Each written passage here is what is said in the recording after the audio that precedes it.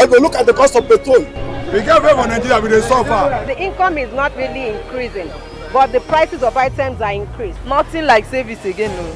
You only pray for that money to reach you that month. There's a lot of high pressure, a lot of stress. There's a lot of high targets to be met. I was quite strict. In my mind, I said, looking for my hand, my picking go spoil.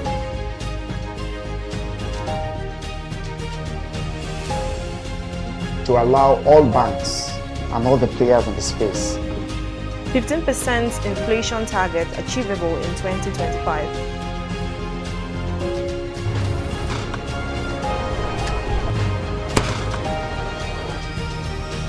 The command and vision philosophy of both the Chief of Defense Staff, the Chief of Army Staff, and indeed all the service chiefs.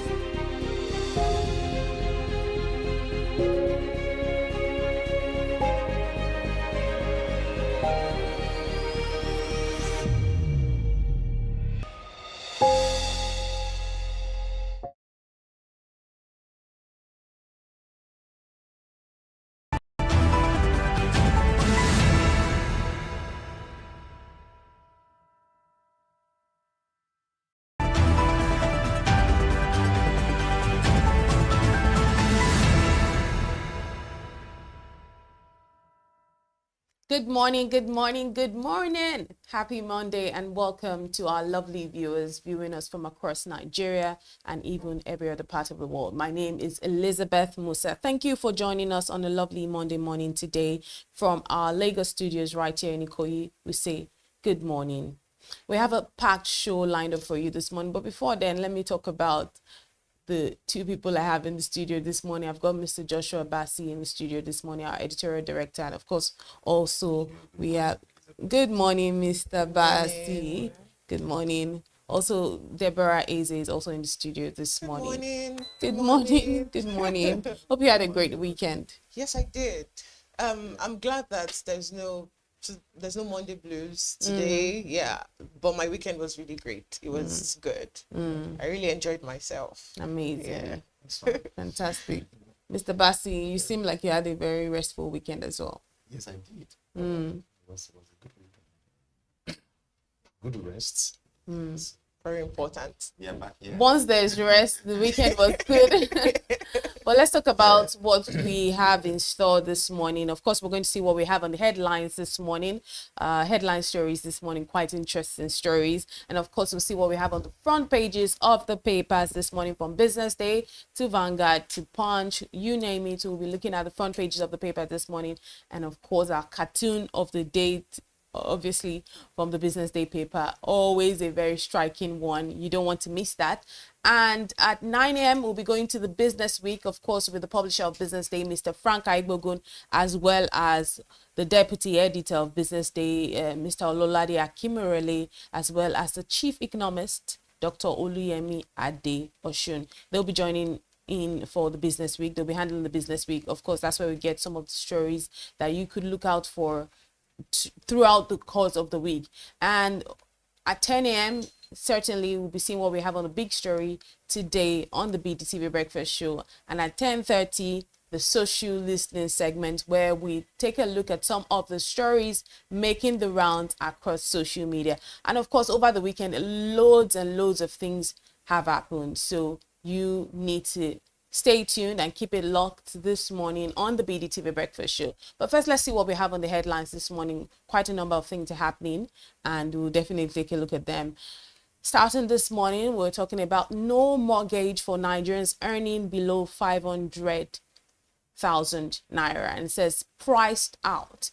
And then of course, Pengasan declares nationwide strike against Dangote refinery over workers layoff, and the Security Exchange Commission raises alarm over AI generated investment scams. That's also happening this morning. And in the United States restores 5-year visa access to Ghanaians after accepting deported migrants. Those are some of the headlines this morning, but of course we'll take a look at them one by one, starting off with mortgage for Nigerians.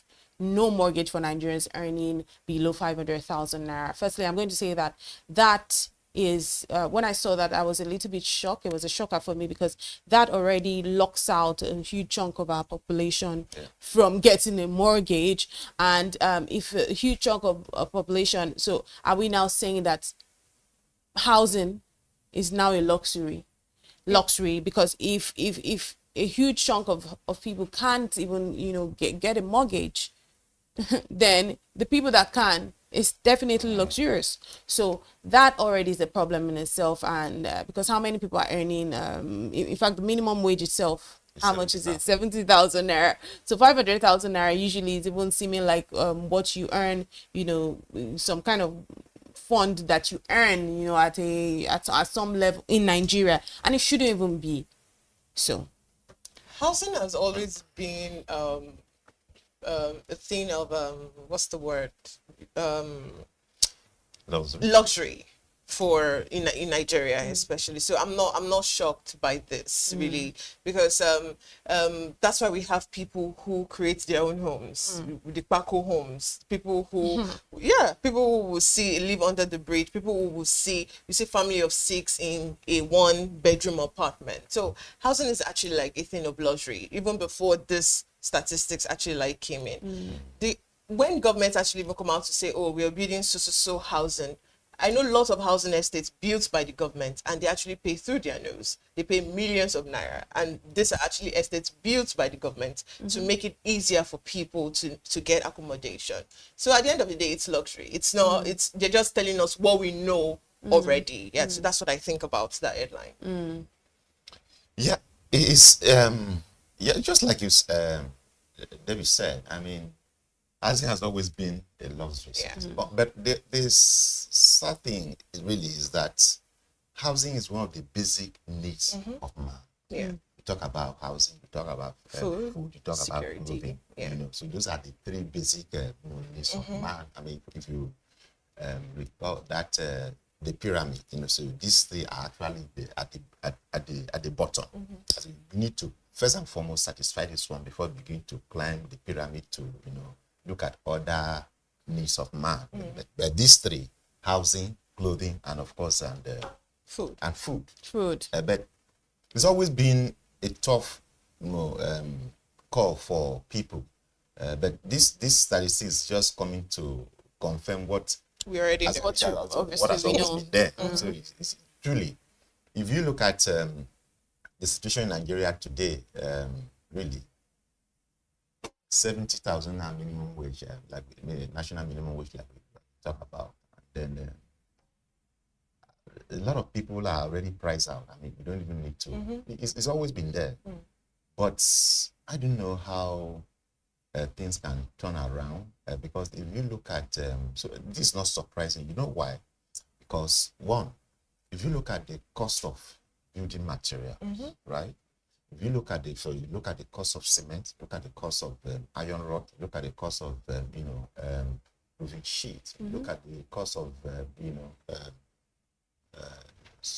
all other things that, you know, all of the components that you need to be able to build a house. By the time you put all of the costs together, say for me, the 3-bedroom flat, for instance, you clearly you see that someone who earns below that may not be able to afford it. You understand? Except that person is, you know, doing other things. But if it is based on what he or she earns officially from his or her work, definitely he will not be. So no mortgage institution, no mortgage financial institution will want to sign on anybody, because we clearly see a picture that this one will not be able to. So it's not surprising, Elizabeth, that we are seeing these statistics.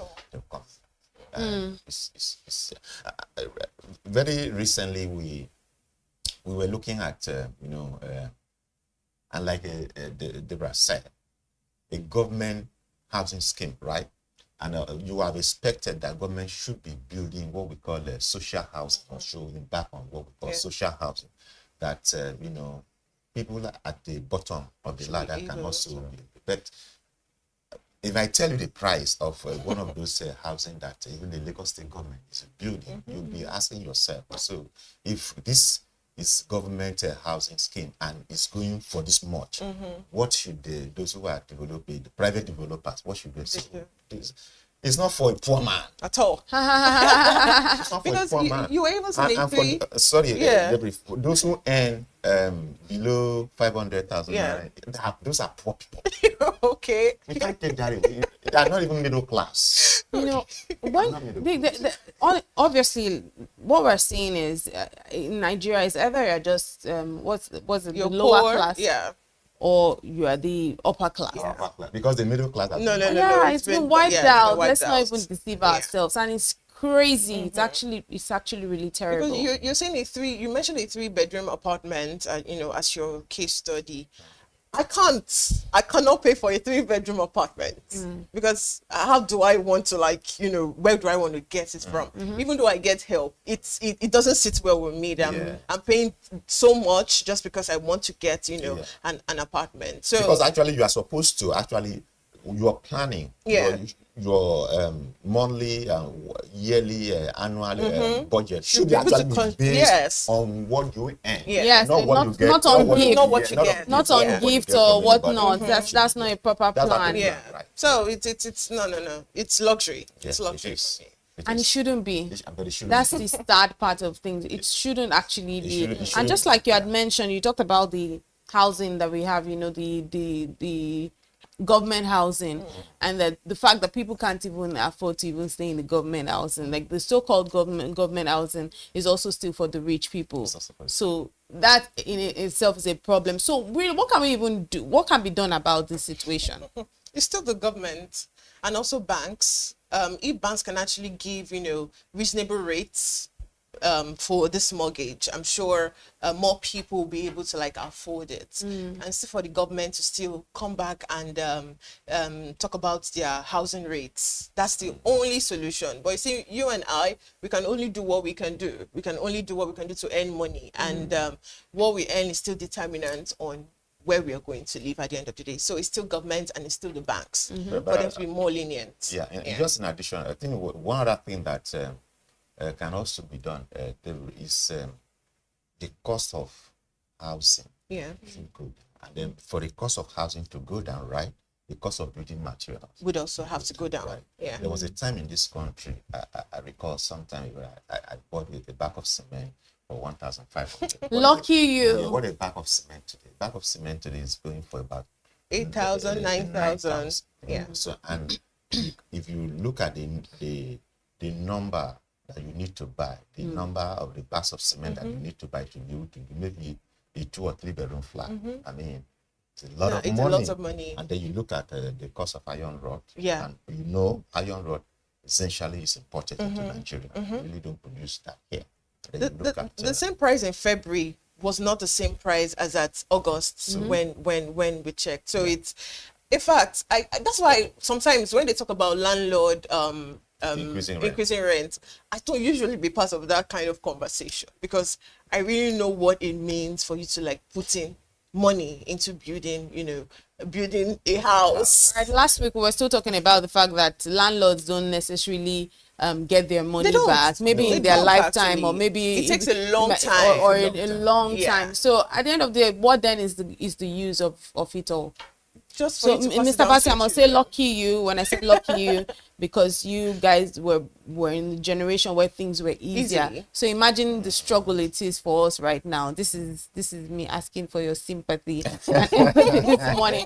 Imagine the struggle. It can get better, really, Elizabeth. It can get better. It's just for government to maybe retreat policies, come on with kind of policy that would, aid or that facilitate, easy manufacturing, production here, because the cost of production is also very high, and the manufacturer will tell you, okay, we put in so much. Don't forget, there's the cost of operation here in Nigeria is quite high, and this is also being passed on to consumers. If you produce something at a unit at the cost of maybe let's say 100 naira per unit of whatever it is that you produce, and that in terms of cost of production of a unit of whatever it is, and you will add to that, because you put in the other expenses that you have to pay, you put it into that, you pass it on to The consumers. the final consumer. Yeah. So that if you produce at a lesser price, Right. at a lesser cost, right, then the final consumer, the end consumer, will be able to pass it on at a lesser cost too, so people will be able to afford. So inflation is not helping matters at this time. It's actually not helping I think matters. that the government, they're working on them to see how inflation can. Let's hope that it can get better. Are they actually working on anything? That's always what we say. Yeah, they are saying they're working, ourselves. but it's not reflecting on the it's not pocket. reflecting. Because yesterday, somebody was saying, oh, the cost of food is not very low now, but there are still lots of people that can't even afford the food, in as much as, it's now very, very low. So what policies are they putting in place when it's not reflecting on you and I pockets? So, yeah, they should just come up with a perfect and permanent solution. That's just what Bottom line is priced out, not just people. In fact, the people even earning a million are priced out. Yeah. That's the fact. No, it's not about 500,000 at the moment. It's not because one people even earning a million. When you think about the cost of living, they are actually priced out. So it's actually it's a very dire situation right now. But let's move on and see what Pengasan is saying. Pengasan declares nationwide strike against Dangote refinery over workers' layoff. Now we see this battle between back and forth between Pengasan and of course Africa's largest refinery, Dangote. It's this conversation is a very delicate one. It's a very delicate conversation, when we talk about what's going on right now between the refinery. They're talking about workers layoff, that they laid off over like over 800 800 of them, which is quite a number, but there is an ongoing battle, if I do say so myself. But Mr. Bassi, what are your thoughts on this situation?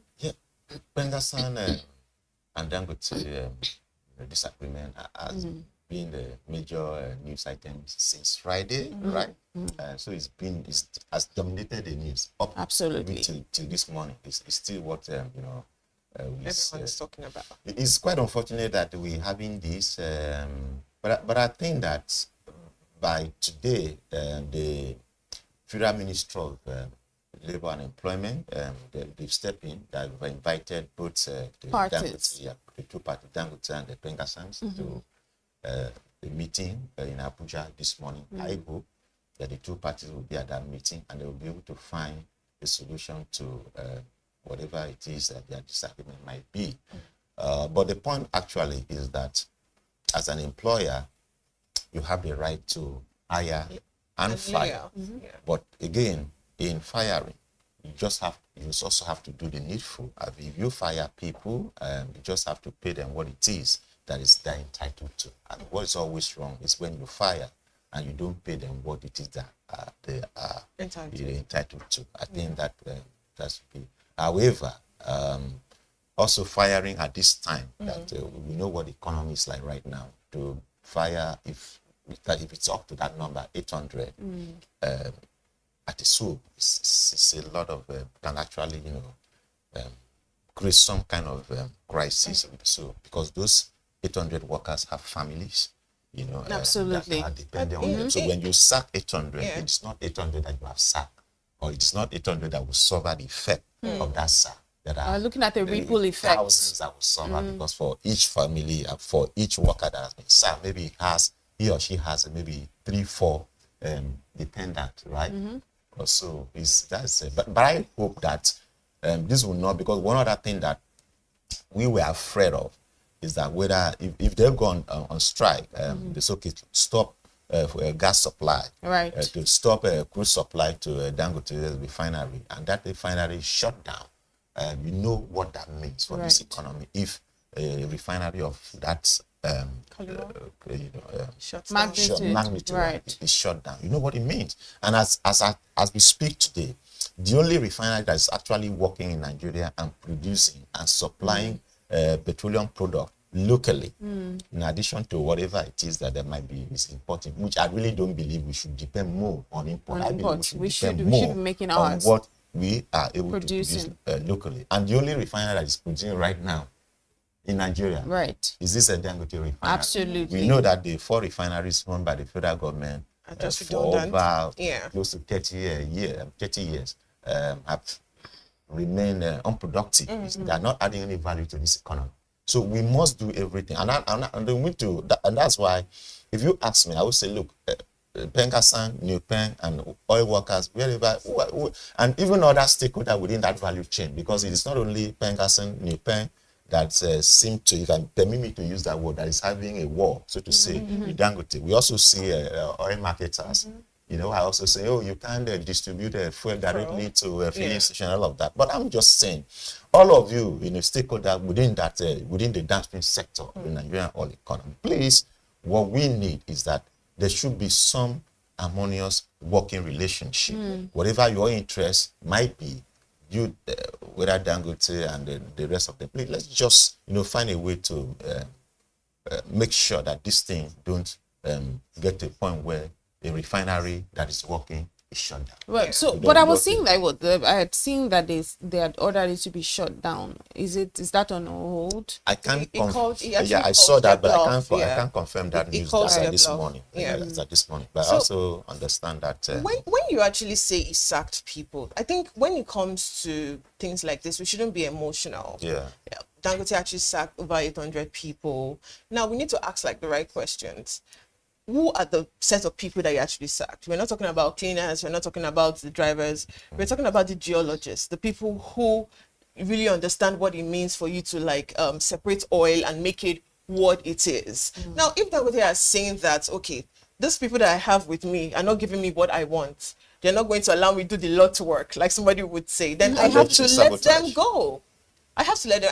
I think both Pengasan and Dangote, they actually have a good argument. Let's not just place it on one person because, he has an issue of monopolizing, anything he lays his hands on. I think Dangote actually knows what he's doing. So he having to sack these people simply means he had seen that, for us to move forward, this set of people have to go. And it's not just about the numbers. I heard he employed 11 Indians. I don't know if that's correct. In this institution of Nigeria, in Constitution of Nigeria, you cannot employ people from outside except you've tried the people here in the country. It is in the Constitution, and he has done that already. So we just have to sit and and wait and see what Dangote have to offer. For the Pengasan people, we all know what their issue is. That Dangote will come take our jobs from us. Dangote is going to monopolize the oil sector. That's what their issue is actually centered on, which I don't see happening. All I see is Dangote trying to come solve a problem, a pressing problem that we have here in Nigeria. I think so. Why don't we just sit and and watch it unfold? Exactly, that's what I'm saying. One of the arguments they had, the Pengasan has, is the fact that they're also talking about the gender salary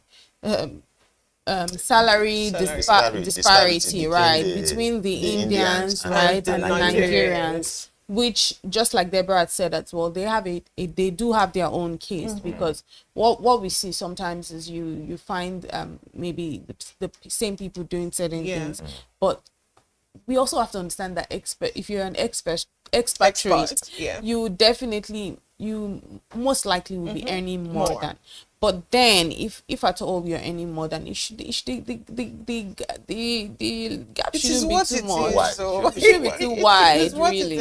I think we're having a conversation. I don't know if it was both of us, where I said, once you come to an organization and you say, oh, I got my master's from Cambridge, from Harvard. Right. You got that same master's from Unilag or OOU. Right. It's not gonna be the same thing. Absolutely. It is what it is. It's actually, and we can't change that. It is. We really can't change it. So and people abroad, especially in the medical area, also they get that treatment. Once they see that you're from Nigeria or other African countries, you actually get to earn more than people who are actually from there. So I think that's why there's always this fight. You're you go back to your country and all of that. So I think that is everywhere. You just try and get your own degree from somewhere where you can come earn $1 million, or better still, just take what is going to be handed to you.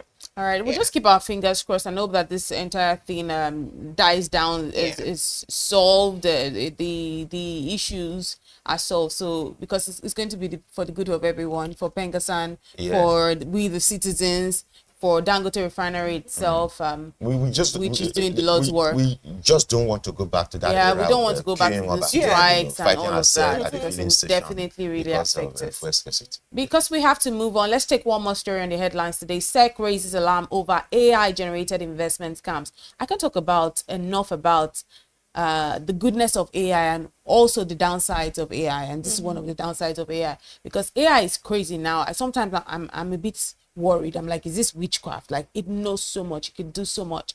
And we were talking about scams in itself, but with the way AI has made things easier now, we're now seeing AI generated investment scams. I think we have a big problem on our hands.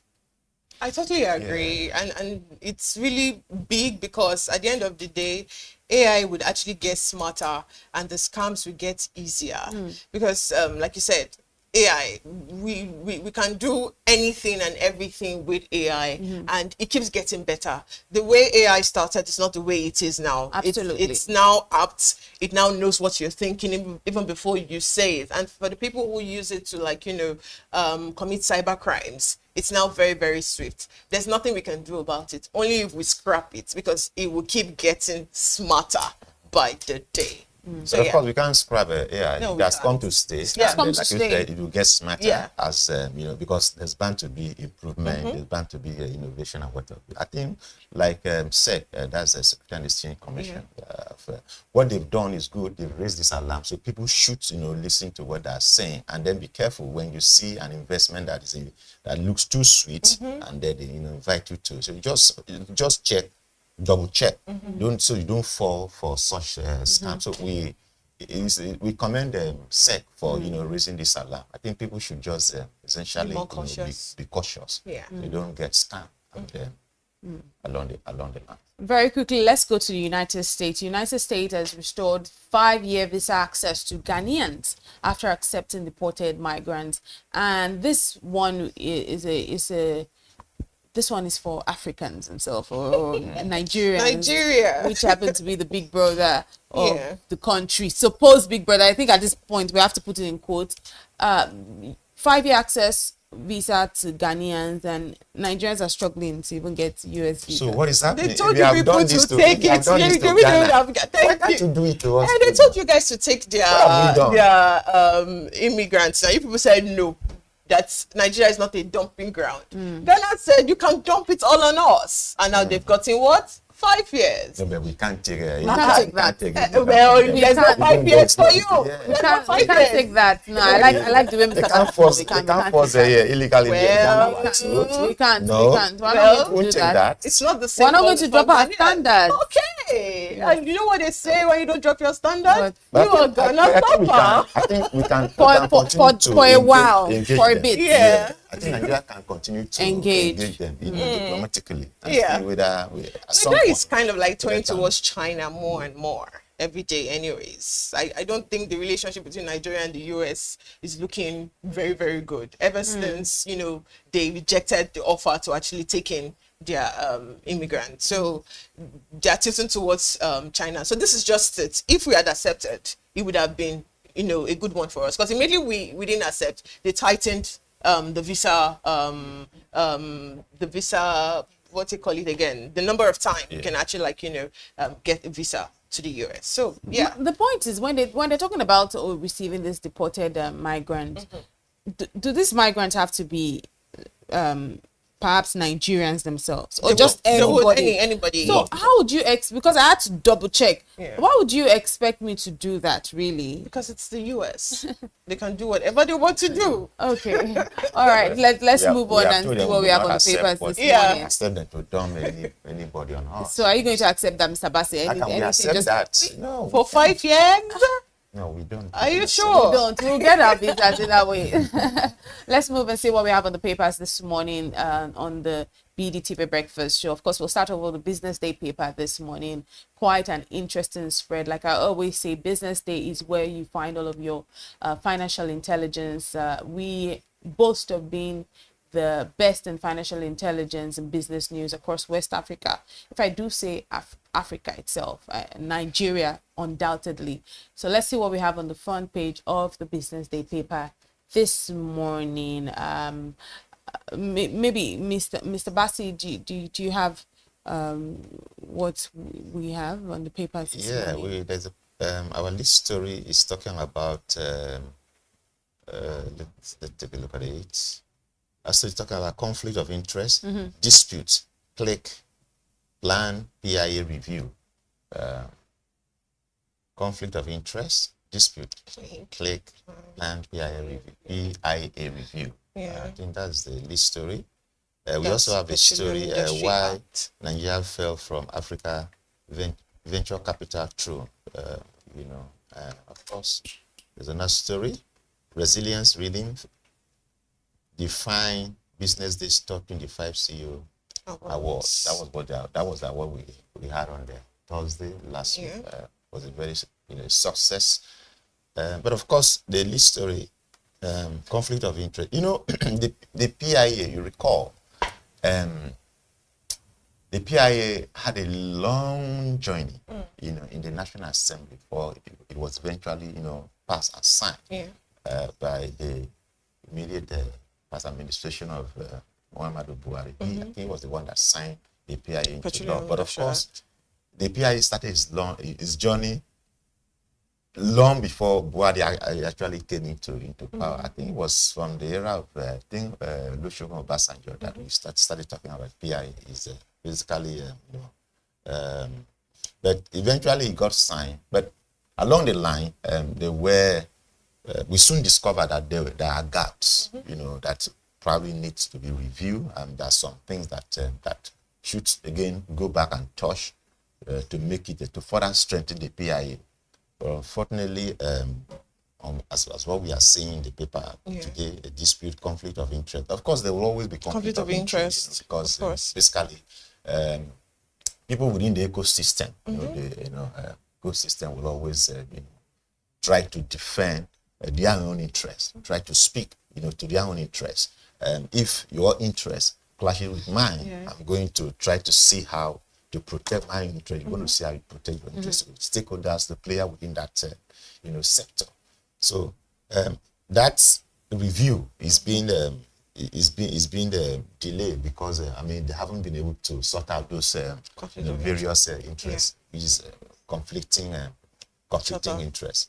I think that's basically what the list story on business is talking about today. And the thing to do is, like I've always said, there's nothing really that cannot be sorted out. If you have disputes, you can always find a way around it, such that like I was a little to the left, a little to the right, and then all the stakeholders. Your interest should be defended. You want to defend your interest, but for me, what is the overall interest of the nation?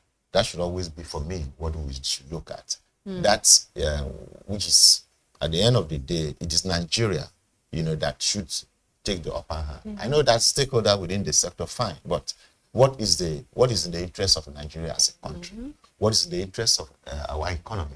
What is in the interest of the majority of Nigeria, the 200 and something million Nigerian population? So the stakeholder should just take all of those into consideration and ensure that if there's a need for this review, that this review is done, so we have a better PIA that can further attract investment into that sector of our economy, because it's a very key, is an essential sector of the Nigerian economy.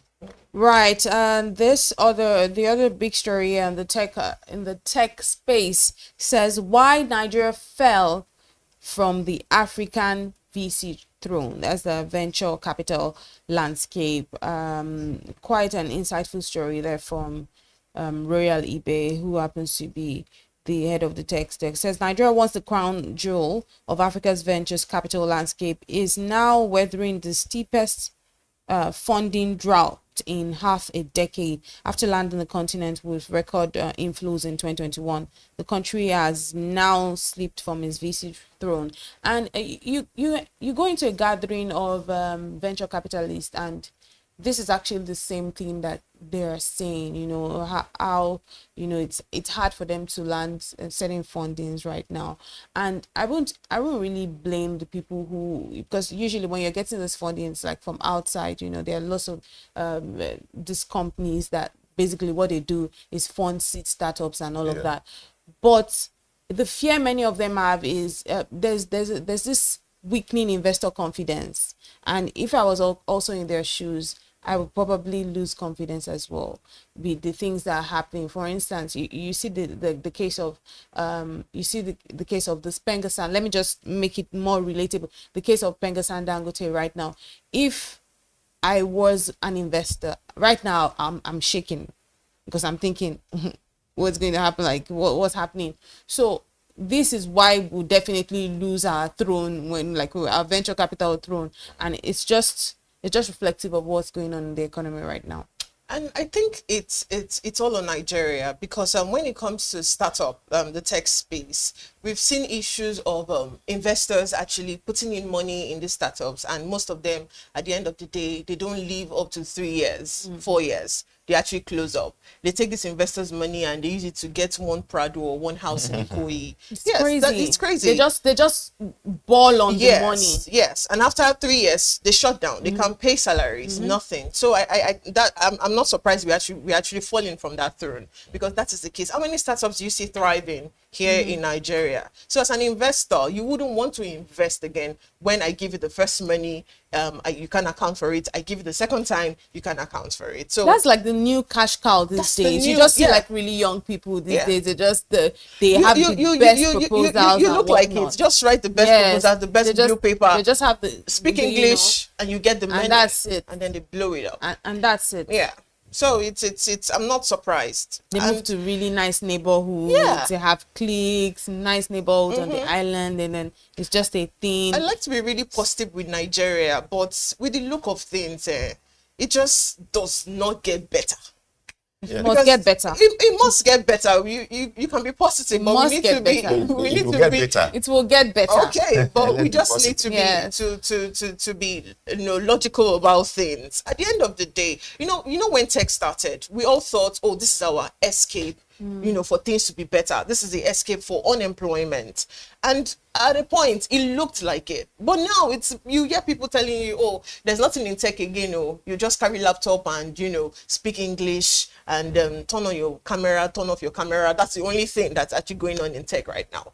The once booming economy that we thought, it would be, it has gone down the drain. Because people cannot, differentiate between getting the job done and having to loot money, before getting the job done. So it's really sad. I just like to stay on the side of, I hear you on the side of people just misusing these monies. And this is why every time they say that beyond just knowing how to speak, some things are important, right? Managing a business, managing funds, managing all of these things, because many of them just have right now, I don't want to say right now that there are some areas now that if you start tilting your business towards that area, you most likely get capital, you most likely get funding, and it seems like people are just looking for money. It's like, okay, so this is the thing right now. Even if I don't have that interest or whatever, it's like, this is or more. I will go craft something that will look like that. But I mean, away from that, I'm also talking about the fact that sometimes also the economical and the climate that we are right now can also weaken investor confidence. So there's also that as well. Away from good a thing that the government have not really put their clause when it comes to tech. Good a thing. I think tech still is one of the institutions that actually stand on their own, because we have private individual coming up with these things without the aid of the government. I think it's only Lagos states that kind of partner with the startups to even get to do things and get to make people understand that, oh, there is something like this. So I think that is why. So it's all on the investors and the owners of the startups. It's all on them at the end of the day. If money is actually used rightly, you would see it.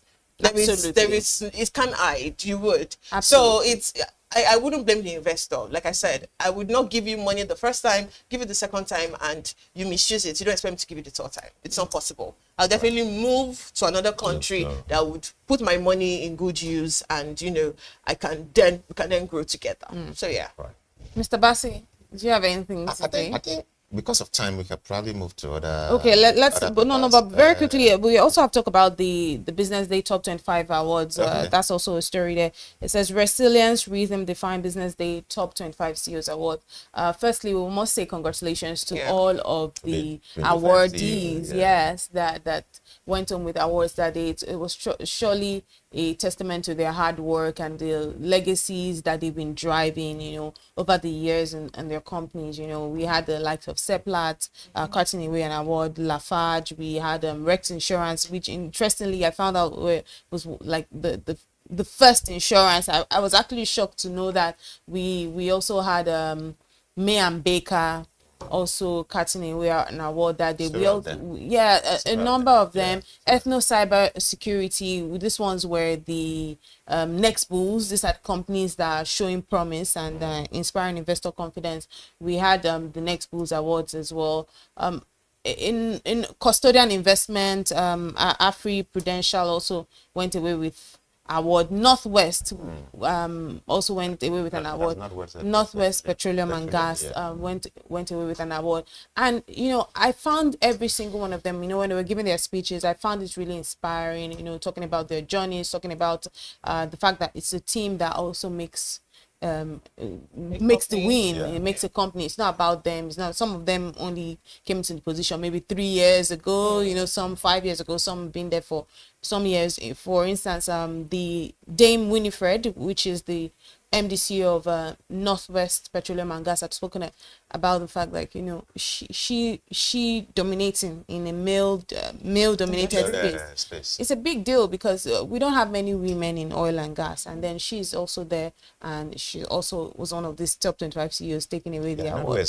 Very commendable. Doing very well because if you look at their outlets, big, they have several pumps. Any of the outlet that you see, several pumps, so you don't have so you have to wait long, for a very long time before they attended to. And there's something she said. I don't know if you heard that. She said something that really struck me and struck so many of us. She had mentioned that every of their attendants, if I'm correct, is a graduate. That was mind-blowing because you often find maybe people that are doing their maybe NDs, just people with little or no education. But she mentioned that they are graduates and that after 1 year, one thing they always look out for in their companies, upskilling workers. So people have a very there's room for growth. The trajectory. So they were definitely deserving. So we say congratulations to all of the CEOs who went away with their awards at the Business Day Top 25 CEO Awards. Well, let's see. And we must also commend Business Day. For driving this. For keeping this going for so many years. For 11 years, actually, since 2014. As well as our collaborator NGX, yes, as well, Nigerian Stock Exchange. All of these companies are actually listed on the NGX, so that's well done, well done, and well done to the conference team as well for the work that they do. Well, let's see what we have on the front page of the Punch paper this morning. Punch says marketers fear fuel price hike as Pengasan strikes begins. I think it's just the same thing. Yeah. Pengasan.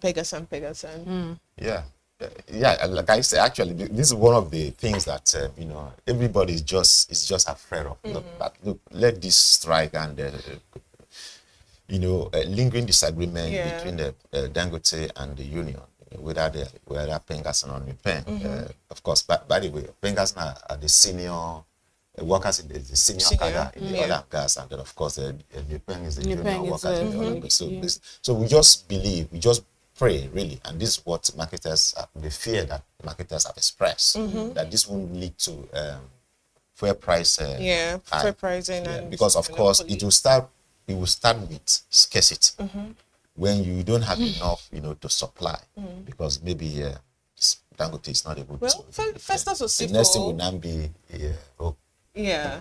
He price- has price assured hike. us that the strike would affect anything. So let's hope and see if it really would affect anything. Which Because is why yesterday he actually said the it. meeting today Yeah. with Minister of Labor and Employment in Abuja is essential so Yeah. that they can resolve this crisis and then we can move on. No, It he will said determine a something. lot, certainly. Yeah, It will they determine would. a lot. Funny, I won't be surprised if it doesn't get resolved. Remember when they actually like threatened the strike? Then Dangote and Pengasan came together and they had the conversation, and then like, oh, we've called off the strike. This is like the third time. No, that was all New of Pen. this. That was New Pen. Okay, all of them. Yeah. This is the third time. Pengasan. Pengasan actually intervened the second time. They came in and they actually said, this is what we want and blah, blah, blah.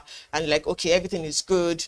We've gone to the drawing table and now we are having this again. So I only hope that the meeting with the NLC president is actually going to like, solve all Resolve of the this. Yeah. crisis. Okay, because we are literally run out of time, should we take one more paper? I'll just go straight to the cutting of the day. Let's take one more paper. Right, so what do we have? The Vanguard newspaper. Okay. The front page of the Vanguard newspaper reads, the Guardian newspaper. The Guardian, reads, right. Nigeria risks 14.7 billion naira daily loss. Few crises as Dangote, Pengasan Rift deepens. Is this statistics correct? It's the same thing.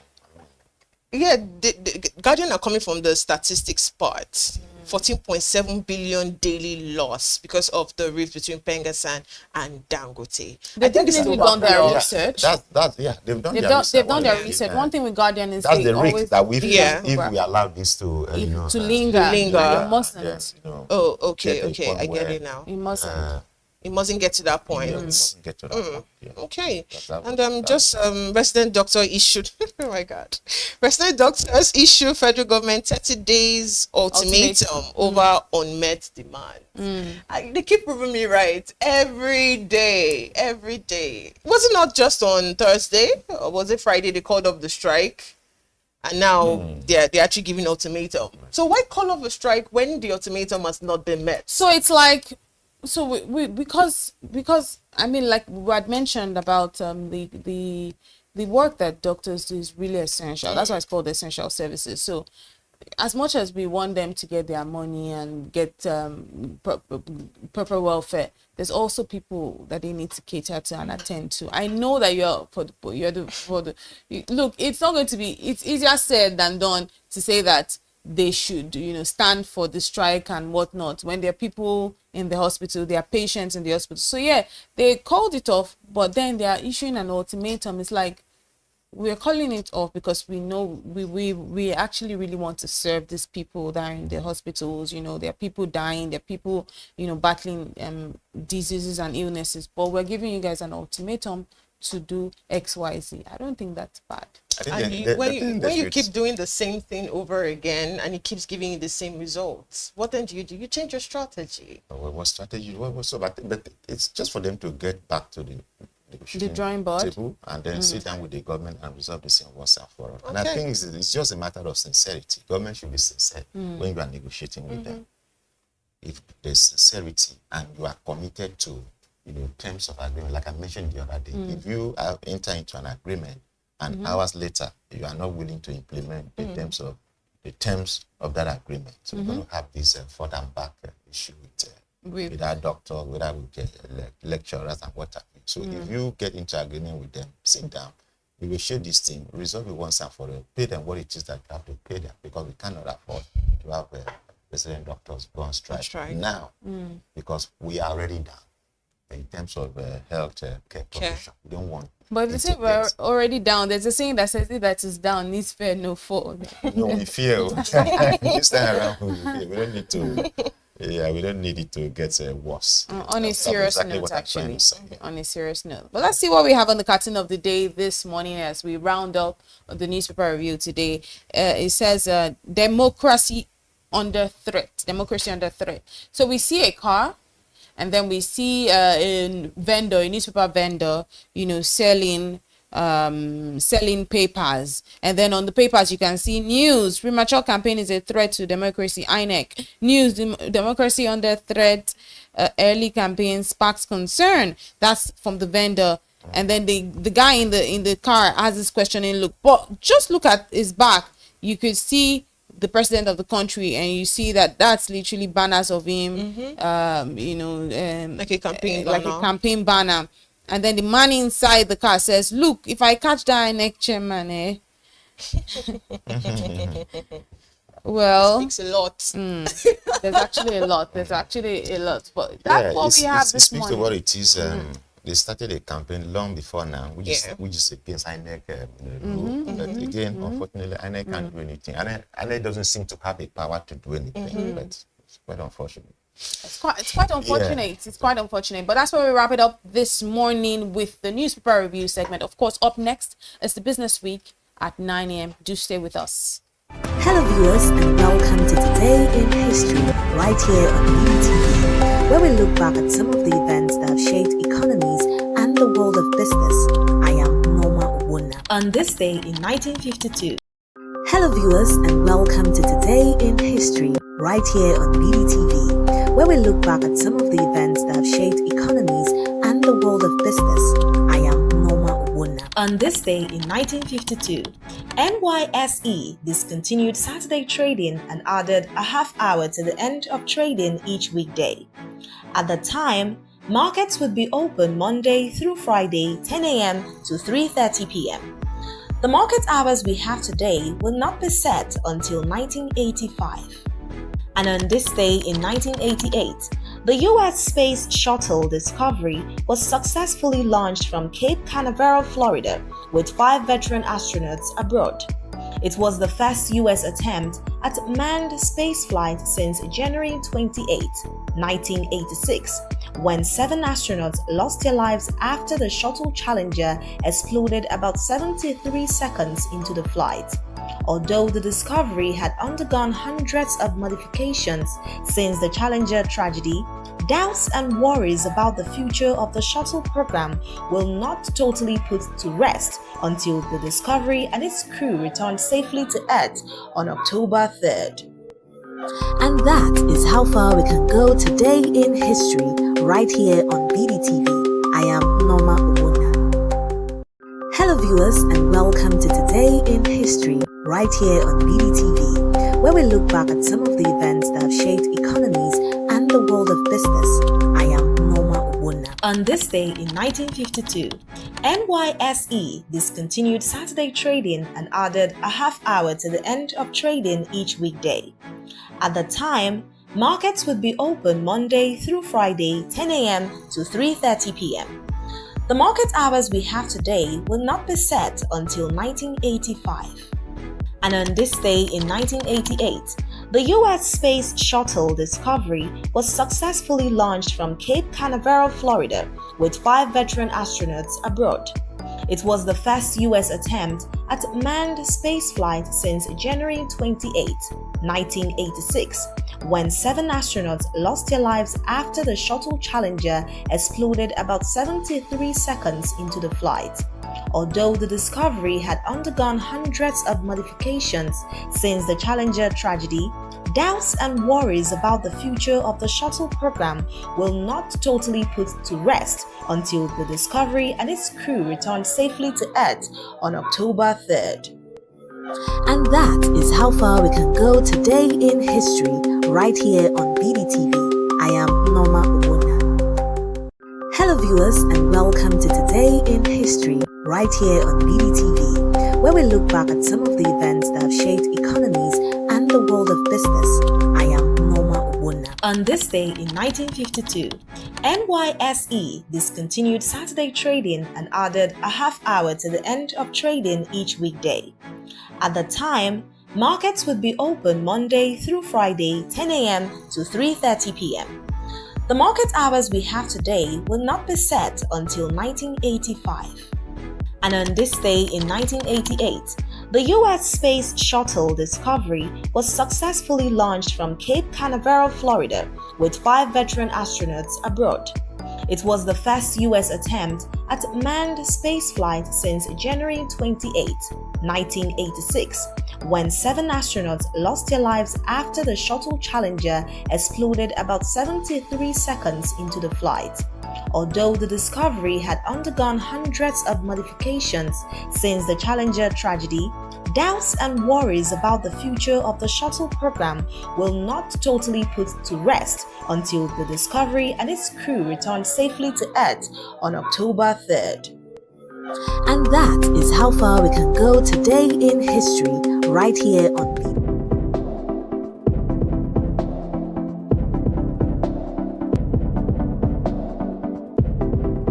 Attention business leaders. Want to make informed decisions? Join the ranks of the best with Premium Business Day. Access in-depth analysis and expert opinions to stay ahead.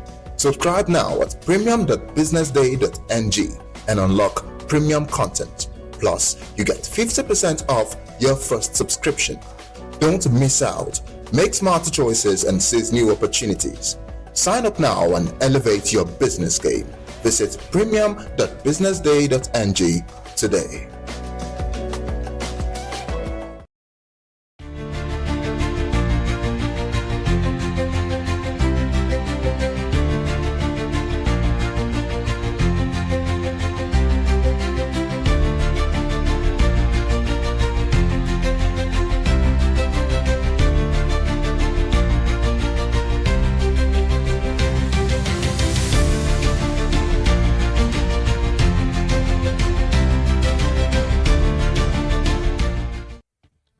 Welcome.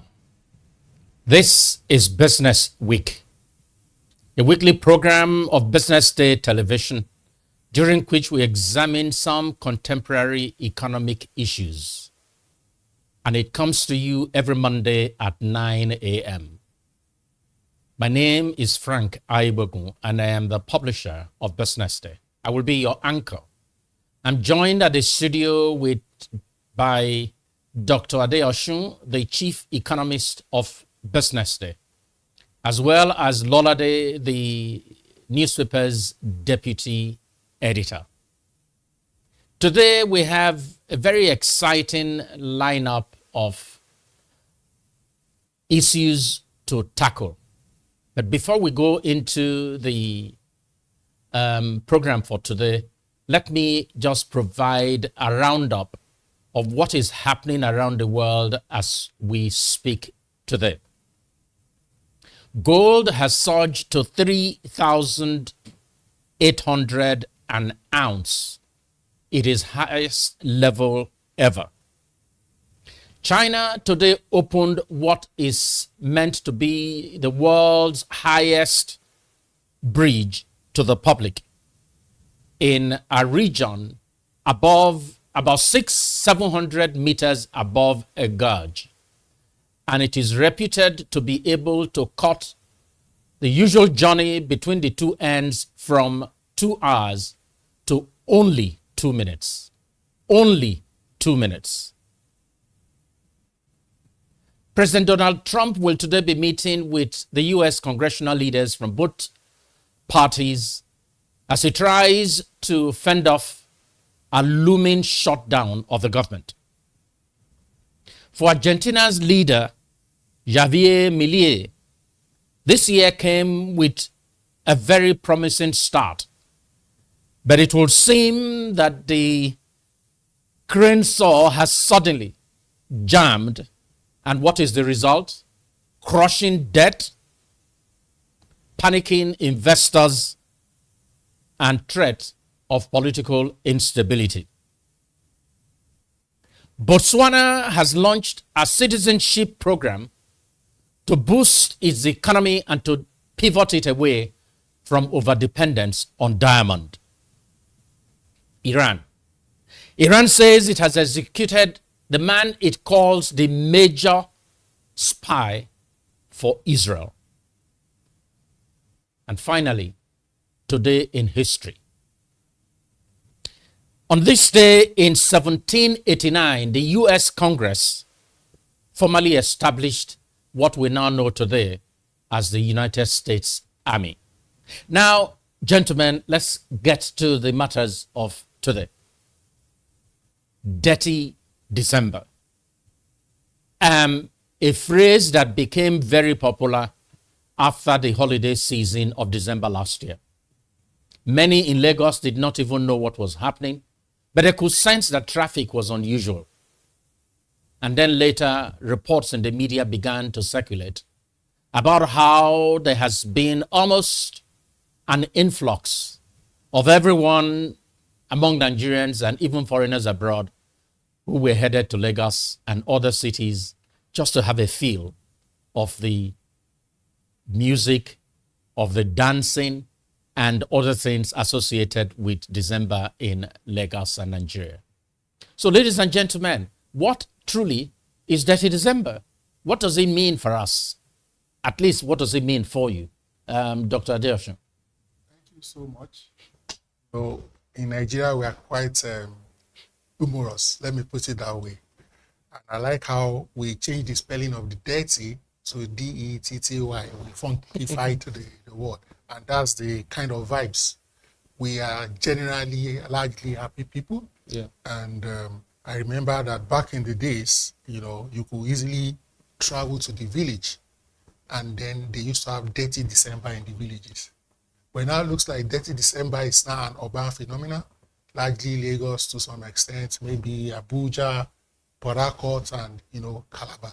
But the beautiful thing about this thing is that the entertainment industry, which has a multiplier effect on other industries. So, for example, you know, food, clothing, transportation, hotels. So a lot of people who have probably worked hard. Travel.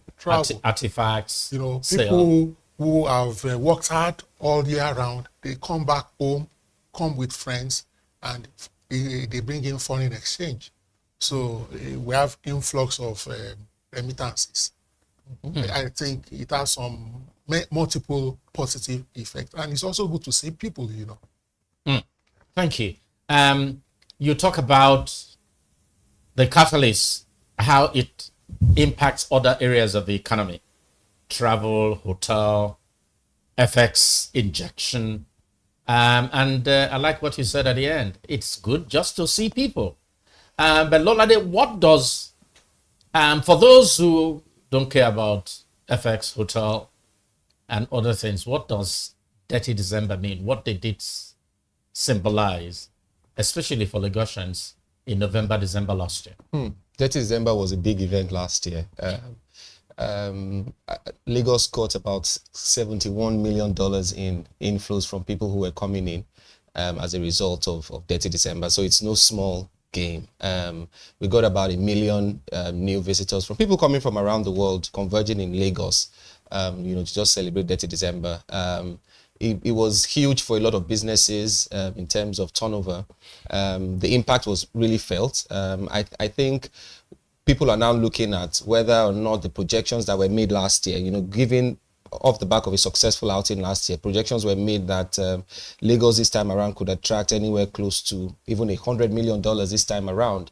And we should brace for visitors around 1.5, 1.6 million this time. So it's become an economic phenomenon, really, not just what it used to be, where people just come back to relax. It's also become an economic driver. It has opened the eyes of the government as well to what is possible in terms of what the tourism sector can contribute to GDP at a time where we're really trying to push through these economic reforms to just restructure the economy and get us growing sustainably. So it's been an eye-opener, and I can't wait for this year's Dirty December. Fantastic. It's a good thing. But what are the downsides of Dirty December? How does that... a lot of frustration, traffic, sometimes unmanageable, and just seeing people invade the city, as it were. How much of that has become a nuisance? Well, it's a big problem. I mean, like I said earlier, over 1 million people, new visitors came into converged in Lagos last year. So definitely that led to traffic gridlocks. And if you ask me, I don't see that changing this time around because of the poor state of the roads. So it was really frustrating for a lot of people.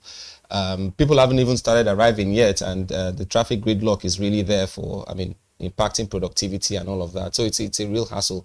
I imagine people would just want to see more investment going into infrastructure to ensure that we're well prepared for another round of Dirty December, so that the frustrations that come along with it would easily be forgotten or brushed aside. And the examples we can take, from cities with the size of population that Lagos has, in terms of just ensuring that we allow easy flow of traffic. There are multimodal, different models of transportation on board to ensure that our roads are not clogged up. I think that's what a lot of people will be looking out for, but we can't deny the economic benefit of Dirty December. And we would rather, we're more than happy to host people from around the world, Nigerians and non-Nigerians again, because it's also another way of putting Nigeria on the map. Because I know that some people were in Nigeria for the first time last year, for example, and they really had the time of their lives. They thought that, they've been based in Europe for many years. They haven't visited Nigeria before. What they see in the newspapers, what they read in the headlines is about how, the insecurity, it's always the big elephant in the room. I'm not saying it's not there, but maybe perhaps it's a little bit exaggerated. So they came into Nigeria and saw things for themselves for the first time, and then, they'll be happy to come back. So it's now for us to ensure that we create the right environment to, accommodate these people, while also ensuring that those of us that live in Lagos are not frustrated by the huge influx of people arriving to celebrate Dirty December. Thank you very much. I think we're going to take a break. I believe that it's good, $71 million, and if forecasts are right, $100 million this year. That's something that a nation, or at least Lagos, must prepare for every year. So the question would be, how does Lagos prepare for this to ensure that those who are involved are happy, and those who are coming, those who are not involved are happy, they live their lives, and those who want to be involved and are coming from abroad have the best of fun. We'll take a break here, and we will be back.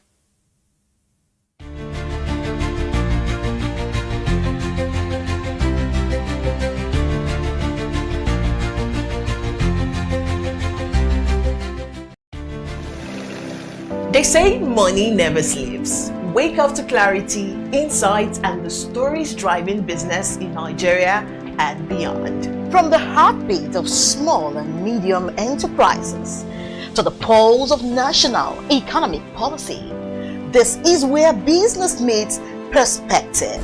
With expert guests, real-time analysis, and stories that matter to you, we go beyond headlines to bring you the full picture. Join us every morning as we break down the numbers, decode the policies, and spotlight the people shaping our economy. This is Business Money. Okay now, dependable insurance. After God, you are the next insurer. See as the boys the Allah, all the ladies the Allah. Ensure your car protection from accidents. Unforeseen loss, you can see them. Mistakes are meant to happen. If you don't jam the car, they'll jam yours. Will you beat them? Yes, you will get them arrested. Your plans for that day is affected. You waste your money, you waste energy. With AXA, you can be protected. Get the protection that pays today. Call 0700 AXA Mansa to get a motor insurance that pays. At Stanbic IBTC, we are here to help you grow with financing that helps you expand, expert knowledge across 20 African markets, trade solutions that open doors to 195 countries globally, and an online banking platform that works hard, because with us, there's possible, then there's more. Visit www.stanbicibtcbank.com/business for more. Stanbic IBTC.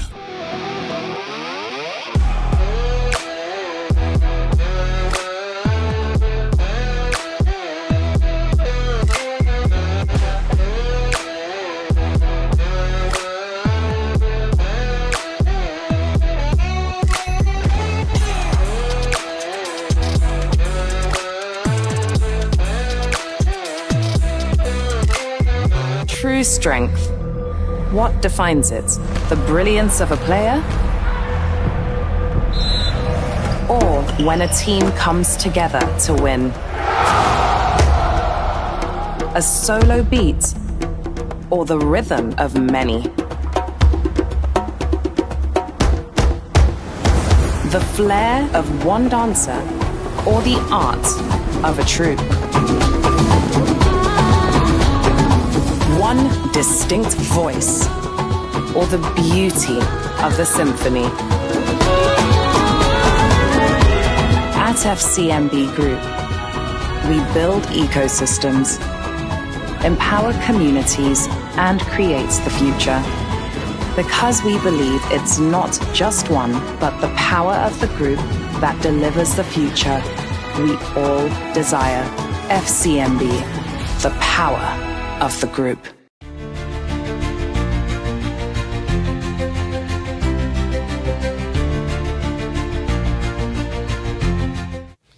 This is Business Day Television.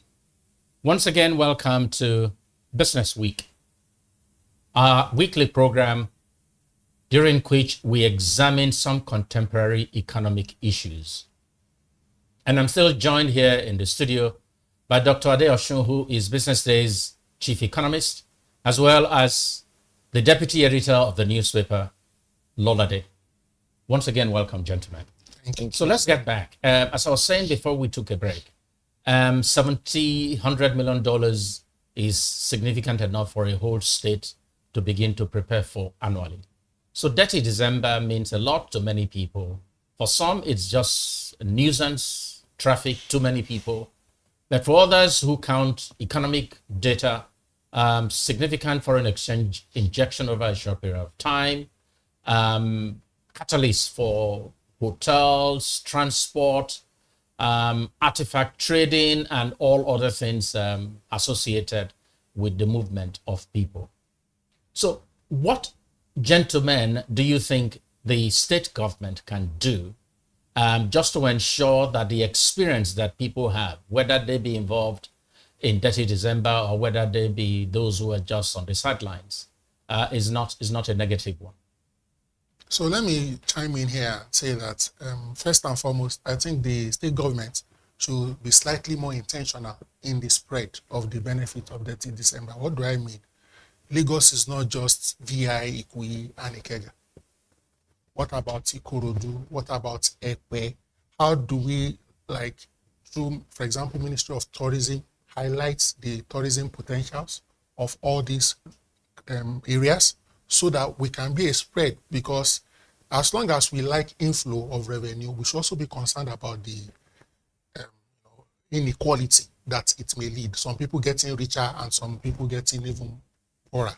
That's the first thing. The second thing is the negative externalities, like traffic, noise, because I'm sure the noise level in Lagos in December will be at an all-time high. Music, dancing, left, right, and center. So we want to check environmental and noise pollution. Also, we want to be more proactive with respect to traffic management. So Lagos must ensure that all street lights, all, traffic lights are working. Make sure they are serviceable. Make sure that where necessary, put in additional installations. Also, LASMA, then we call them yellow fever. They should be properly incentivized. There are instances where they run a shift, maybe 7 to 7.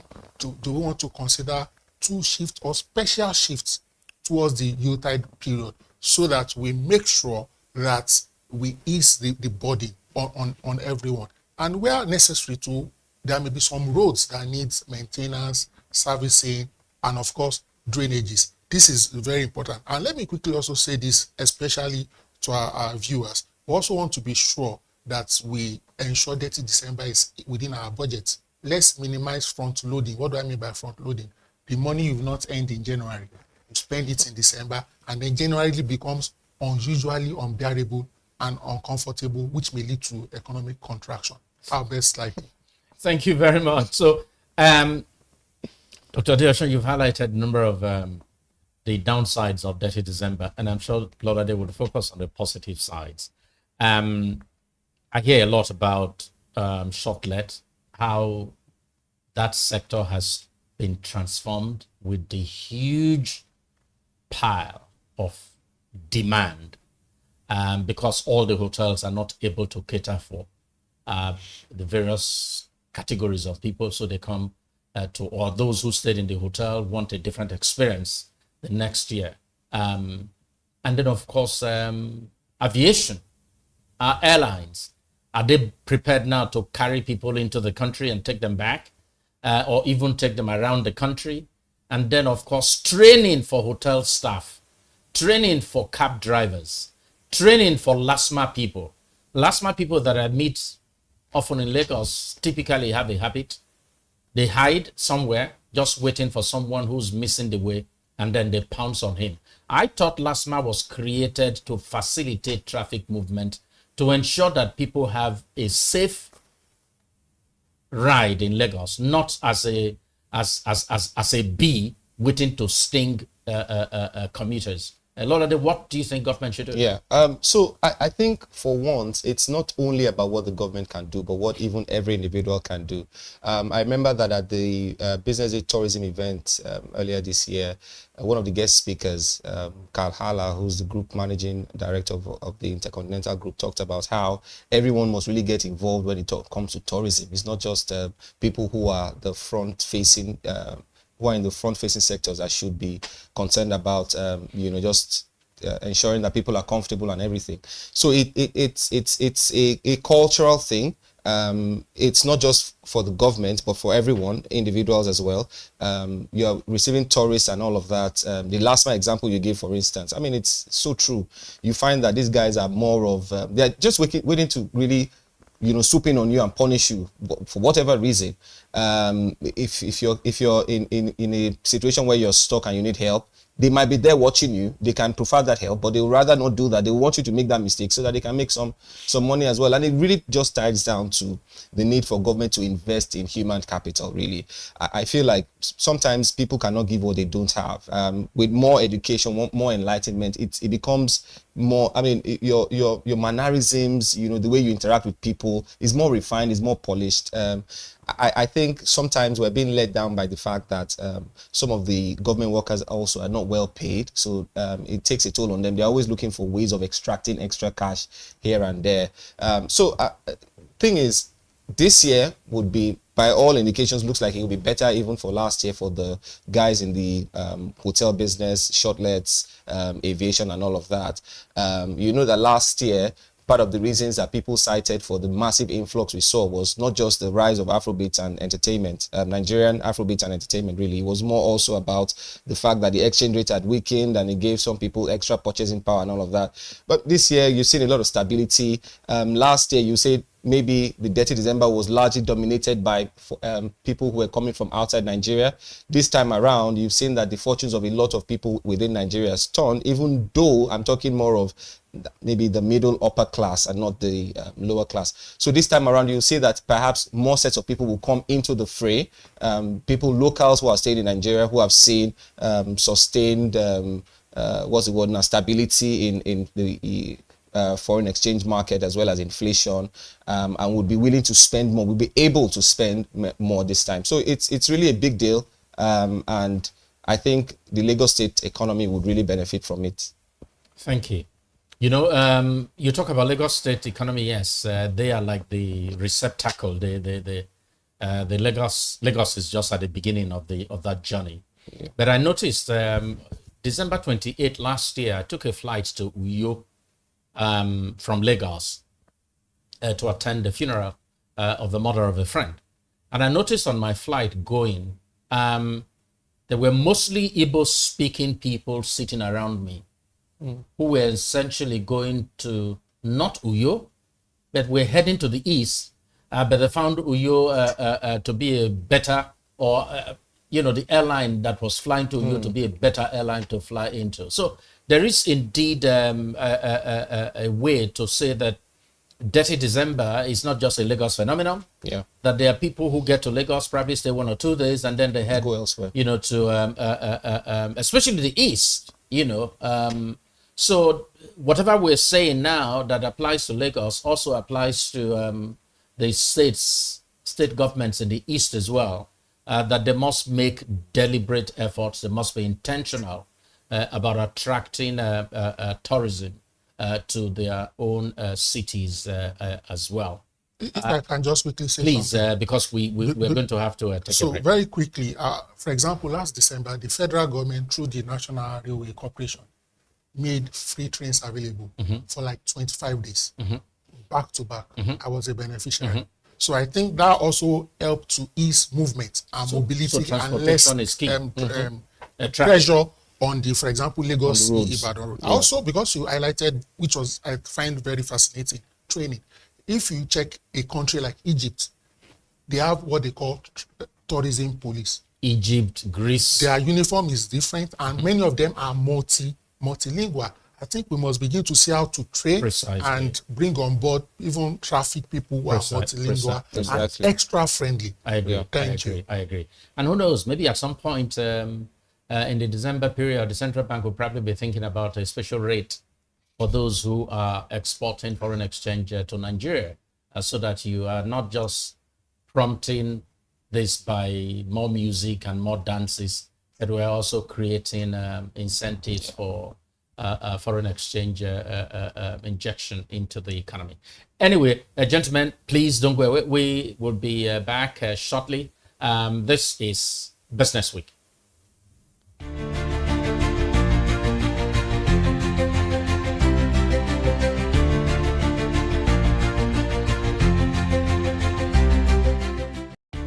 Welcome to the Triumph Against Odd podcast. Most people go through their lives without knowing what their superpower is, right? But if you're lucky enough and determined enough to find your superpower before you get to a certain stage of your life, you will be incredibly successful. Look, the first thing is you just decide not to look at the challenges, because if you do, it's going to end you. The closest thing I think is that I had a deeply military background, which is a bit of a never say die background. I saw an opportunity in non-interest banking, and I felt that the demand was there. There was pent-up demand for it. People were yearning for it, and I felt that if we did it properly, if we brought in professionalism into it, and if we brought in our experiences, our various experiences from various backgrounds into it, that it could succeed. Very few people do that because very few people explore their superpowers. They just explore bread and butter issues. I need to eat, and Yes, there will be challenges. This is a very difficult business environment.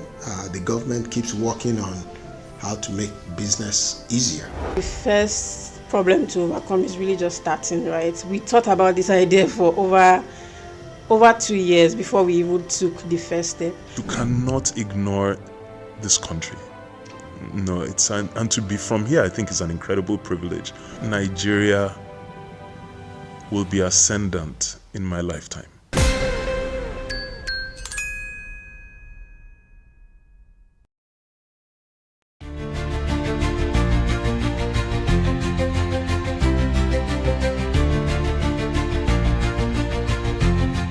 Welcome. Once again, this is Business Week. We're continuing our conversation as we do every Monday from 9 a.m. when we examine some contemporary issues, some contemporary economic issues. Before we went on break, we were dealing with the phenomenon Dirty December. We will now go straight to talk about MPC's action last Tuesday. The Central Bank Monetary Policy Committee delivered a rate cut of 500 basic points. And the question that I'd like to ask my guests, my guest here, Dr. Ade Oshun, who is Chief Economist of BusinessDay, and Lolade, who is the Deputy Editor of the newspaper, is simple. Can we size up the benefit or the impact of this cut in MPR? Okay, so typically when there is a cut in benchmark interest rates, it means that companies are able to access credits cheaper, right? And in Nigeria, we've had aggressive monetary tightening in the last 2 years, just trying to target inflation and bring it down. And now that inflation has been has been decelerating, I mean, for 5 straight months, the MPC or CBN convinced that it's time to cut rates. So for one, benefit is that companies would get to have access to loans at a cheaper rate. But it's just a 50 basis points cut. People might say that, but I think what is very important is that whatever happened at this meeting is only a start to what is now going to be a cycle of monetary easing. So even if all of the gains don't come in now, with time, they will start to trickle in. Now, there's a lot of expectations that by the next meeting, there will be another cut, and that will continue next year. We've already seen that there's a direct correlation, like I said, between how companies access credit, the rate at which they access credit, and then the NPL. And I'll give you an instance. So last week, the stock market gained 200 billion in market capitalization as a result of the rate cut. Now, we know that some companies have not released their financials, so banks have been dragging the NGX down. But I think investors are just pricing in the fact that we are now in a cycle of monetary easing. And it means that the funding costs of these companies that are listed on the NGX will start to come down. If that happens, it impacts on profitability. So they are already pricing that in, and we're seeing the gains already. So for one place to look at for the real impact of the NPR cut will be the stock market. If you look at the fixed income market as well, you see that rates have actually been trending for most of the year. So that already was a signal to investors that if the CBN didn't cut rates at this meeting, they will definitely cut at the November meeting, which they have cut now at the September meeting. So the trend has continued. Rates are coming down. That is good news for the federal government, because we also know that through the debt management office, the federal government tries to raise loans and debts, from the market. If the rates are coming down, it means that the government will pay less, service costs, servicing the debt that it has taken. So, which is also good on that side. So it's might be a small cut, but I think the focus really should be that this is the beginning of, just a cycle of monetary easing. For the last 2 years, we've seen tightening, rates have gone up. The CBN has been aggressively mopping up liquidity. They were back-to-back open market operations, which have slowed this year, all pointing towards the fact that indeed the economy is starting to turn the corner, and the CBN is also ensuring that the conditions are right to ensure that growth is really fast-tracked, and we can, just essentially lift more people out of poverty, because that's really the goal for an economy like ours. Dr. Adesho, how quickly do you think the cut and that which we expect to see in the future will translate into lower interest rates for businesses? So in my opinion, I think we have rates now at around 30%. Yes, depending on who the customer is. And we say that what business are you doing that you take a loan? It's suicidal, yes. So the interest rates is tied to multiple parameters, including inflation, and inflation is still around, let's say 20%, thereabout. But again, thank God, as it's not just the NPR, we also have the cash reserve ratio. So multiple decisions were taken concurrently, and the cash reserve ratio, if you look at it, is still relatively high. And it's high, but a lot of cash was put back, given back to the banks. And maybe Lolade will talk later about what the banks seem to be doing about the money that they have. But go on. So commercial banks are relatively risk averse. So they tend to want to give the money back to the government. Bonds, treasury bills. Is that a global phenomenon, or that is a uniquely Nigerian phenomenon? Well, the situation is, if you don't give the money to the real sector, we will not really feel the impact. Why are they not giving it to the real sector? Why are they giving it to the bank? Because they are risk averse. Should is that for me, I think there's a debate to be had here. I'm not saying that banks should not manage risk, but it's like somebody who wants to take a swim and he doesn't want to get wet. Is it possible? You tell me.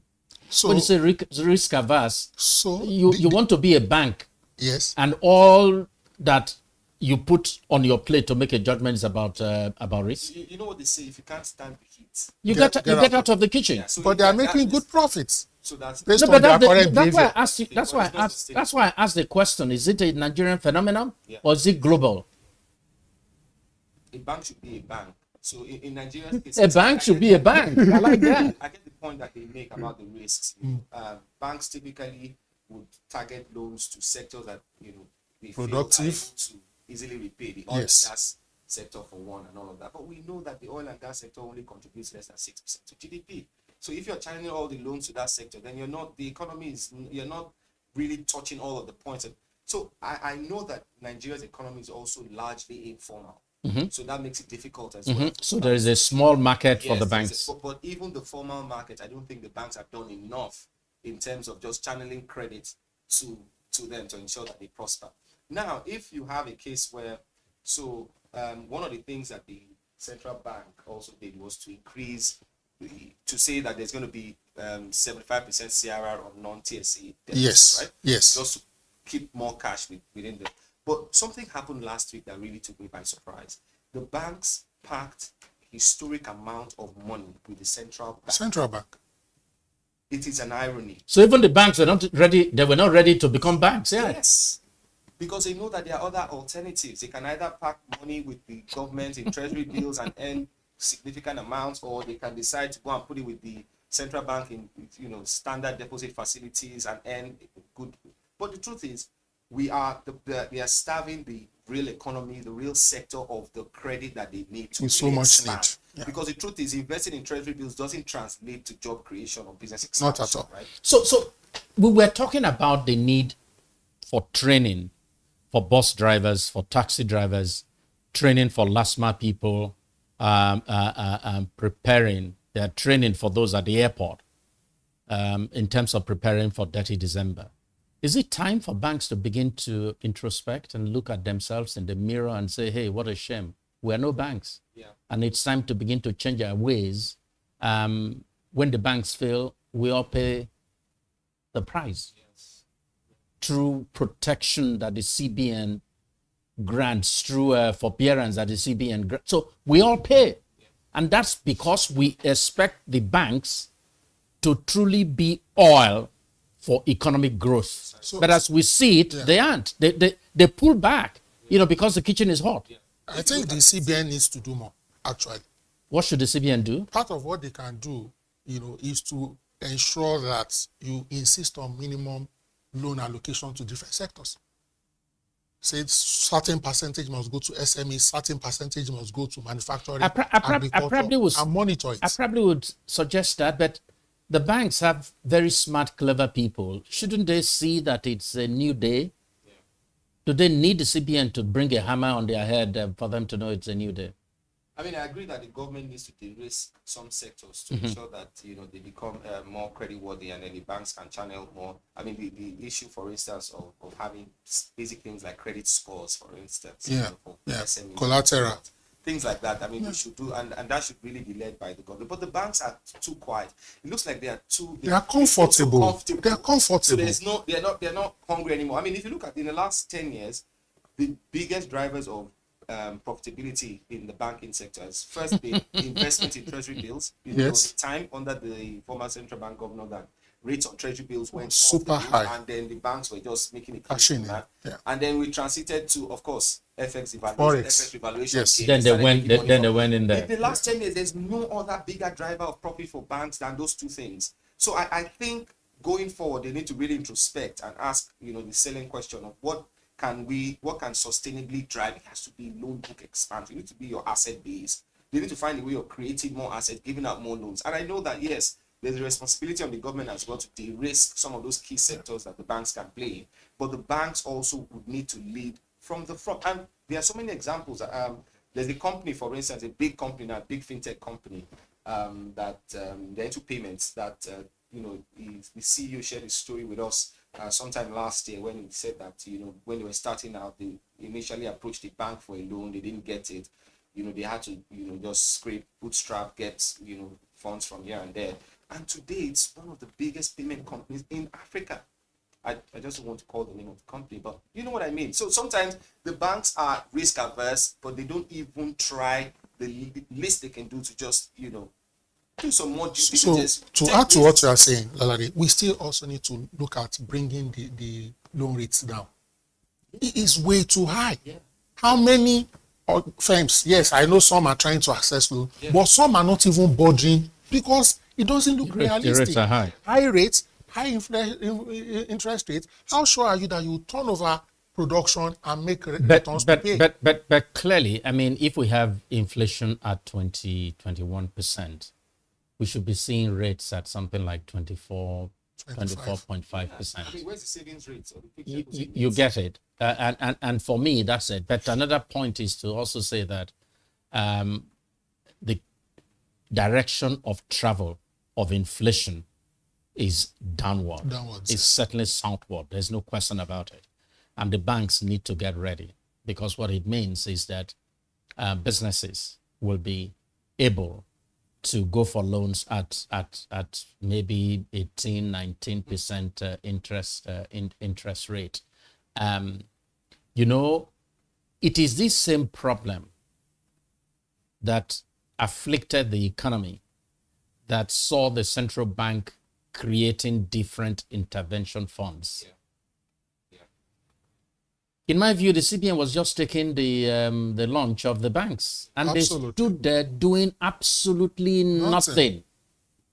And I hope they don't wait again for the CBN to start, because, those things, tended to have created more trouble for the economy. True. These are roles made for the banks.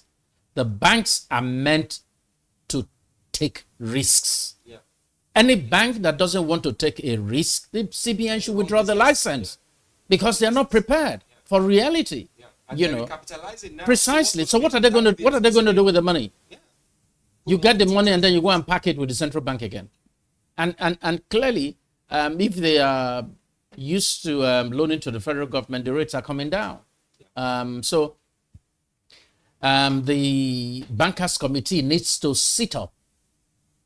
I know that for many years, the bankers committee was just a yes committee, saying to the then central bank governor, long live Medi King Reign. But that period is gone now. We have a central bank that is vibrant, intelligent, that is engaging, that is consulting. I think it is time for the bankers committee to sit up and really ask itself, what is our relevance in tomorrow's economy or today's economy?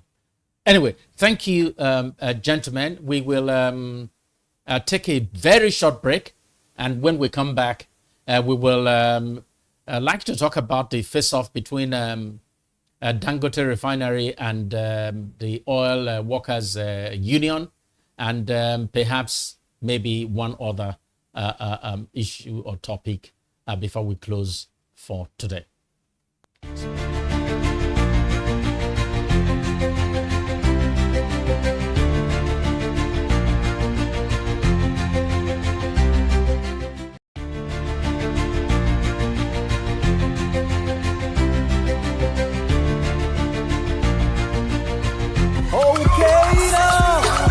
Insurance. After God, you are the next insurer. See as the boys, the Allah. All the ladies, the Allah. Insure your car protection from accidents. Unforeseen loss, you can see them. Mistakes are meant to happen. If you don't jam the car, they'll jam yours. Will you beat them? Yes, you will get them arrested. Your plans for that day is affected. You waste your money, you waste energy. With AXA, you can be protected. Get the protection that pays today. Call 0700 AXA Mansa to get a motor insurance that pays. At Stanbic IBTC, we are here to help you grow with financing that helps you expand, expert knowledge across 20 African markets, trade solutions that open doors to 195 countries globally, and an online banking platform that works hard, because with us, there's possible, then there's more. Visit www.stanbicibtcbank.com/business for more. Stanbic IBTC.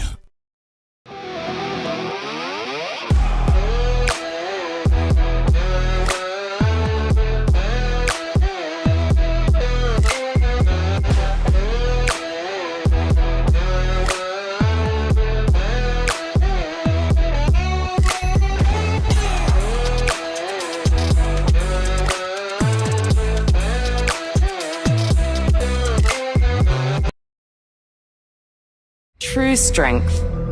What defines it? The brilliance of a player? Or when a team comes together to win?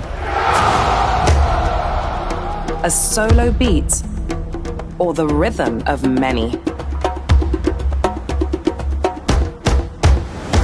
The flair of one dancer or the art of a troupe?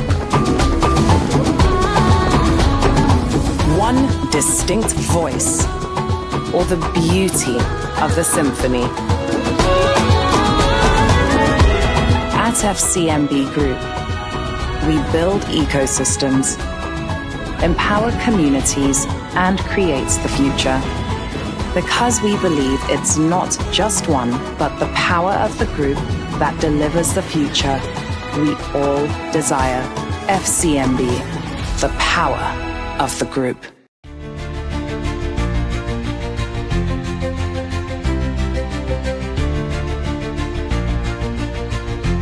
This is Business Day, and we are still bringing you a weekly program, Business Week, during which we examine topical economic issues.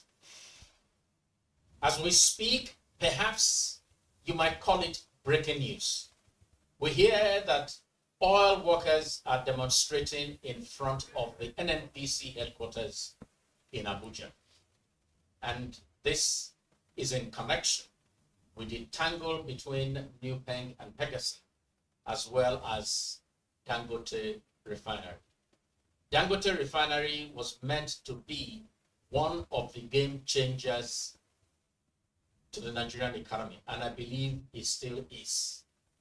But without any question, it also had the potential of breaking bad habits in Nigeria, bringing an end to all manner of groups and people that have created a way for them to get by, regardless of how the others are getting on. So, gentlemen, what do you think about the tango between Dangote Refinery and... Victory for all, victory, there is victory for all, in the struggle, like it or not, to get away with whatever they want to do.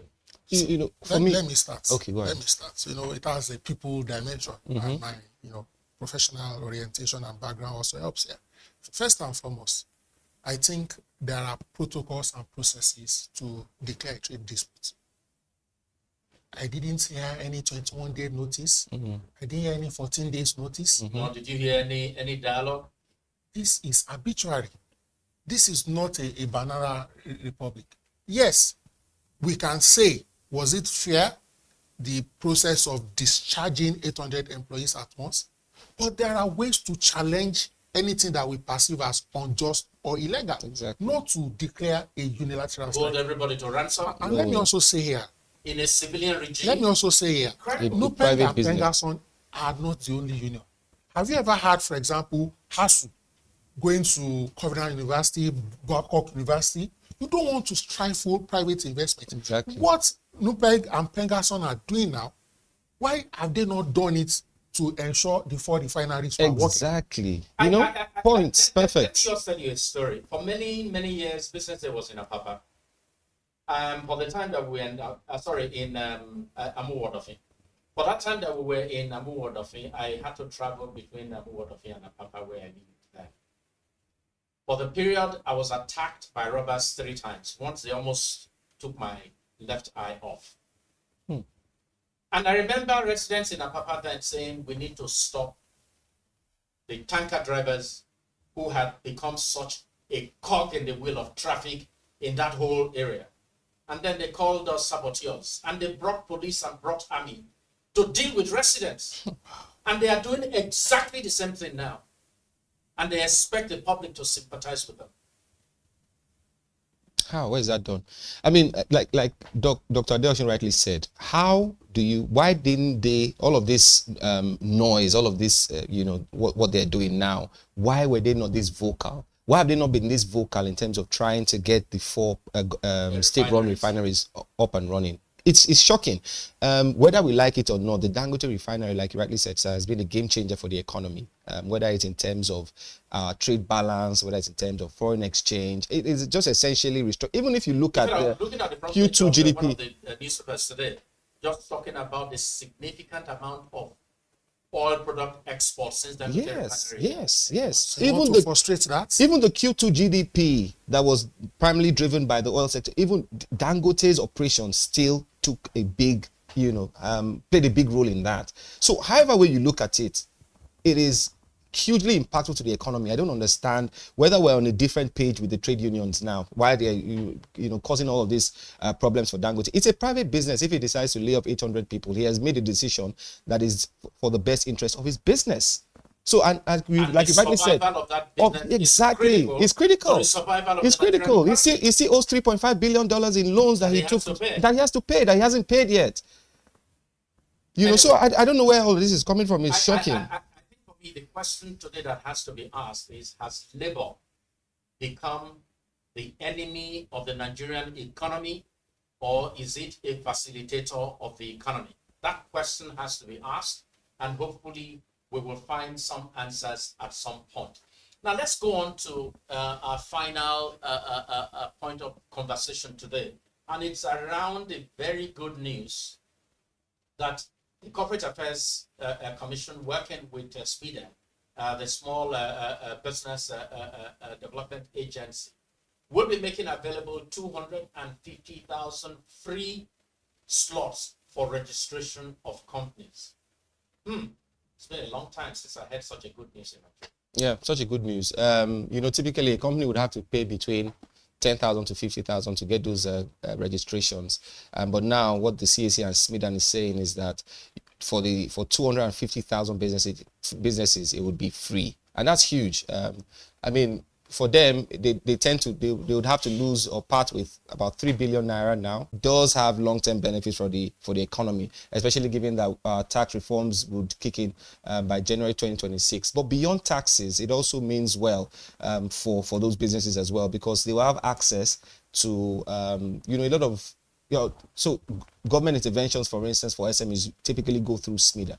But because they don't have a very robust database of all of the MSMEs in the country, it's hard to have those targeted interventions. But when you bring 250,000 informal businesses to the formal fold now, then it means that your interventions would have more efficacy, right? And that's really huge. If that happens, the businesses will benefit from it. A lot of these guys, let's not forget, they're running very small businesses with little or no financial literacy, poor accounting skills and all of that. If they get absorbed into the financial formal fold, then they get access to all of these skills and all these benefits, and that can then be the springboard for business expansion and job creation. So it's a really big game changer. A number of countries were at this point at some time in the past, and for instance Rwanda, the Rwanda Development Board did something similar where you just try to incentivize businesses that were playing in the informal sector to come to the formal sector, and then they just digitized the process of registering businesses and made it free, and that led to about 5% contribution to their GDP in the 10-year period. Yeah, after that was introduced. So, it's good. So how do we extract all of the juice from a positive policy direction like this?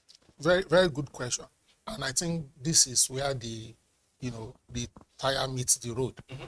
Because it's one thing for anybody to register, it's another thing for that enterprise to commence or to continue.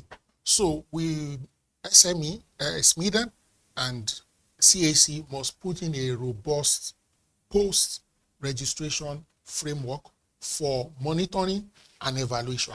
So maybe 3 months, 6 months, 1 year, 18 months, 2 years. They must be able to give us an account in 2 years' time, for example, of these 250,000, how many are even surviving and how many have scaled at whatever level.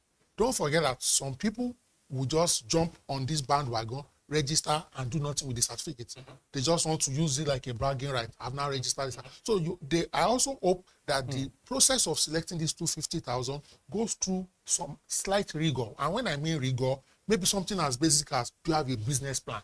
I just don't want Yeah. anybody to I think, think that's where CBAC comes in. just take this certificate Yeah. and put it, you may need it, who knows. So we need that kind of minimal rigor and training and support so that these people, and don't also, let's forget, why did some of these people not register in the first place?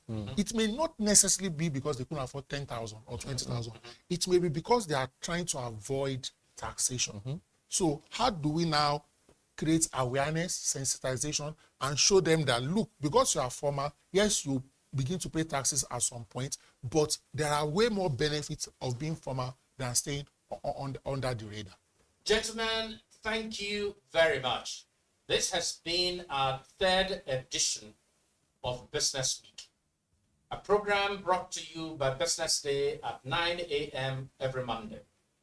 And today we have taken a look at some very interesting economic issues, starting with Dirty December. We looked at, or we tried to attempt sizing up the benefits of the cut in rates by the central bank's MPC. And we have looked at the tango between Dangote Refinery and oil workers and asked the question, has it come to a point for us to ask labor, are you with us or are you against us? And then finally, very good news, we are ending with today, the offer of 250,000 slots for free company registration under the auspices of Sweden and the Corporate Affairs Commission. Surely, we will be back on Monday. Bye-bye.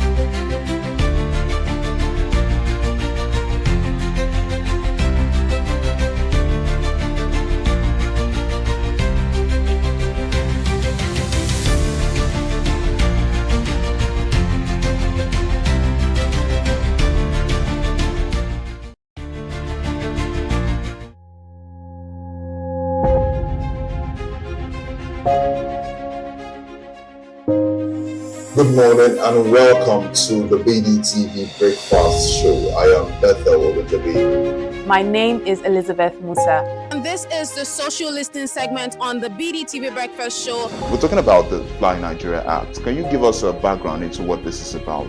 We are here today on the streets of Lagos, Nigeria, to gather opinion about a pressing issue. I go look at the cost of petrol. We get very Nigeria with the suffer. The income is not really increasing, but the prices of items are increased. Nothing like service again. No. You only pray for that money to reach you that month. There's a lot of high pressure, a lot of stress. There's a lot of high targets to be met. I was quite strict. In my mind, I said, looking for my hand, my picking go spoil.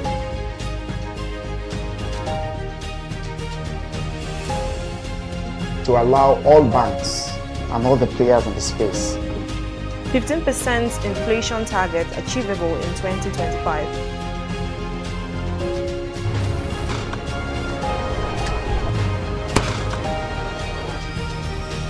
The command and vision philosophy of both the Chief of Defense Staff, the Chief of Army Staff, and indeed all the service chiefs.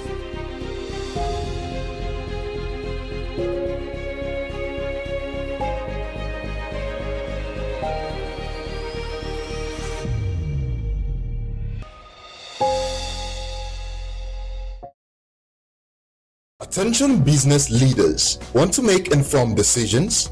Join the ranks of the best with Premium Business Day. Access in-depth analysis and expert opinions to stay ahead. Subscribe now at premium.businessday.ng and unlock premium content. Plus, you get 50% off your first subscription. Don't miss out. Make smarter choices and seize new opportunities. Sign up now and elevate your business game. Visit premium.businessday.ng today.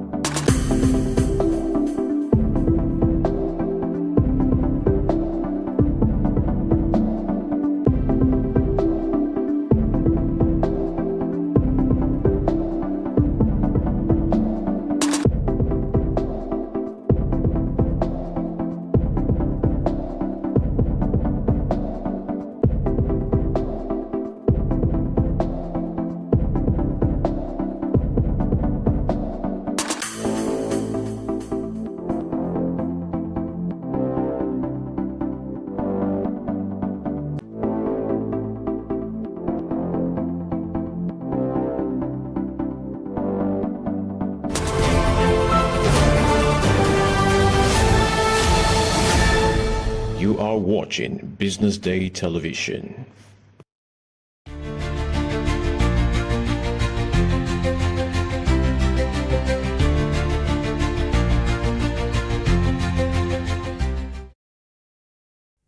Good morning and welcome to the big story right here on the BDTV Breakfast Show. My name is Elizabeth Musa.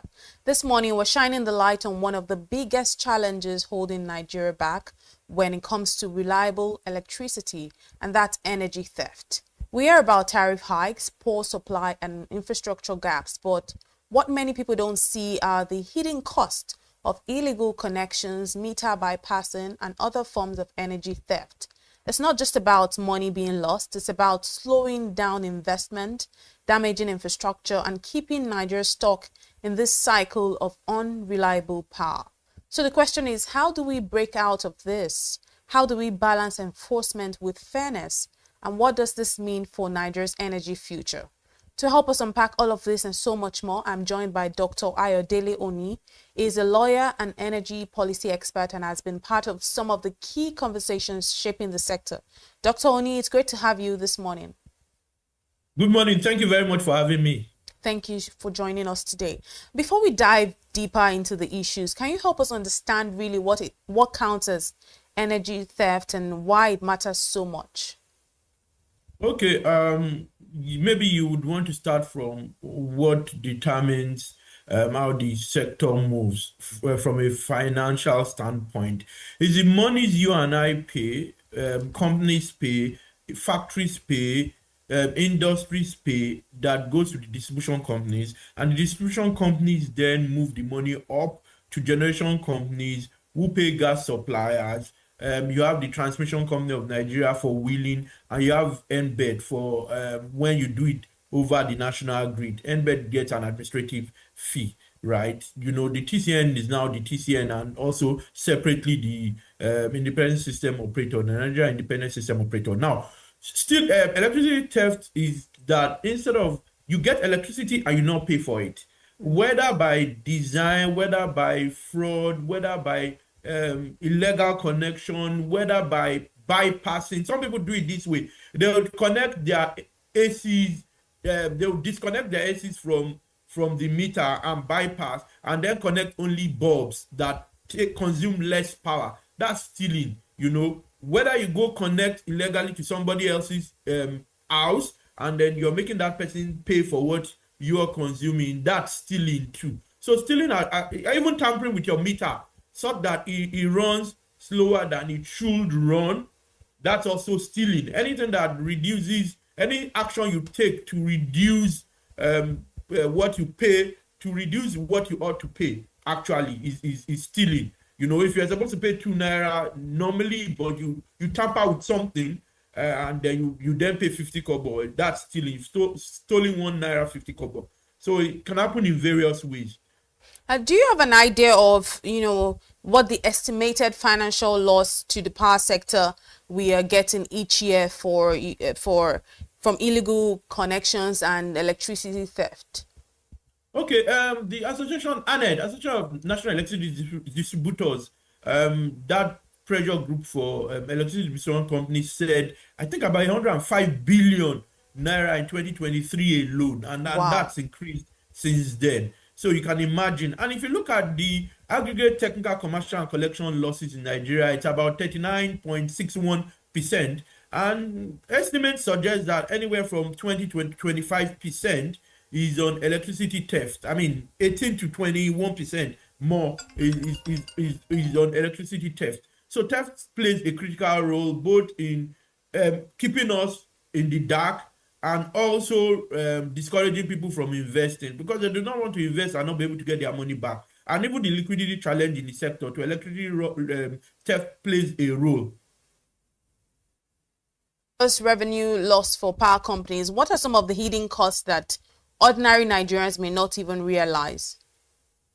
Okay, one, you know, power runs on an economics of scale. So if 100 people are paying, you pay less. If 50 people are paying, then you pay more. So the truth is that when people steal electricity, at the end of the day, some other people are paying for it.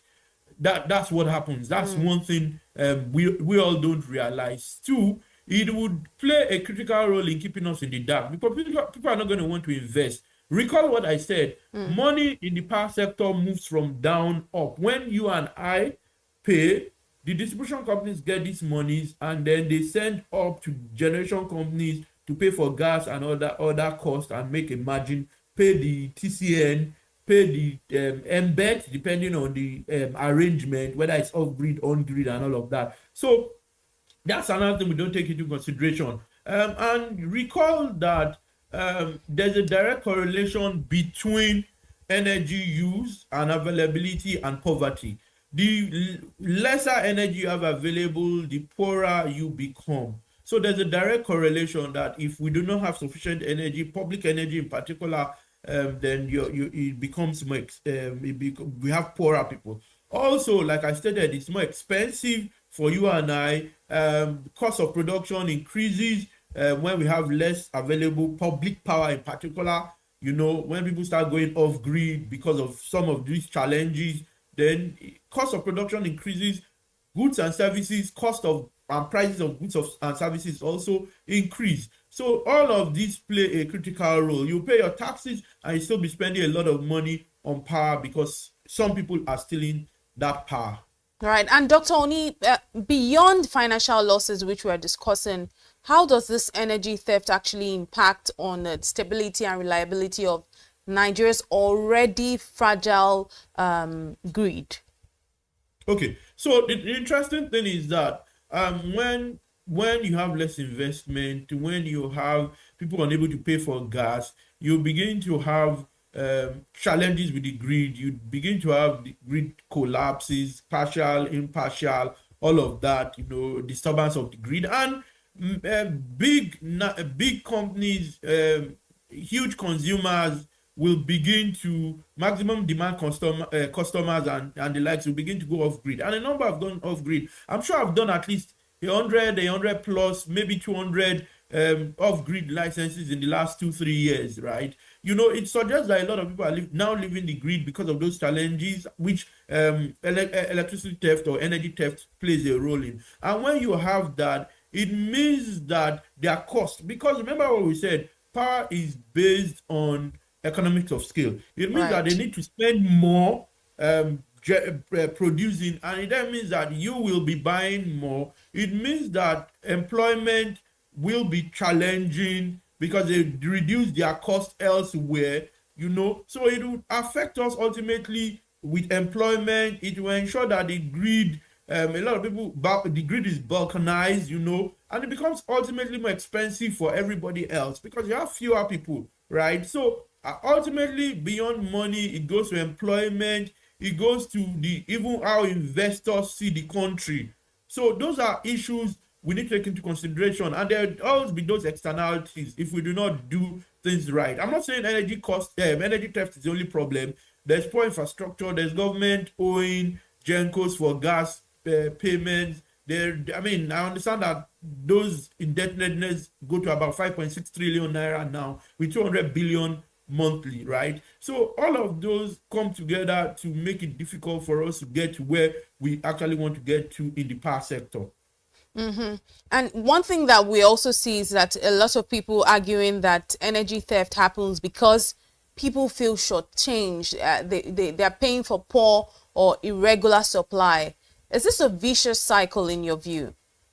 Okay, interesting point, to be honest. Part of what you see is that if you don't adequately meter and if you don't invest in technology, for example, I think only 43% of Nigeria of power consumers are metered. So you have about 57% not adequately metered, not metered at all, or not adequately metered, you know. So if you have that challenge, people then feel that, particularly when you do estimated, you are right, they then feel like they are being shortchanged. They feel that they are being cheated and they want to take the laws into their hands, or they want to help themselves, so to speak.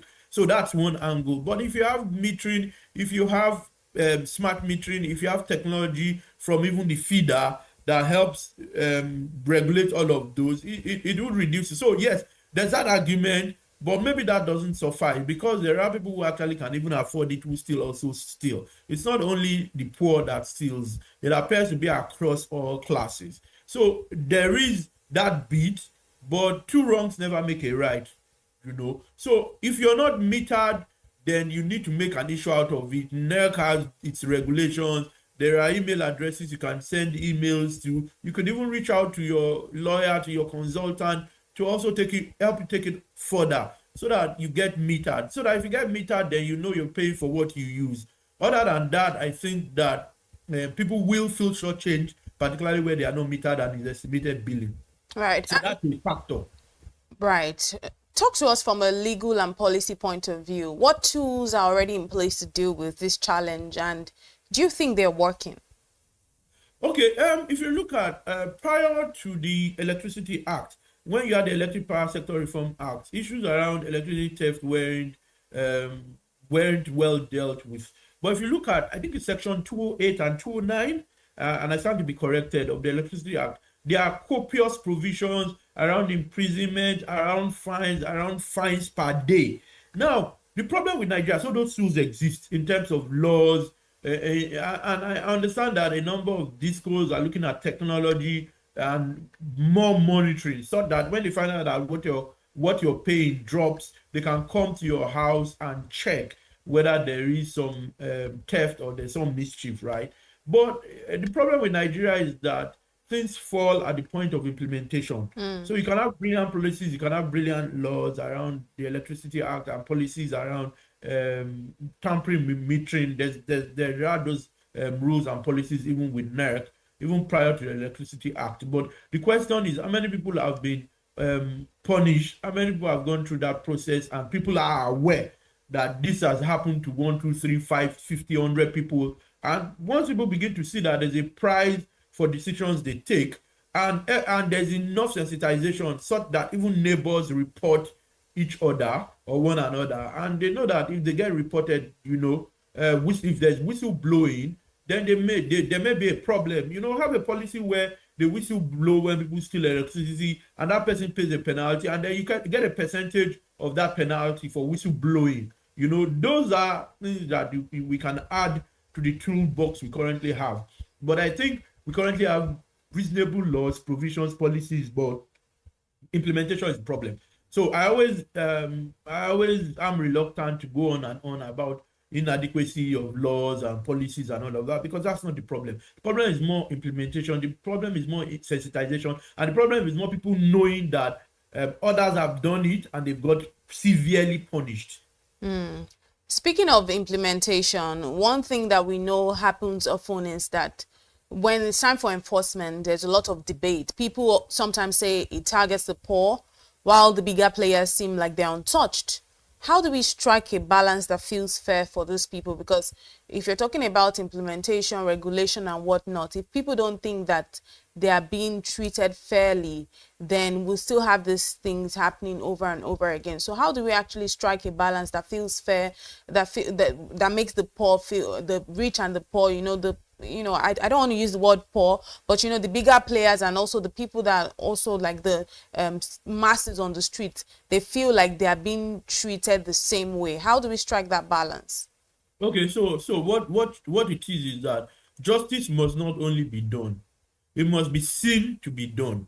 So if you hear someone stole electricity, the person lives in VI, lives in Lekki, lives in Ikoyi, and it's publicly announced, particularly after conviction, so if the laws are not general, they are not generally applied, and they are not applied without fear or favor, then people are going to feel the way you've stated it. And that's what we see a lot in the country. You see the prosecutor not being diligent, so that if a wealthy person is able to get a very good lawyer, they go scot-free. By the time you see those sort of things play out every now and then, yes, it's going to affect people's confidence in the judiciary, and it's going to affect people's confidence around justice, and they're going to conclude that it's only when you do not have money. You've seen people who are said to have stolen billions and they go scot-free, get a slap on the wrist, So justice must not only be done, it must be seen to be done, and laws and rules must be general.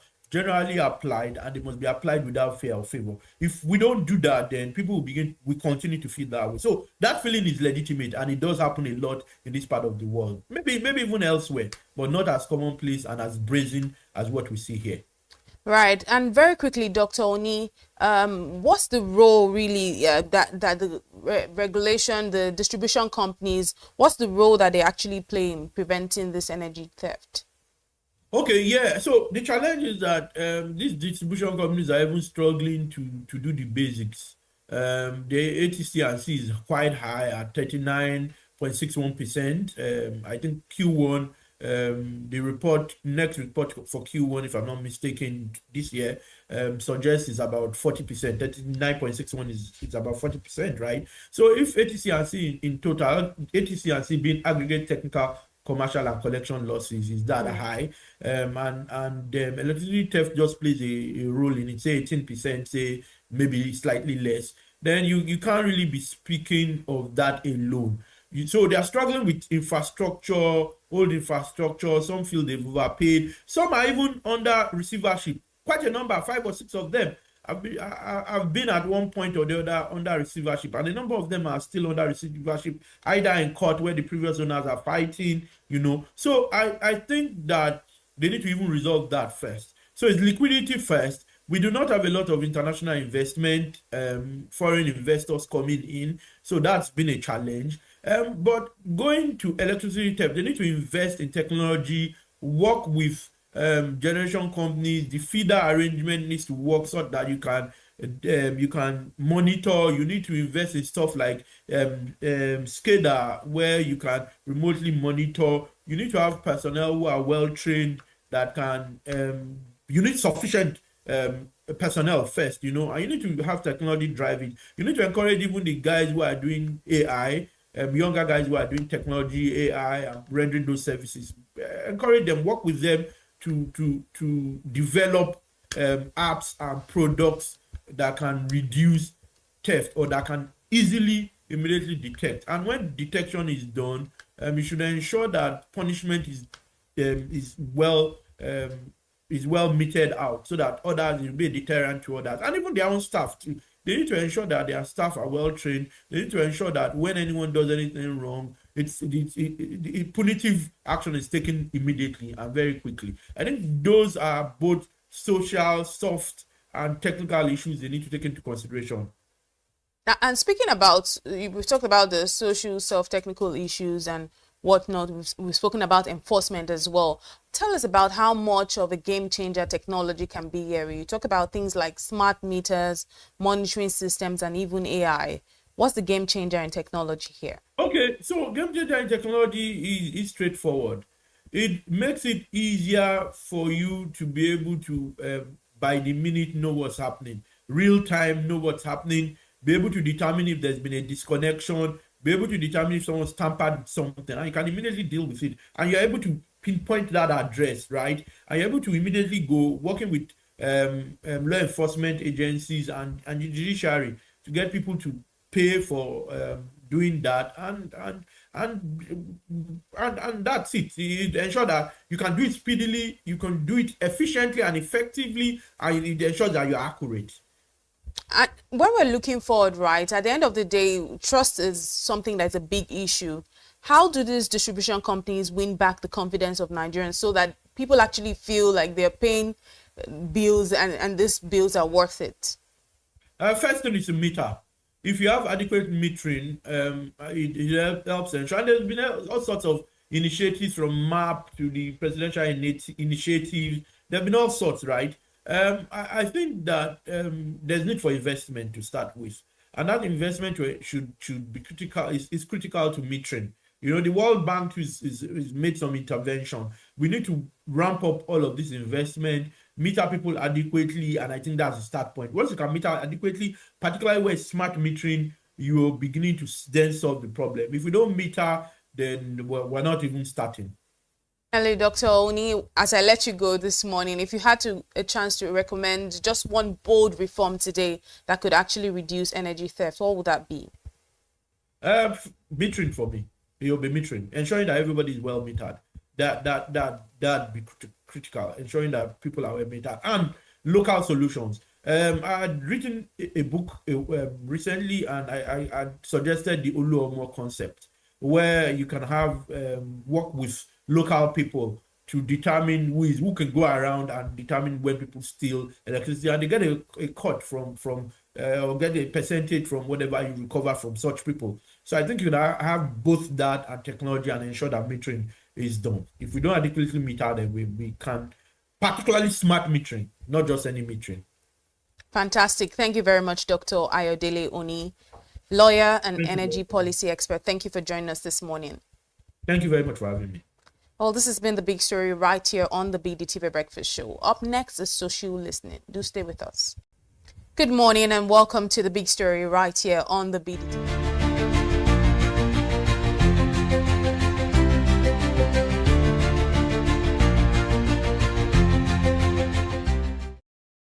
BusinessDay Foundation hosted the AI Summit in Lagos.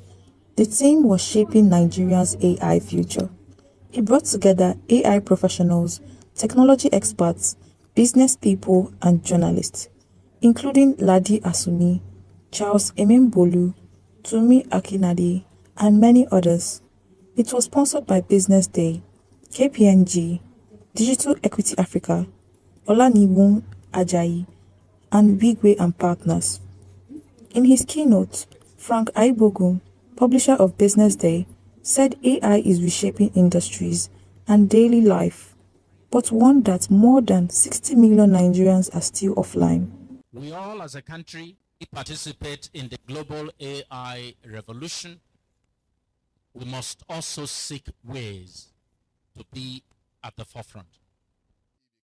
Ladi Asuni, partner at KPMG, explained that AI has been with us for decades, from face recognition on phones to YouTube recommendations.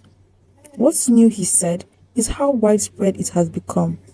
Tools like ChatGPT are now making governance and regulation even more important.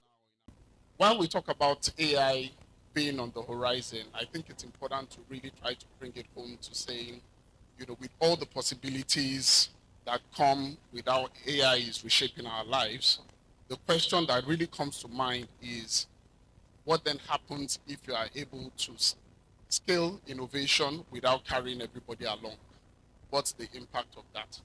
Or how do you innovate at scale without really having any guardrails around governance, around inclusion, or without trust?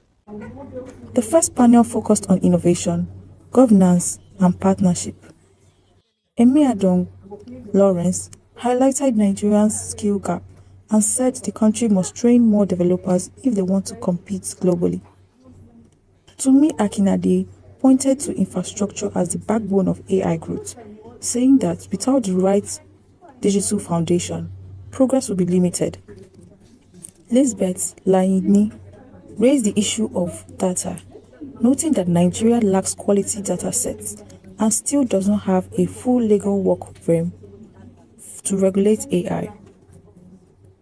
Justina Oha emphasized preparing the next generation, calling for early AI education so that young people can lead innovation in the future.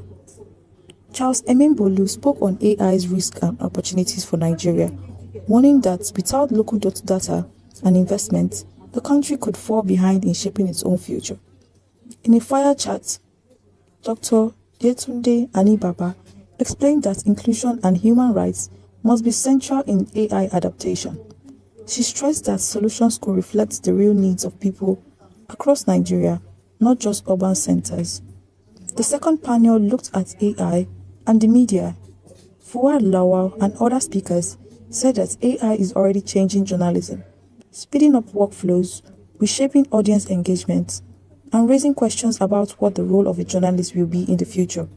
For AI to really thrive in any economy, the data foundation becomes very critical. In addition to the data foundation is also the need for the infrastructure. We all know that AI, processing of data for AI is very resource intensive, it's technology intensive. Now, the three things that the regulator or government can really focus on, one is around are frameworks for open data. What's the framework within which organizations, government entities can safely share and collaborate on data assets to enable the development of AI that is suitable for the Nigerian or the African context. So that can greatly be enabled through open data framework. And we've seen this in different countries that are beginning to adopt open data policies. Secondly, it's creating investments around how to build our own data centers that would enable or lower the costs for organizations to really make those AI investments. If every organization has to invest in their own data processing infrastructure, it's going to be very expensive. The big organizations will be able to do it, but then when we talk about inclusive AI, what happens to the smaller organizations that also want to build AI? There needs to be access to shared infrastructure.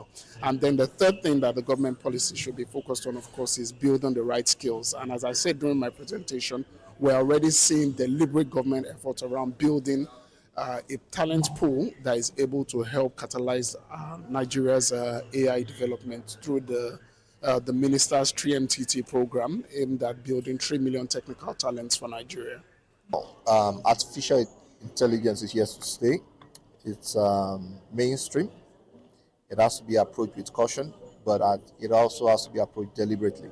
And that's part of why we're here as partners with BusinessDay. We already have data protection acts, right? What needs to be done now is how that is operationalized. That's one. Two, as we go about our journey in artificial intelligence, we need to clearly define where we want to go, how far we want to go, and that will naturally also help us determine the kind of data we need to start collecting, where we need to start collecting those kind of data, and the repositories where we need to store them. I mean, we partner with organizations as KPMGs, organizations that share similar values with us, and we are at the forefront of artificial intelligence and operationalizing it within Nigeria and Africa as a whole.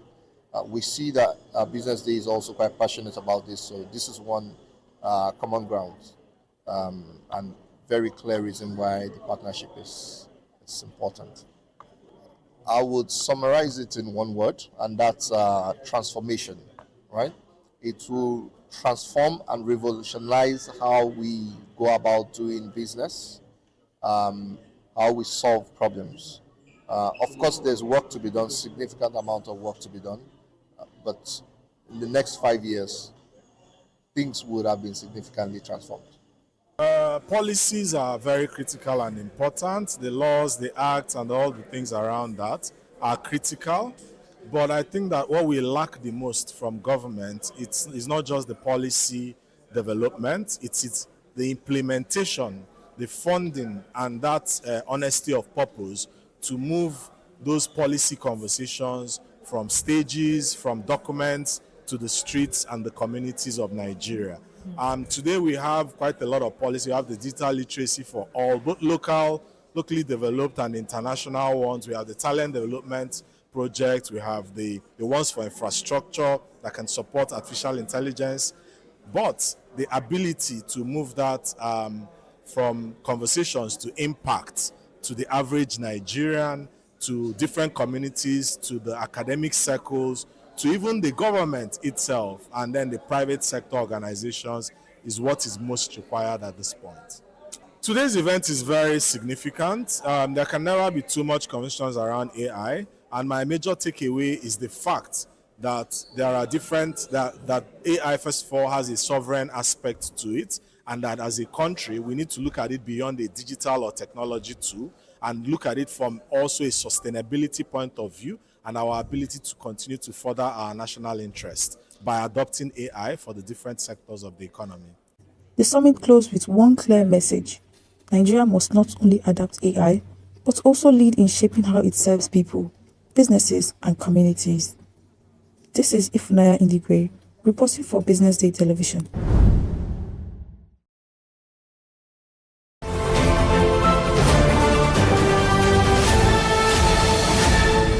You are watching Business Day Television.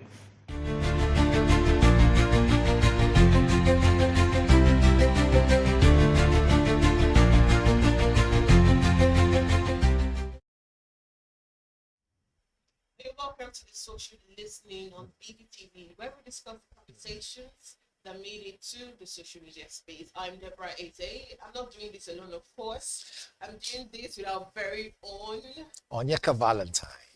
I'm smiling for a reason. Why are you smiling? Because I'm about to air my mind about this Dangote issue. You know, for a sec, I actually thought we had escaped. You and your mind. There is no escaping. Let me allow you to do the intro first. I will come to that. No escaping. Let's get to here. The Lord's work was interrupted. You know, I actually said it today that Dangote is doing lots of work. Right.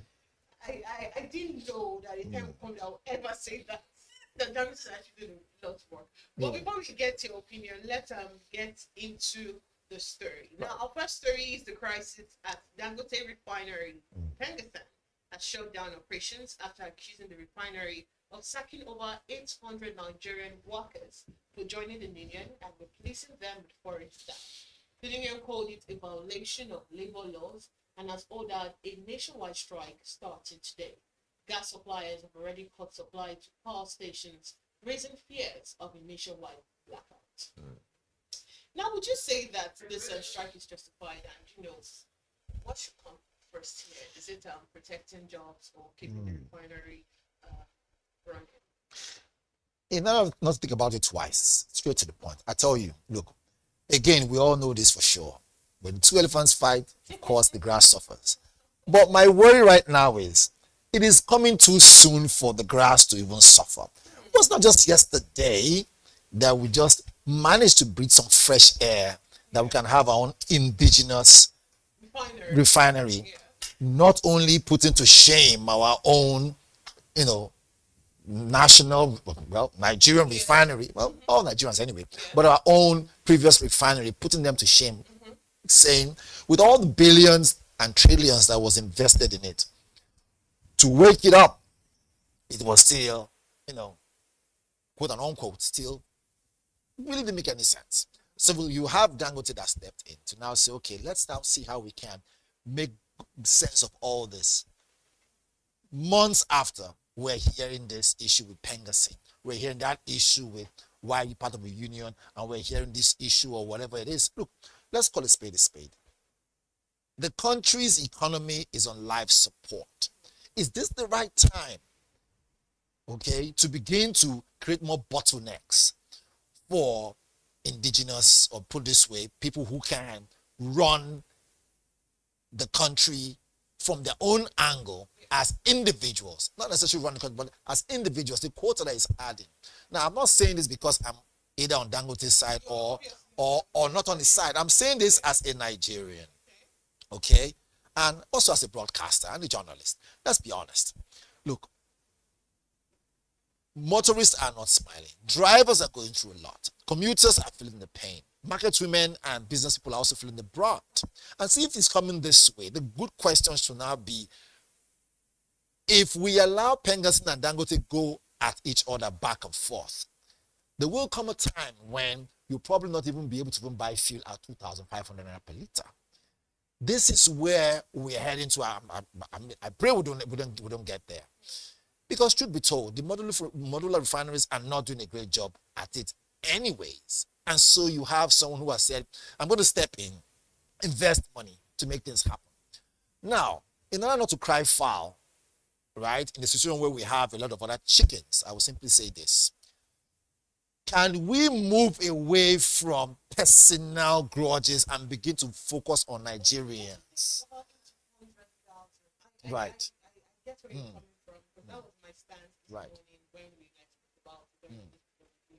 Well, looking at it, don't you think this over 800 people getting number of people get unemployed? Great question. 800 people are being laid off. I'm sorry if they're laying you guys off. I'm so sorry about that. But we have 200 million Nigerians. I'm going to compare and you've added The rate of unemployment now, you've added 800,000 people to it. So my that doesn't speak well for the country. Great stuff. So my point now is this: would we say we should yield? Put this way, not we. Dangote should yield to Pengassi, and then allow the business itself suffer. We will end up buying fuel at a far more exorbitant cost. So for him to stand his ground will simply mean, look, before you came into a company that's a private company, you signed the deal, you signed the contract. I will not be part of a union. You signed, it's there. All right? So let's call a spade a spade. As a business person, if I sign and say, look, Debbie, I want to contract your services for this particular purpose, this period to this period. I will put it on paper, black and white. I don't expect tomorrow to now come back and now say, wait a minute, that you've been given the short end of the stick. Didn't you see this thing before it was given to you? So why are you not even talking about negotiation? Don't you think there's no room for Dangote and Pegasan and also the oil workers to actually come together and negotiate? Yes, let's address the elephant in the room. These people are not happy that he can operate without any hook on them. Pengasin has been designed to make sure every other person is still, they're a regulatory body. We know this for sure, right? So when you're not playing to run around their rules and regulations, they find a way to pin you down. Now, let's also not forget that some other big wigs are there watching. Are you telling me that the president of Nigeria, which is our president, is not aware of it? Let's take a look at some of the tweets. You know, of course. Let's be honest. The first tweet today is from Dash. And Dash says, Pengasan threatening to shut down Dangote refinery. That's not union power. It's economic hostage taken dressed as negotiation. Another from another netizen we have from Magnificent, and he said Dangote must comply with the laws of the land. It's not bigger than the law. It is not a sabotage to express their freedom of association. The workers' right to join the union was to seek better welfare. Another tweet from a netizen, Affluence Ola Abdul, he said, why can't they dialogue first? My thought exactly, before taking this step.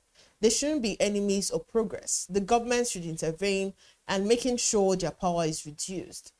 The man spent a lot of money to build this refinery. Nah, why would they act as if they don't care? So there's the business side to this. And we have one more tweet from Mr. Prolific, and he said, when two elephants fight, oh my God, there we go. This is Valentine Rieka. When two elephants fight, the grass suffers it. The common man should never think the both parties have their great interests at heart. It is business to them first. Power, tussle, and control before anything. And so before anything, I'll quickly just say this. Look, can it be a leak of one of those contracts? And I can assure you, Dangote is a very big company, well organized. And I can assure you that in that contract, it was spelled out, saying, I'll try to either. Once you agree and you are onboarded as staff of Dangote, I'm sure there's a clause that says the idea of being part of a union is out of it. Very clear. And so you sat back and said, okay, you know what, let me still take the job and later go behind my words. It doesn't work that way. I still feel that there's room for dialogue, and you don't need all of this. You've agreed. Yeah. You've agreed. You've signed the document. Unless such document doesn't exist. Well, unless they didn't have such. It's okay for me to agree with you that, oh, Valentine, I want to be your PA. Then you tell me that, oh, Debbie, you don't have to wear blue if you're my PA. Then along the line, I'm like, oh, blue looks good on me. Why? We can sit there and negotiate. So, okay, what kind of blue do you not like? Not all kind of blue looks alike. So, you get what I'm saying? So there's still room for dialogue. Negotiation. Okay, So what that means is that you put yourself in a gray area. You already, so it's in the court of law, there's what they call acting under pretense, right? You have that's not acting under pretense. You already have some ulterior motive. So you kind of deceive the other party to get into your agreement. That's not the I will explain to you now. People always review contracts. So to review contract, there's what they call grace period to review contracts. Okay, so so I don't know the kind of contract that they signed. I mean, I don't work for Dangote. I don't know the inside out, but I know one thing for sure. Something as delicate as this, you would not tell me that They didn't have black and white signature put in place with names and everything follow through. Having said so, right? Let's now come out of the official thing. Let's look at it from the angle of being human. Maybe at some point they could have realized that workers could have realized that, look, our rights have been trampled upon. Yes, you have labor, there to protect the rights of workers. I mean, labor plays a key role. In this case, Pengasen, right? They play a key role to help regulate workers' relationship with employee, whether employee and employer's relationship in oil and gas sector. They are there. They've been there for years. So the question now is, shouldn't Pengasen have exhausted their option? Let's start with that. Well, let's just, hope that the meeting with the NLC today is going to yield positive results. But we have to quickly move to the second story for today, and we're going all the way to Adamawa State, where the former Adamawa governor and 2023 Labour Party presidential candidate Peter Obi has condemned the alleged use of 600 million naira in public funds to sponsor the wives of 21 local government chairmen on a trip to Turkey. It describes the move as wasteful and insensitive at a time when Nigerians are struggling with poverty, unemployment, and hunger. Let's quickly take a look at the tweet before I get your thoughts on this. The first tweet from ADC Vanguard, and it says, this is exactly the kind of reckless spending that keeps Nigeria trapped in poverty. How can local government funds meant for classrooms, health centers, and pensions be diverted to sponsor trips for people with no official role? Governors must serve the people, not private luxuries. Another tweet from Iyodo Olusegun, and it said, while I condemn their acts, I don't expect someone who didn't allow local government to function for 7 years out of his 8 years in office to write with this much confidence. I think that's directed at Peter Obi. And then we have Clement Noka, and he said, how can a state like Adamawa, which is battling with insecurity and out-of-school children, waste a whopping 600 million naira on wives of 21 local government chairmen on foreign trip for leadership training? And the final tweet says 600 million naira could empower 6,000 women. Instead, it was wasted on tourism for politicians' wives. This is why poverty persists in Nigeria. Do you agree? So this part, I have to tell you to just calm down so I can make points. Okay. You see, it's a very simple thing. Look, the state has been impoverished for a while, but they had money to send those wives, whoever wives they are. Wives of the local government, yes. I really don't care whether they're local government chairman or even the governor. My worry is you've got people out of school. You have children who probably don't even have, are not being taken care of properly.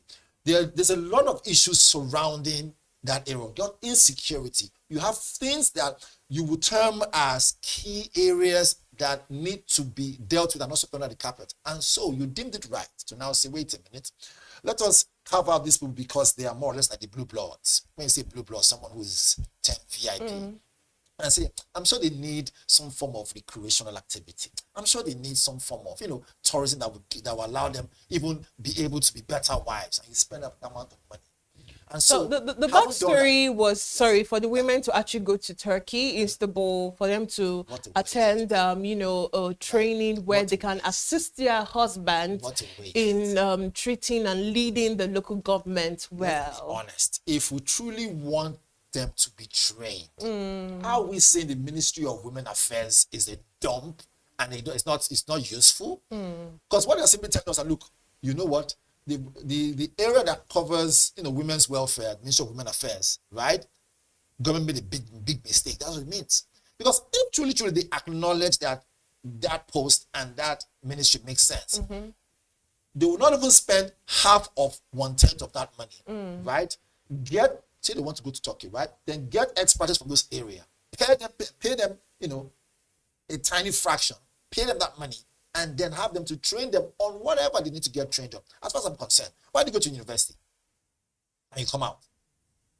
It's called character and learning. So if they didn't get character and learning, so they waste, in fact, matter of fact, they didn't go to university. Let's look at that. They didn't go to university. Because, I mean, if you come out of university, you will assume that you have gone through the 4 walls. Is that how it works? That's why it's called character learning. The university only teaches the theory. They only teach you why 2 + 2 is equals 4. Oh, that's wrong. No, well, that's what the university is for. That's all university. They just teach you the theory. That's why we have the theory of every subject, and you know. So I will agree with you from the angle of they are not equipped, so they will teach that kind of curriculum. No, we all know that Nigerian universities. However, not all. Somehow, they're there. Oh So my God. my point is, if they didn't get proper tutelage, proper quote and unquote, they didn't achieve that character and learning, then I'm sorry, they wasted their 4 years in university. To now say you're going to teach them in a different way how to become better wives, I'm sorry. Did they come out of the bush? Did they have family? Did they have basic education? Well, the university does not teach you how to become a wife. On the contrary, if they went through secondary school, there's what they call home economics. How does that teach you? It's part of the thing. But let's be serious. Really? But let's be serious. What does this mean for business and economy of that state? It simply means that money has been dumped in a place where it will not yield anything. Yeah, I want to ask you, how do you think citizens can actually hold government accountable for funds that actually gets diverted like this? Great. Look, one of the ways you can hold whoever it is that spends such money accountable is to talk about it. Now, we're talking about it now. We're giving those indices and we're giving those breakdown. We're now saying, can we have, I hate to say it, but a town hall meeting? Can we have them come out and explain to us in detail what this money was meant for? Was somebody going for surgery or something? Or were they sick? What's with you and surgery? Can they explain what this 600 million naira in detail was for? And I can tell you for a fact, it will give EFCC a very wonderful ride. All right, and somebody will pay dearly for it. Let's move our focus now to the economy, where the Nigeria's naira has been ranked the 9th weakest currency in Africa, trading at about 1,490 naira to the dollar, according to a Forbes report. It sits alongside currencies from Sierra Leone, Guinea, and Malawi. At the other end, Tunisia, Libya, Morocco, and Ghana are listed with the strongest currencies. This comes even as Nigeria recorded rare disinflation this year, with inflation slowing from 24.5% in January to 20.12% in August. I said something that, they keep the fiscal and monetary, committee. They keep coming with the fact that, we are now stabilized. But I mentioned that it's not reflecting in our pockets. And people were like, what do you mean? What do you mean about that? And this report from Forbes has just proved that. But before I get your thoughts, let's take a look at some of the reactions from netizens. And the first tweet from AJ Daniel said, yet they keep telling us the economy has turned the corner. Exactly my thought. 9th weakest in Africa is not just statistics. It's a reflection of real hardship on the street. We have another one from Commander-in-Chief, and he said, as the day goes by, it keeps getting worse. And now governments are not even willing to help the economy thrive. Azan Muhammad says, they just sit down and decide who is who and what is what. If Forbes says so, that doesn't mean it's accurate. And the final reaction from a netizen, Prophet Speak, he said, this isn't just economics, it's a mirror. Corruption weakens currency, injustice bankrupts trust, but God still rebuilds ruins. Nigeria will rise if truth leads. What's your take? So it's good that we can, for once, right, see people who are actually thinking very well. From those comments, I could tell that these people are people who have, they are kind of, quote and unquote, they are in line with what's going on current affairs. Right now, the second one actually got my attention there. Truth be told, if you were saying that the naira has plummeted and we are 9th weakest, as case may be, there are a lot of other things that can be responsible for that. Like what, please? Right? More importantly, okay, the more we give more credence to the dollar, the naira will drop, most definitely.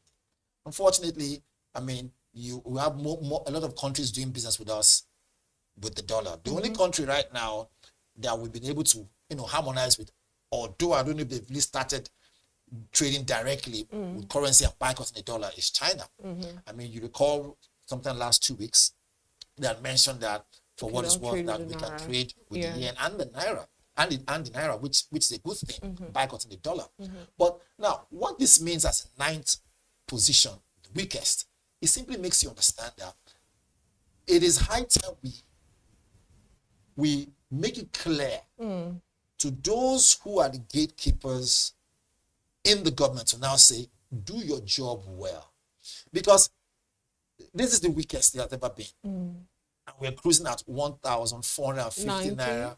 90 naira. 90 naira to $1. Yeah. Now we're cruising, it's as if we're going back and forth into coma, out of coma, into coma, out of coma. That's a fact. It's only a matter of time that will probably the economy will probably now be permanently on life support, which we don't pray. We don't want to say our economy tanked. And you know when I say tank, you know what I mean. The economy tanks then to be, I wouldn't say free for all, but it would be far more of a sadder situation if such a word does exist. However, truth be told, when you see headlines like this, it makes you understand that is this even the right time? Back to our first story, for Pengassin to even be halting Dangote from making sure that Nigerians get the fuel.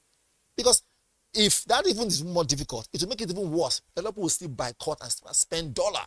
And the more you buy dollar, the more it's affecting the naira. And our currency will get weak. Now, that's on one end. Let's also remember that the government is also doing its own part too. There are some certain areas they want the government to budge, to bend. We're saying, no, we're not going to bend.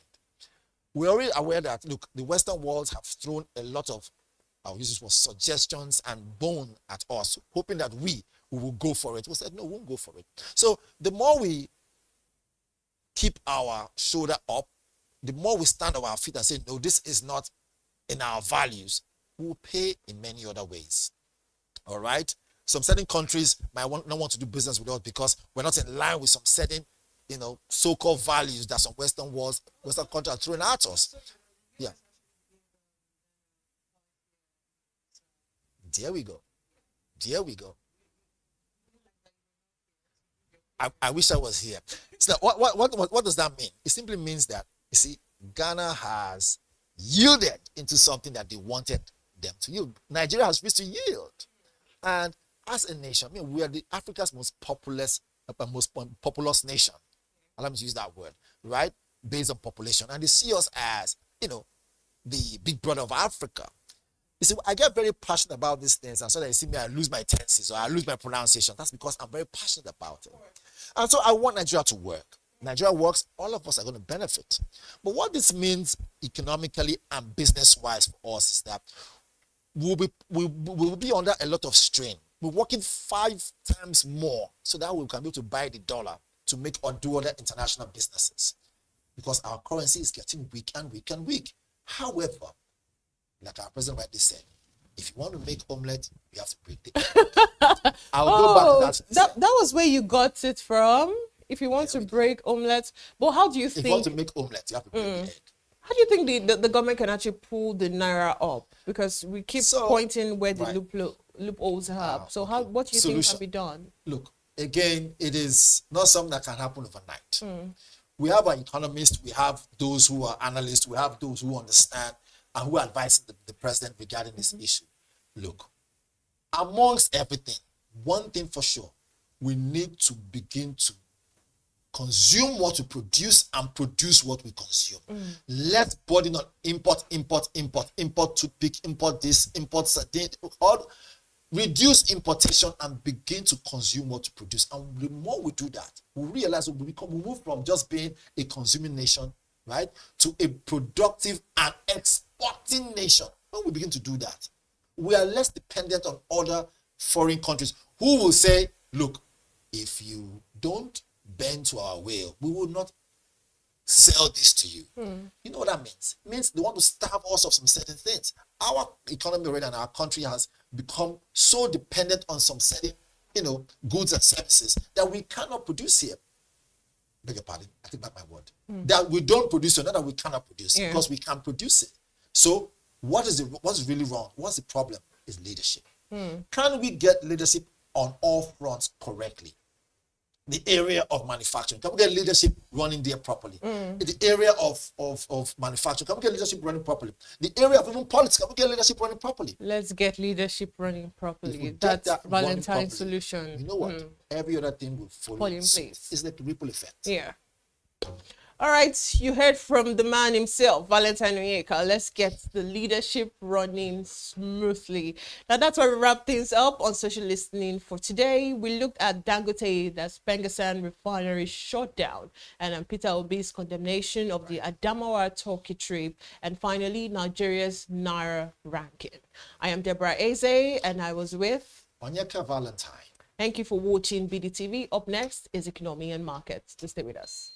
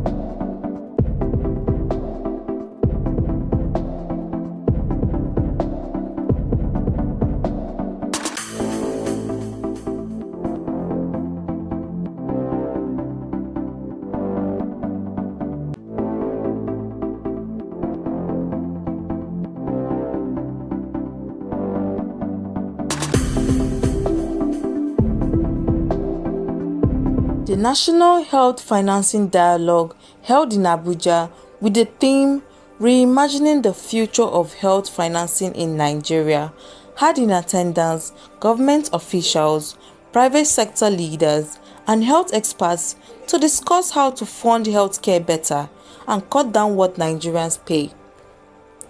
Kelechi Ohiri, Director General of the National Health Insurance Authority, said reforms are underway to expand insurance and protect vulnerable Nigerians. For the obstetric emergencies, over 200 hospitals in Nigeria are participating, and we're still enrolling more and more of them because we believe that equity is important. And through the Basic Healthcare Provision Fund, where the Honorable Minister mentioned, the federal government commits 1% of its consolidated revenue for that. About 2.7 million Nigerians who are poor and vulnerable are currently enrolled under the Basic Healthcare Provision Fund so far. So those are just some of the reforms that we have undertaken in the last 18 months to 2 years to make sure that we begin to reverse the trend and reduce out-of-pocket expenditure, especially for the poor. Minister of State for Health, Isiaq Salako, announced plans to enroll 44 million Nigerians into the National Health Insurance Scheme by 2030 and called for more support from states and the private sector. A key deliverable of the Federal Ministry of Health and Social Welfare under the Presidential Performance Bond that we signed is to enroll at least 44 million Nigerians into the National Health Insurance by 2030 so that we can reduce out-of-pocket expenditure on health. Frank Aigbogun, publisher of BusinessDay, described healthcare as part of national security and urged local governments to take bigger responsibilities for delivering services. But health financing is key. We can't go anywhere in terms of looking after our people. I believe personally that healthcare is a very good part of national security. You can't talk about national security when you have sick people all over a country. It's a critical part of national security, and I hope that governments in Nigeria, from federal to local governments and the states, will take the matter of healthcare more seriously than we have done so far. As I said, it appears people think that everything will be provided by government. It is not true. It is not done. It will not happen. Nigerians themselves must rise up to play their own part as well. Private sector leaders also called for better policies and long-term financing to expand services and reduce costs for citizens. It is very obvious that there's a lot happening in healthcare now, that the environment and the temperament for finance and investment is shifting favorably, that there are a lot of players now who are trying to aggregate demand, and so increasingly the conversations are shifting to supply. And where conversations shift to supply, then there's a question about where will the financing come from. And on that note, there's a lot of opportunities now opening up for financing. This dialogue has been a long time coming, but we are glad it has happened. We are glad that the National Council, working with the Honorable Coordinating Minister for Health, as well as the DG NHIA, have come together to put together these discussions. The expectation is that these discussions then lead to tangible action, which we'll be happy to have. I represent the private sector, and we feel that private sector has a major role to play supporting the government. So what we're asking is, what can we do to create an enabling environment for investments to come in to support private sector to increase the quality and the scale and scope of their services in order to support government, not just for those at the top of the pyramid, but the masses at the bottom of the pyramid. So I think we've had some really good discussions today. We can really put all this together into actionable, when I mean actionable activities, because we've been talking for a long time, years and years and years, but I think now is the time, and I think we have the government who has the will to do the right thing. So I think today we came up with a lot of innovative ideas, some disruptive thinking that is required to change the narrative for healthcare. We need to unlock the potentials of the private sector and the public sector, and that can only be done by strategic partnership. But we need to have the enabling policies, the enabling law, and the government today, under the current administration is providing the enabling environment for private sector. However, we need to step it up.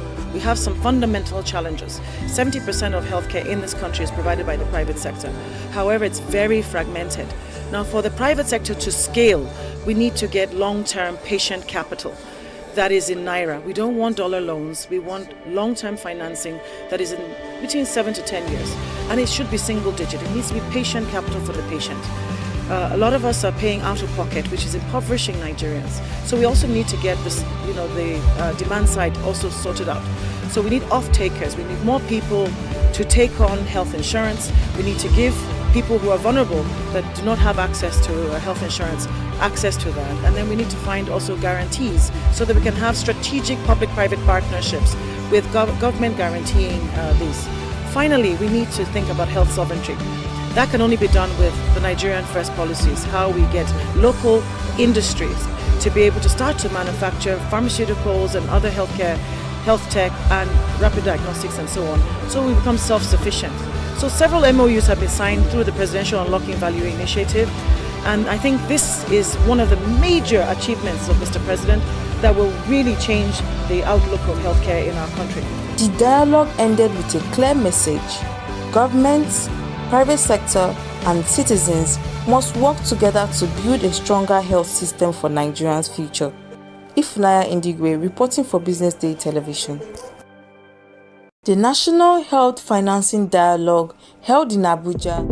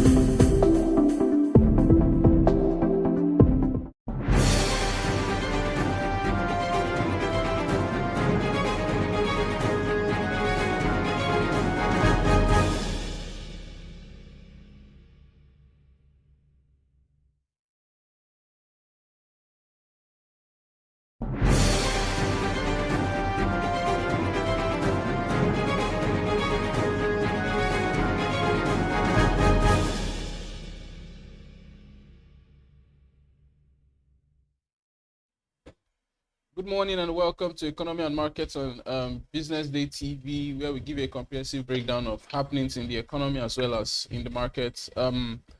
This morning, we're going to be looking at something quite important. Last week was quite a week of releases for our banks. We're talking about their first half 2025 releases across the board. Last week plus the week preceding that, we saw UBA, Zenith, Stanbic drop their release, as well as GTCO Holdings released their financial statements. I'll be looking through, this is in addition to Wema that had initially released months ago, as well as Sterling Bank, Sterling Holdco that had released. When you look at some of the financial statements, you discover that we are looking at it's quite a discovery. It's quite a discovery from what we had in H1 of 2025. So for example, we see gross earnings for GT Bank fall just marginally. However, when it comes to net profit, we see net profit drop significantly by over 50%. We saw their net income from H1 2024. In H1 2024, they had a net income of 906 billion naira. However, in H1 2025, we see their net income drop by 449 billion. This situation is not unique to GTCO. We see similar situation in Zenith. In Zenith Bank, we saw their net income for H1 move from 577.9 billion, approximately 577.9 billion in H1 2024. In H1 2025, we see that 531.8 billion, just around an 8% decline. Their gross earnings actually grew. It went up by over 20% it went up by about this is around 20-30%. This is for Zenith Bank. We see the same situation, but for some of the smaller banks, it was not the same. In actuality, overall, there was a we would say there's been an end to the massive FX gains that we've been seeing from 2023 coming to 2024. On the other hand, we'll say, okay, interest rates are still high, so it's counting for something. But when you look at all of this now, begin to pay attention to dividends. And looking at all of this is what we've come to discuss starting the show this morning. And on the show, I have Dr. Kingsley Ayozie, who is a chartered accountant as well as a public affairs enthusiast. He talks on economic matters. Good morning and welcome to the show, Dr. Kingsley. Morning, Mr. David. How are you today? I'm well. And you? I'm doing well. Okay. So would like to start off. Let's look at the. I don't know. Can you hear me? Yes, I can hear you. I can hear you. I can hear you quite well. Okay. So let's start off. Let's look at when you look at across the banks, will you say that the banking sector met or did it meet, did it exceed, or did it fall analysts or investors or market expectations? Did it fall short of market expectations or did it exceed it? Well, if you allow me to respond to that, I would say that there is a mixed feeling.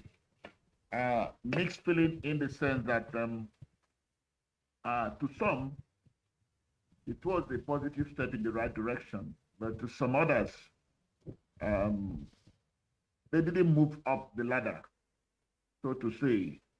So some had a good ride. Some banks, well, it wasn't really okay for them. But I've taken a closer look at what were really the challenges that made those banks not to actually perform well as expected. Some of the reasons I was able to gather has to do with the fact that the rate of inflation have not been too friendly.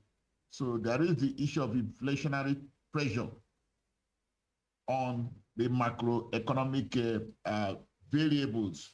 Apart from that, too, I was able to also ascertain that the issue of statutory costs, especially the levy collectible by AMCON, also affected those banks that were not able to do well. Then the environment too have also not been friendly. You know, is it when you fit well that you want to do banking transactions? So all of these things contributed to those that did not do well. Then on the part of the high performing banks, my study revealed that these banks did well because of the high growth rate in the interest income. So they actually got their earnings or performance based on the high growth rate in interest income. Apart from that, too, studies revealed that fee income also rose. So those are the issues. Like I said, to some is a win, to some is a lose. For those that saw themselves winning, it is because of the high growth rate in interest income and the high growth rate in fee income. But for those that did not really do well, the major reason was attributable to the issue of statutory costs, levies fees by AMCON, and the issue of inflationary pressure on the macroeconomic variables. So that's the way I want to look at that particular issue at this moment, David. So now when you talk about high interest income for those that did well, you're talking about high interest income. We're currently in a position where we would say we saw a rate cut happen last week. We'll probably see more rate cuts happen over the coming months. What do you think? How do you think banks should angle to maybe prevent themselves from being at the receiving end of such drop in interest rates? I didn't get that question well. Can you rewind a little bit? So I said basically what I said was that last week we saw a rate cut happen. You spoke about the fact that high interest rates were very instrumental in some of the high performing banks. And I'm saying now that we are saying we're in a season of the CBN being dovish in a way, trying to cut rates and enhance production. So we'll probably be seeing a lot more rate cuts from November up until mid 2026. So what do you think? How do you think banks should angle to prevent themselves from being in a situation where their financials keep falling flat every year? Financials keep falling flat. Okay, if I'm allowed to advise, I would say that banks generally should begin to look inwardly. Let them begin to look at other areas where they can also rake in revenue. Okay. They could also go. Pardon? I'm listening to you. I'm with you, sir. Okay. So they should look inwardly and ascertain other sources of income, because you will bear me witness that income of banks is not just only on interest and fee. There are other areas where bank can actually rake in revenue. Yes, they're non-interest. So okay. Yeah, so they should go to non-interest collectibles. They should go in investments. Yes, can invest in real estate. You can invest in other worthwhile ventures that will be able to give returns at the end of the period. So the area of trying to concentrate your earnings or revenue purely on interest income and fee should begin to have a change and let them look elsewhere. They should begin to think outside the box, because that's the only way banks can actually stay afloat, especially now that the CBN is coming up with these stringent measures. So my advice is that they should look inwardly, think outside the box, and consolidate their earnings through other means, such as investment. Can also invest in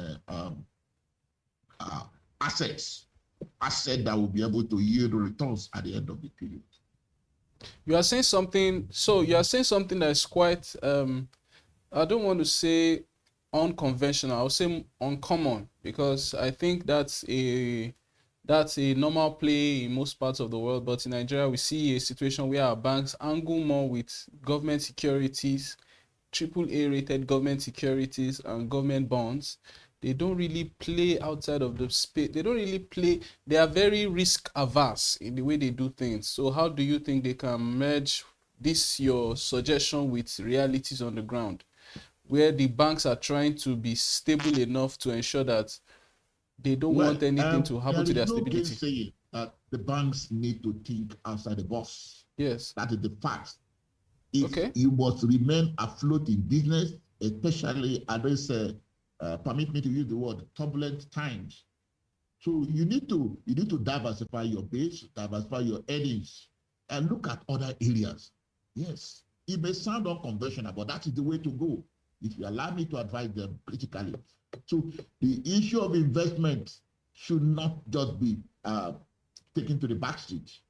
Banks need to go into investment, invest in real estate, invest in assets that will be able to yield returns at the end of the period, because that is the only way they can conveniently compete favorably at this particular point in time.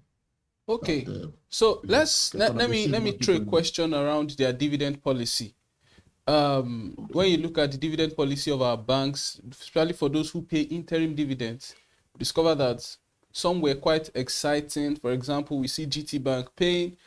So for people who probably are not aware, GT Bank's interim dividend payout actually increased. When you look at the interim dividend payout ratio, it was actually a surge from what they had in the first half of 2024. So they increased from around 20 in the region of 20 plus billion to 36 billion, thereabout. The point is, the interim dividends of GT will say quite exciting. For Zenith, quite exciting. There was an increase in Zenith too. But for example, let's look at UBA, an 85% cut. What's your thought on that? What do you think? What do you think is the driving force behind an 85% cut in interim dividends from 2024 to 2025?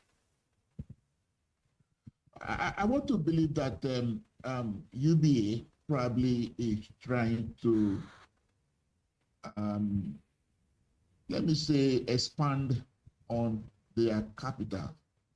Okay. The issue of probably they want to increase their capital. But it's also coming. But we should pay attention to the fact that they did that interim dividend policy at a period where they were trying to raise money from a rights issue. It's also what are your thoughts, basically? So my thought is very simple. It's an avenue of trying to retain the earnings and plow it back into the business. So what good will it be to me if they pay something very higher and inwardly you are still having challenge? So why not do a cut of 80%, pay out 15%, and use the other one for growth and expansion in business, and also to maintain a healthy capital base. So that, to me, is a source of raising capital, though not going outside, but using your earnings, which will now be plowed back into the business for growth and expansion. So that's the way I want to look at it. Okay. Let's look at I want to talk around GTCO's net income that fell by 50%, over 50%, from 1 trillion in H4, 905 billion in H1 of 2024, and it fell to 449 billion in H1 2025. Do you have any idea what triggered this kind of decline? If you look at their financials, no doubt you'll be able to come to terms that part of the reasons or some of the reasons that could have triggered that issue could be the issue of unrealized gain. Okay. Especially with recourse to foreign exchange earnings. So some of the figures reported in 2023 were not realized in the coming year. Apart from that too, I also want to look at it from the angle of regulatory pressure, which have earlier been mentioned. This regulatory pressure have a way of impacting on their overall performance. So the issue of unrealized gain, regulatory pressure, and let me use the word uncertainty in the economy could have been the reason behind this shortfall in their reported earnings. Okay. Finally, one last question. A question is around the fact that when I'm looking through the financials of these our banks, I'm discovering that for some of them, they are increasing their loan books without the correspondent increase in their customer deposit. So what I mean is basically the loans to customers is rising, outgrowing customer deposit. Is this a smart move, or what do you think? Did you think it's a smart move? And let's not forget the fact that CBN has now dropped their CRR. That means banks will now have more liquidity to give out. What do you think about this? What's your thoughts on this? Well, to banks, that may appear to be a smart move, but as a practitioner, to me, it's not a smart move. Why do I say so? Because over the period, that may lead to a cut in the interest rate. When your books, so to say, is not agreeing with the loan given to depositors. So to banks, that's the short way or a shortcut of reporting earnings. But to us as practitioners, stakeholders, that does not really all go well. So if I'm advised, I would say that the bank should design a policy that will be able to favor the macroeconomic environment, especially the SMEs. They should inject more funds into the economy.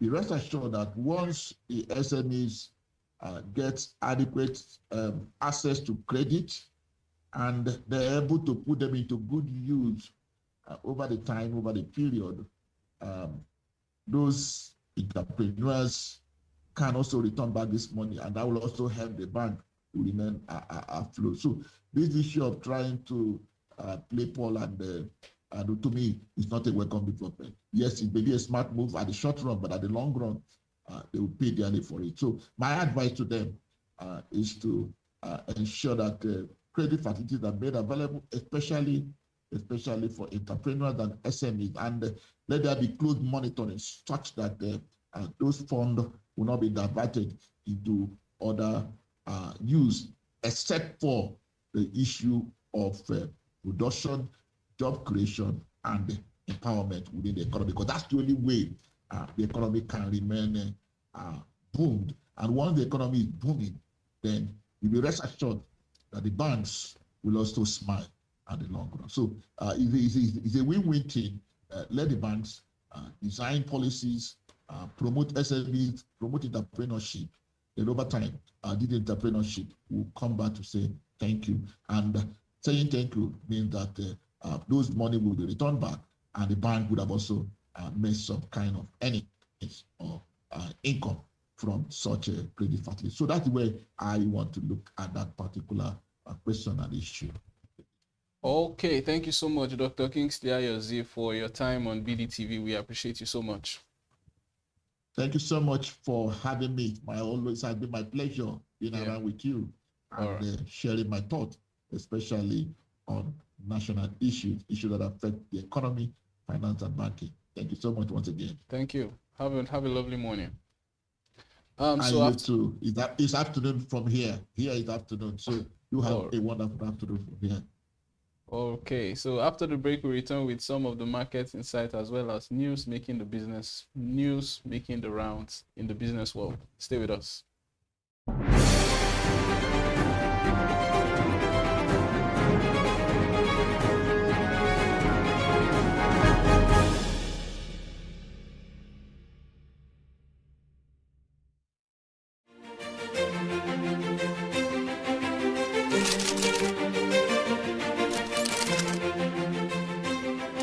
I am, of course, a great admirer of the impeccable credibility, professionalism, and business savviness of BusinessDay. If you really mean business in Nigeria, start your day with BusinessDay.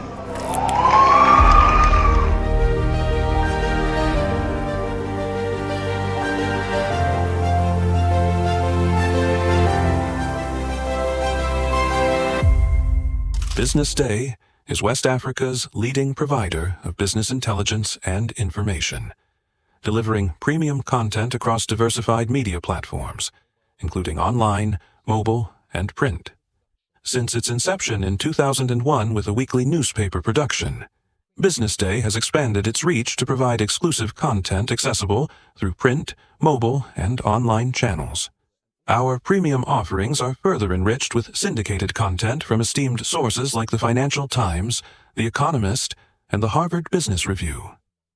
At BusinessDay, our mission is clear: to be the foremost provider of business and financial content, empowering readers to make informed decisions in Nigeria and Africa.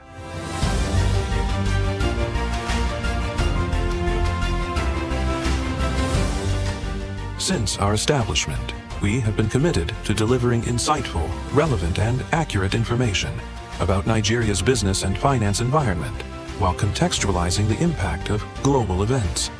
We monitor the stock market, analyze the companies driving it, and report on government policies and their economic implications. For being consistent in organizing these CEO forums for almost the last 14 years, I think this is worth commendation, and I think something that will encourage them to continue.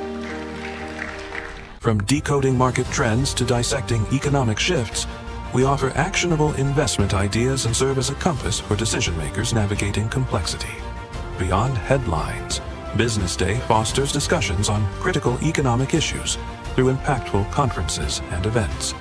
These platforms bring industry leaders together to share narratives that drive innovation and spark meaningful dialogues. Our events galvanize connections, bridging the gap between inspiration and achievement. For businesses seeking visibility, Our strong digital presence offers unparalleled opportunities, with millions of followers across social media and a dynamic website attracting visitors from within and outside Nigeria. Business Day is the ideal platform to boost visibility for your products and services.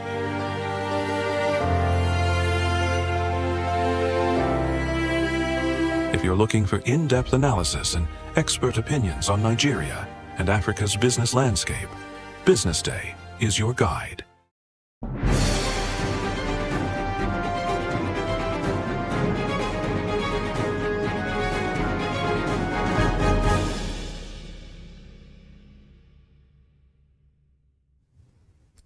Welcome back to Economy and Markets on Business Day TV, and we're going back with business news making the rounds. First things first. Dangote Refinery is resuming the sale of petrol in Naira. This is after a government intervention. Dangote Petroleum Refinery has resumed the sale of petrol, that's PMS, in Naira. This is barely a day after it suspended the initiative. In an email to its clients on Saturday, the refinery said the decision followed the intervention of the federal government, selling of all its crude oil.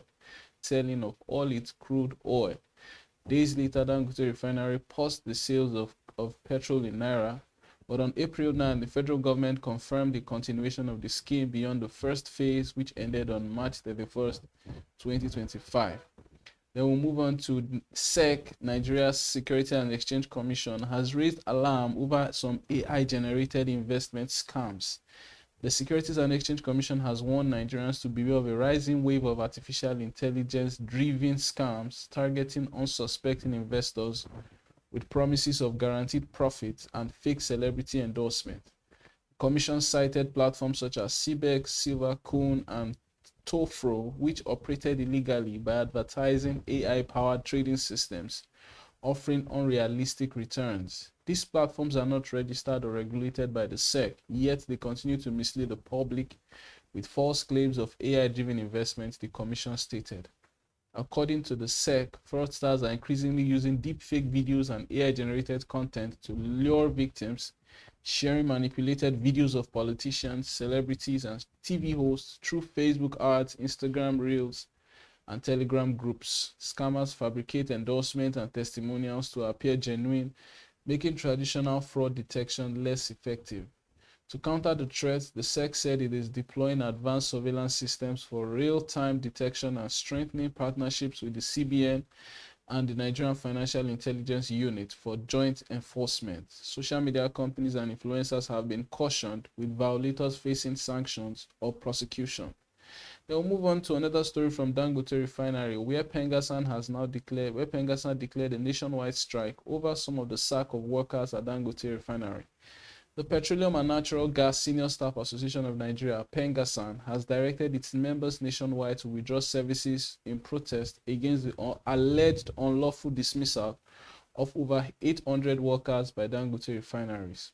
The directive, issued on Saturday after an emergency National Executive Council meeting, accused the refinery of violating Nigerian labor laws, the Constitution, and international conventions by sacking employees for joining the association. Pengasan described the move as an attack on workers' rights and an affront to organized labor. The union also alleged unfair labor practices at the $20 billion facility, claiming more than 2,000 Indian nationals have been hired while Nigerians were sidelined or dismissed. It warned that no company is above the law and condemned the displacement of local staff, which it said left hundreds of families in hardship. The strike was meant to go effective from 6 a.m. on Sunday, the 28th of September. According to the release by Pengasan, they said members will halt control room, panel, and outfit operations with office workers to down tools from Monday. Pengasan vowed to maintain the strike until the sacked workers were reinstated. Then we'll move on to Champion Breweries, that is targeting a 58 billion naira equity raise to finance the acquisition of Bullet. Champion Breweries is seeking to raise 58 billion naira through equity offerings to finance its planned acquisition of Bullet, the ready-to-drink energy brand. The equity component will be split between a 42 billion naira public offer and a 16 billion naira rights issue, giving both new and existing investors the opportunity to participate. This follows the company's August 20 announcement of plan to acquire Bullet's brand assets and intellectual property from Sunmark International. Bullet currently operates in 14 African countries, and this move will position Champion Breweries for an export market entry and stronger distribution leverage across the continent. Beyond this acquisition, part of the equity raise will support working capital needs.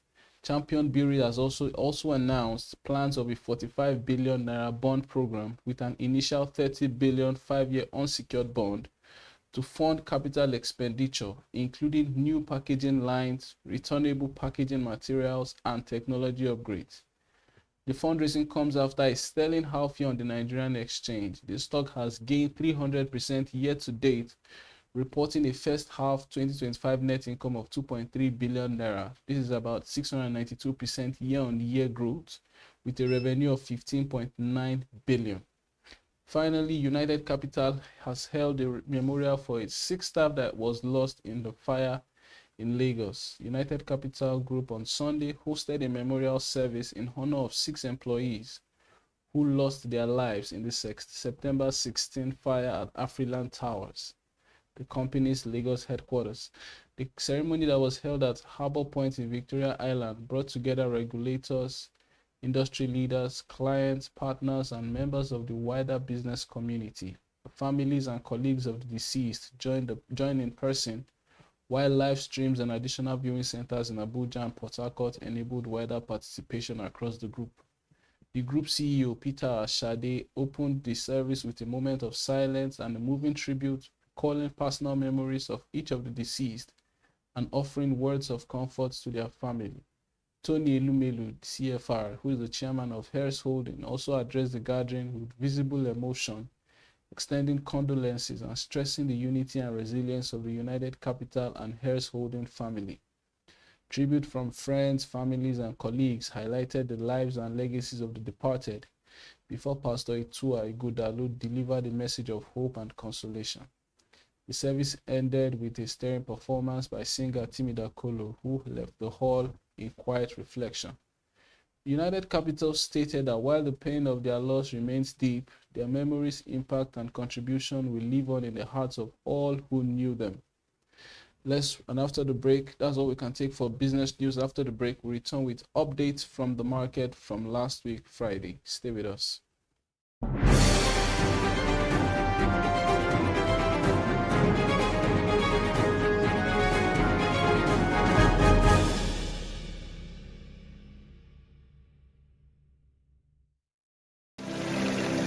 They say money never sleeps. Wake up to clarity, insights, and the stories driving business in Nigeria and beyond. From the heartbeat of small and medium enterprises to the pulse of national economic policy, this is where business meets perspective. With expert guests, real-time analysis, and stories that matter to you. We go beyond headlines to bring you the full picture. Join us every morning as we break down the numbers, decode the policies, and spotlight the people shaping our economy. This is Business Money.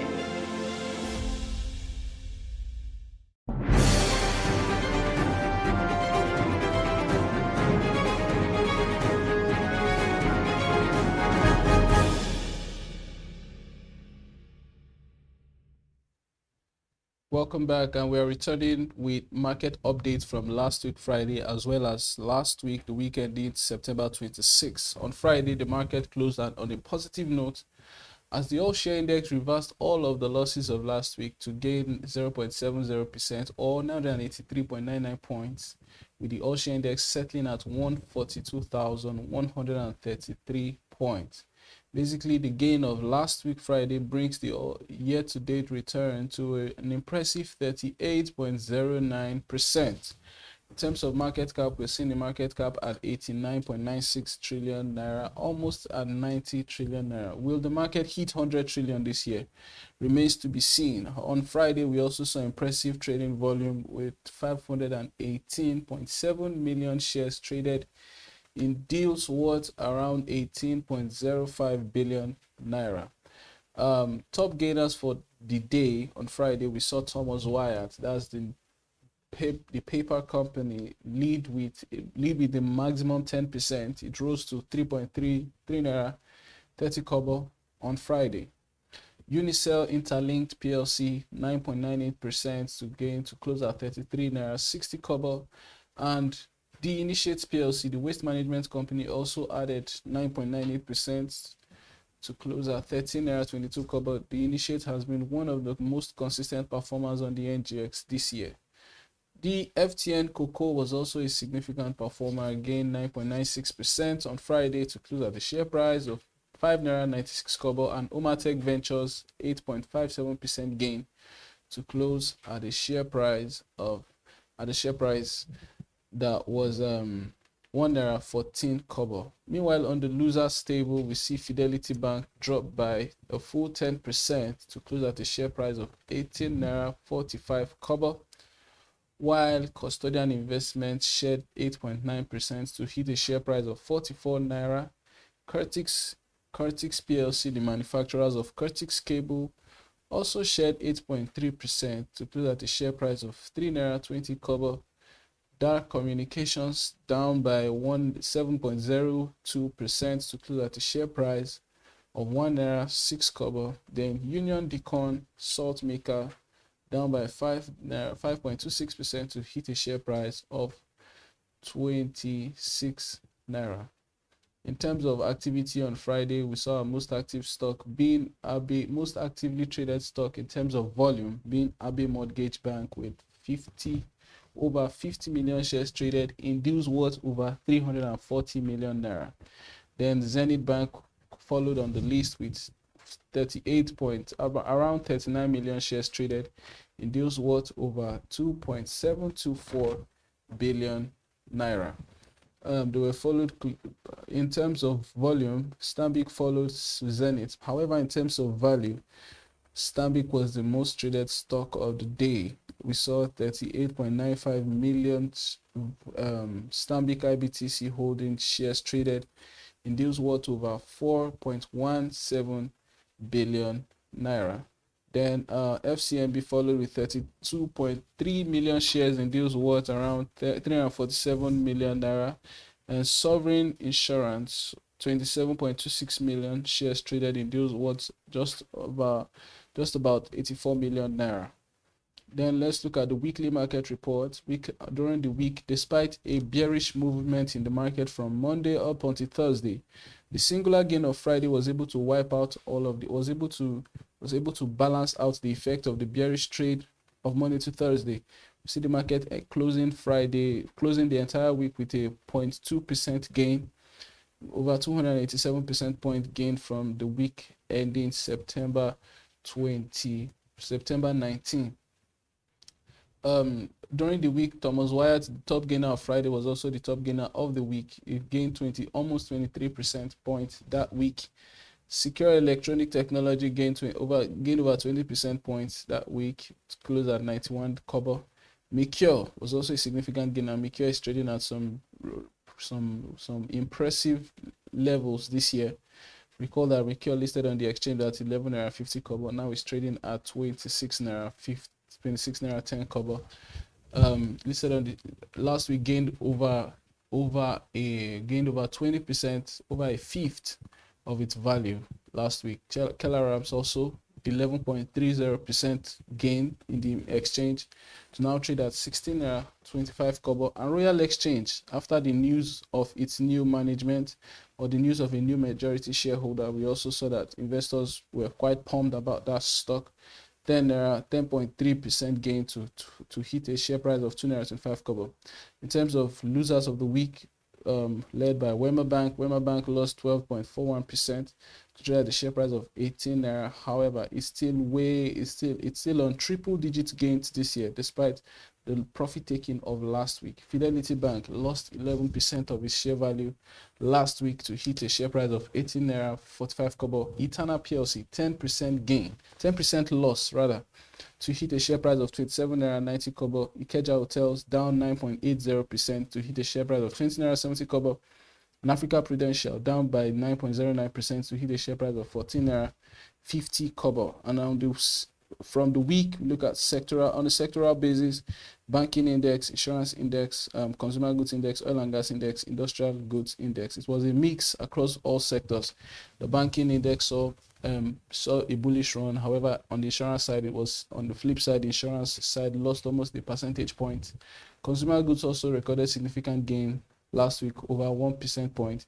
However, oil and gas continued to slump, and it's not far-fetched why oil and gas stocks have not gained a lot of favor with investors this year. 1.62% decline, and industrial goods 1.33% gain on industrial goods. Now let's close for the Nigerian market and look over at the US and the global market. On the global markets, and when you look at the US exchange on Friday, we saw a 65 basis point gain in the Dow Jones index, as the US market is hyped up. Investors are hyped up about the US market.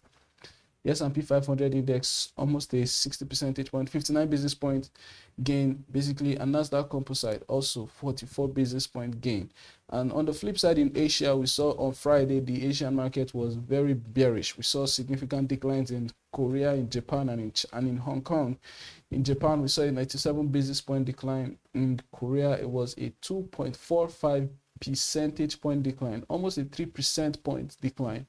And in Hong Kong, it was over 1.35 percentage points. Then we switch gears to Europe. In Europe, we track London, we track France, and we track Germany. On Friday, we saw all of these stocks follow suit with the US market. 77 basis point gain in the FTSE 100, 97 basis point gain in the CAC 40, and the DAX index we saw an 87 basis point gain. That's for Germany. The DAX index tracks the Munich Stock Exchange. Now let's look at the currency side. On the currency side of things, the Naira was up and up last week. We saw the Naira close at 1,486 Naira to the dollar on Friday, against the Euro 1,739 Naira to the Euros, and against the British Pounds 1,992 Naira to the British Pound. Some of the highest gains we've seen in the Naira this year. And that's all we can take on economy and markets on Business Day TV. I remain your host, David Olujimi. Keep watching Business Day TV.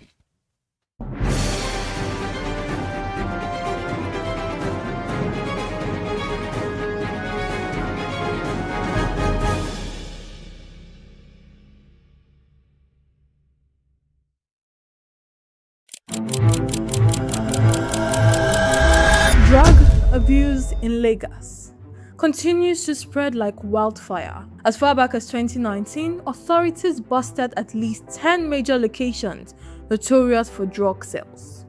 These include Ikotun, African Shrine, Oshodi, Abattoir and Akerele Streets, Mushin inside Ojuwoye Market, Ajegunle, Ijora Underbridge, Makoko Otu and Odumara, Akala Street, and Pate Street. By 2022, the NDLEA described Lagos as the biggest hub for cocaine and cannabis use in Nigeria. More recently, a 50-year-old woman faked pregnancy to traffic 1.3 kilograms of cocaine, but was intercepted by the NDLEA. That is just one example among many. The trafficking of drugs in Nigeria is as old as the practice of medicine itself. It remains a closely knit yet highly accessible trade, especially for today's youths. Statistics reveal that 14.3 million Nigerians are affected by drug abuse. 1 in 4 high-risk users have been arrested for drug-related offenses, ranging from possession at 73%, theft at 12%, sex work at 5%, burglary at 4%, and shoplifting at 2%. There's a common saying that maybe it's from the Holy Scripture, which says that an idle man is a devil's workshop.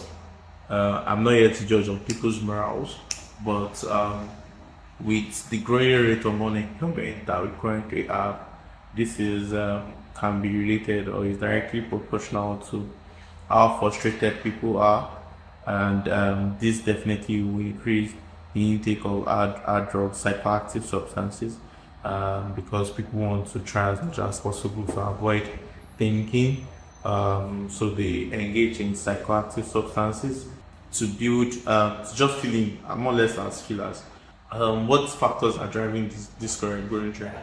Unemployment, frustration, not being able to meet up with what people want to meet up, or maybe with the current timeline they have created for themselves in life. So this can be one of the reasons why this is a growing trend. The use and sale of hard drugs is tearing at Nigeria's social fabric.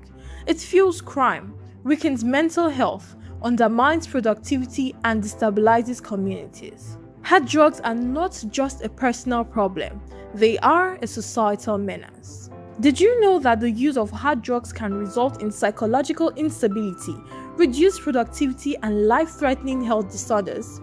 For instance, tramadol abuse is strongly linked with paranoia, hallucinations, depression, and even suicide. The connection between drug abuse and psychiatric admissions in Nigerian hospitals is alarming. Beyond the users, families also bear the weight, suffering financial drain, neglect, and broken homes. Dr. Usman Bugaji once said, "At the moment, hard drugs are the greatest threat to Nigeria's survival. For the country to survive and thrive, the menace of drug trafficking and consumption must be addressed squarely. It is a national emergency." Remember, hard drugs are not just a personal issue, they are a family and societal menace. This is Amanda Emasibue, reporting for Business Day Television.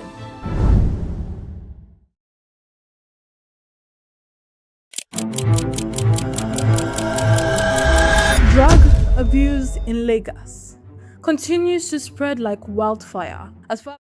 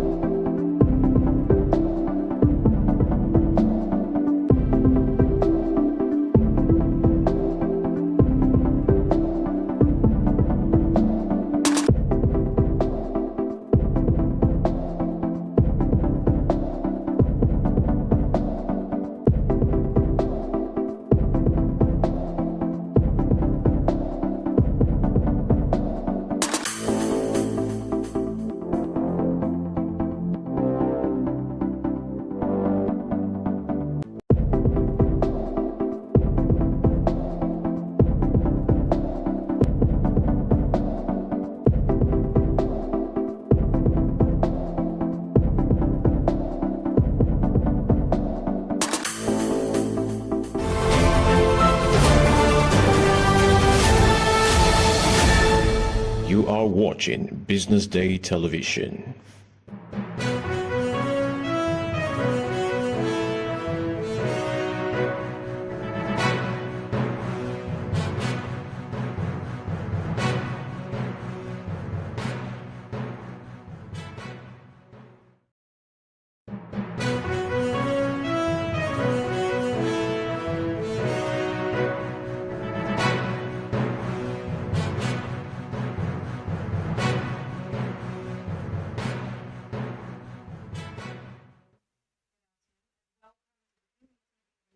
Noon.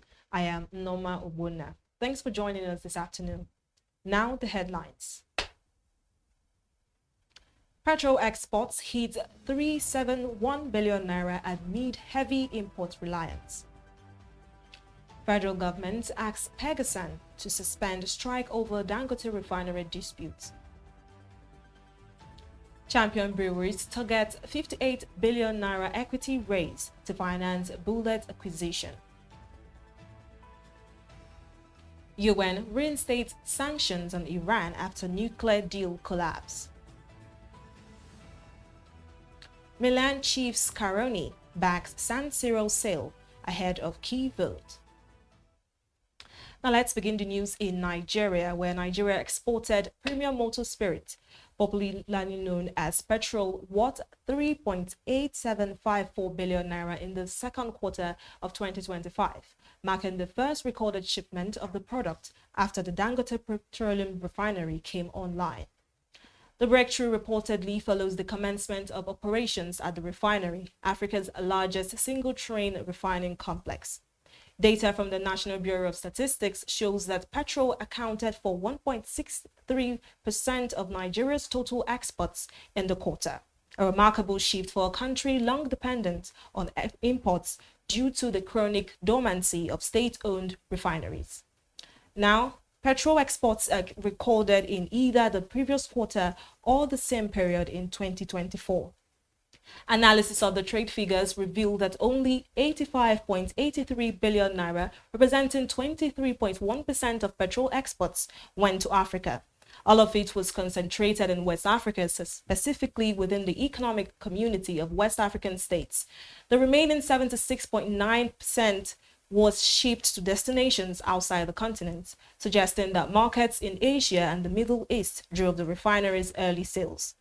Within Nigeria's regional export mix, petrol represented 2.89% of shipments to Africa, 4.36% to West Africa, and 4.45% to ECOWAS. Globally, while ranking as Nigeria's 9th largest export in the quarter 2 2025. We're now joined by our in-house analyst, Abubakar Ibrahim, to analyze what increasing petrol exports mean for Nigeria. Welcome, Mr. Ibrahim. Thank you for having me. So what is driving this export? Well, for one, you've literally talked about some of the pointers that are driving that, because since the commencement of Dangote refinery, we are literally trying to move from being a net importer of refined petroleum products, say petrol, diesel, jet fuel and the likes, to a net exporter. And that's what you're literally seeing now. Though the percentage is small, but it's a step in the right direction, saying that we've done 1.6% of total exports in the second quarter. So we should be expecting to see figures higher than that in the third quarter, and then for it to become a norm in Nigerian oil and gas space. So this is literally the driver, the commencement of operation at Dangote refinery. What do you think this means for our economy and Nigeria as a whole? Well, for one, you and I know what the FX is talking about now, and that's basically because we do more of export in dollars in FX than more of imports in FX than exports. And now with this development, it means that our export figure will be dropping. Our imports figures will be dropping, especially as concerns refined petroleum product. And we'll now be having exports from the Dangote refinery in terms of petrol, PMS, and also polypropylene. And that's some of the things that we're seeing coming out of the refinery. And for one, job creation, Then secondly, FX, it helps with Nigerian issues. Probably you see Naira to dollar coming down, and then the Naira growing stronger. So these are some of the things I feel, or I see these developments, giving to Nigeria. So outside of everyday Nigerians, who else do you think is a major beneficiary from this particular issue? So I'll break it down into three. So first of all, Dangote Refinery, being the organization doing this, making this happen. So they will gain because now they are moving towards other countries, West African countries, even Asia. So there was a product that they moved to Singapore. And then also this month, we reported that Dangote Refinery is also exporting petrol to the US. That's not in this report. So you could see that, for one, the organization, the Dangote Refinery itself, is gaining. Then secondly, the federal government or the Nigerian government as a whole, the pressure to want to make sure that the Naira is going stronger is already being taken care of by this institution, by these plants that came on stream last year officially. So then the average Nigerians also, because if you and I are trading dollars to Naira at 1,490, this is a development that will probably bring it down a little bit, and then you see a stronger Naira, then a stronger purchasing power. Okay, thank you so much, Ibrahim, for your input. We'll now be moving on to another story. The federal government has appealed to the Petroleum and Natural Gas Senior Staff Association of Nigeria to suspend its planned nationwide strike over its dispute with Dangote Refinery. The Minister of Labour and Employment, Mohammed Dingayadi, appealed in a statement in Abuja yesterday, noting that the ministry has already initiated moves to reconcile the parties to prevent the crisis from escalating. Dingayadi appealed to both parties to be mindful of the importance of petroleum sector to the country, being the core of our economy, adding that strike will not only lead to heavy revenue losses for the country, but also cause more hardship and difficulties for Nigerians. The minister urged the union to withdraw its strike declaration to allow the federal government to mediate in a peaceful atmosphere. Still on, Champion Breweries is seeking to raise 58 billion naira through equity offerings to finance its planned acquisition of Bullet, the ready-to-drink brand.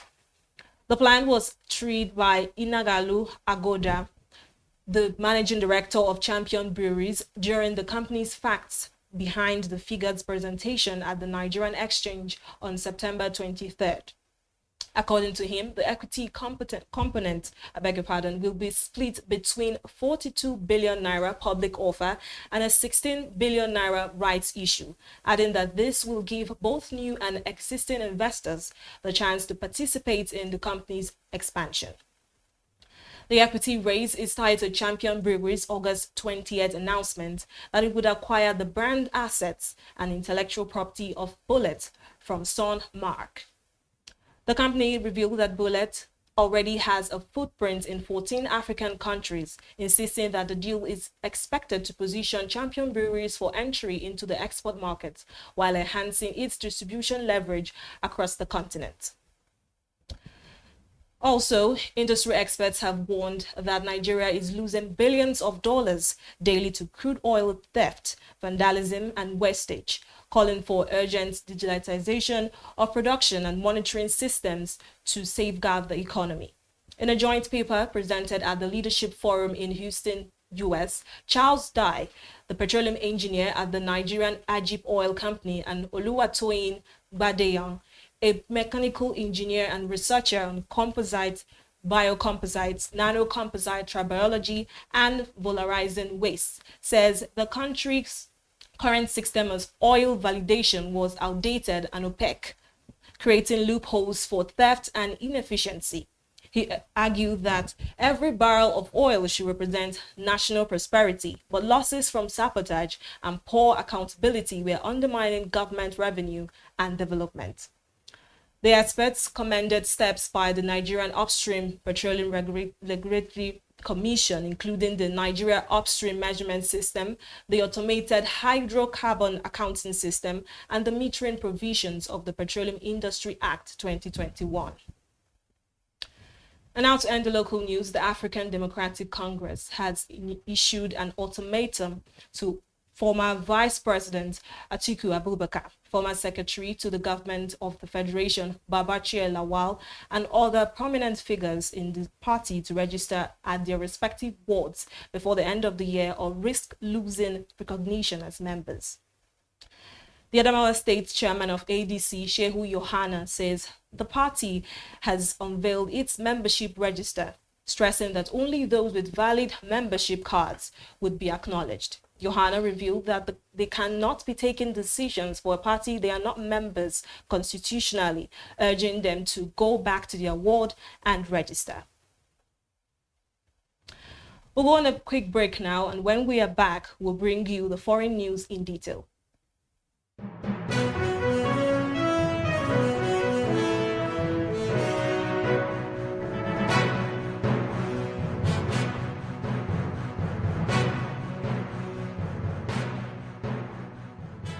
Meet Monica, your all-in-one financial solution. Convert crypto to Naira at juicy rates anytime, anywhere. Enjoy fast withdrawals straight to your bank. Buy airtime, data, and pay bills in seconds. No stress, no delays, just seamless transactions. Monica, the smarter way to move your money. Download now.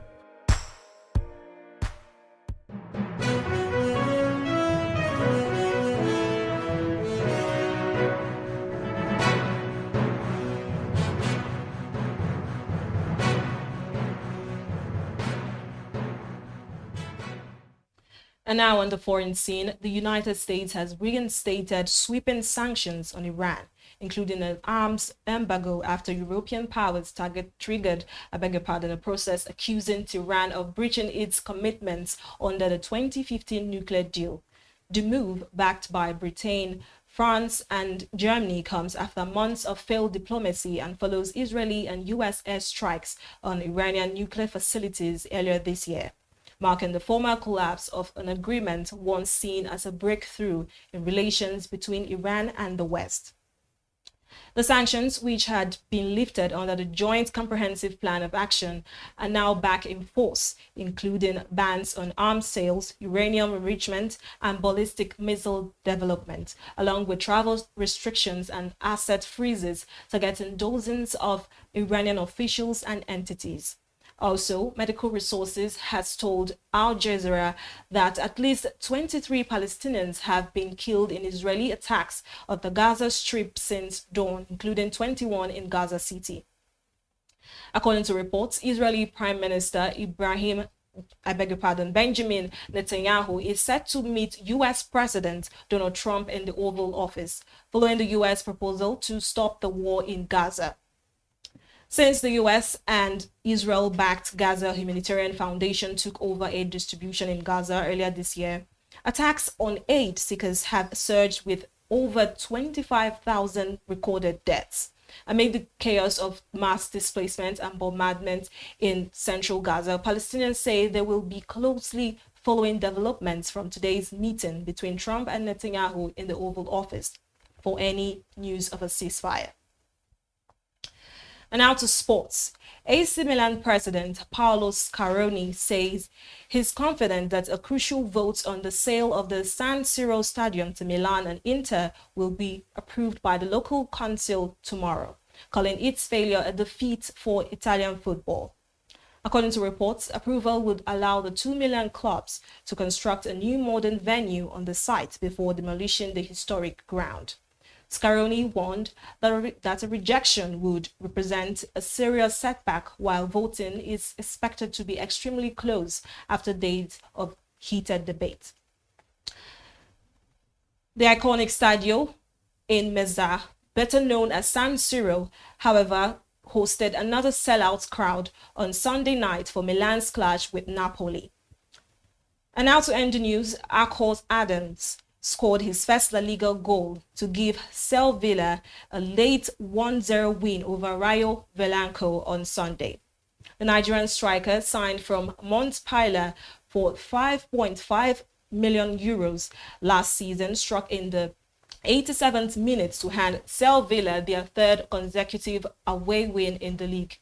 Adams showed his poacher's instinct, latching onto a cross from Jose Angel Carmano before firing past Stol Demestrivki to silence the home crowd. The goal ended a frustrating run for the 25-year-old, who had yet to find the net for Las Rojiblancos since his arrival in January due to injury.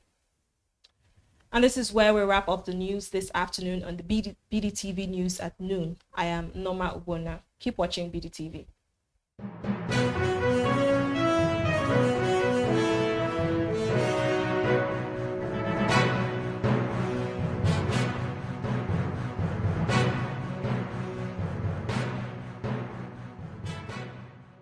Meet Monica, your all-in-one financial solution.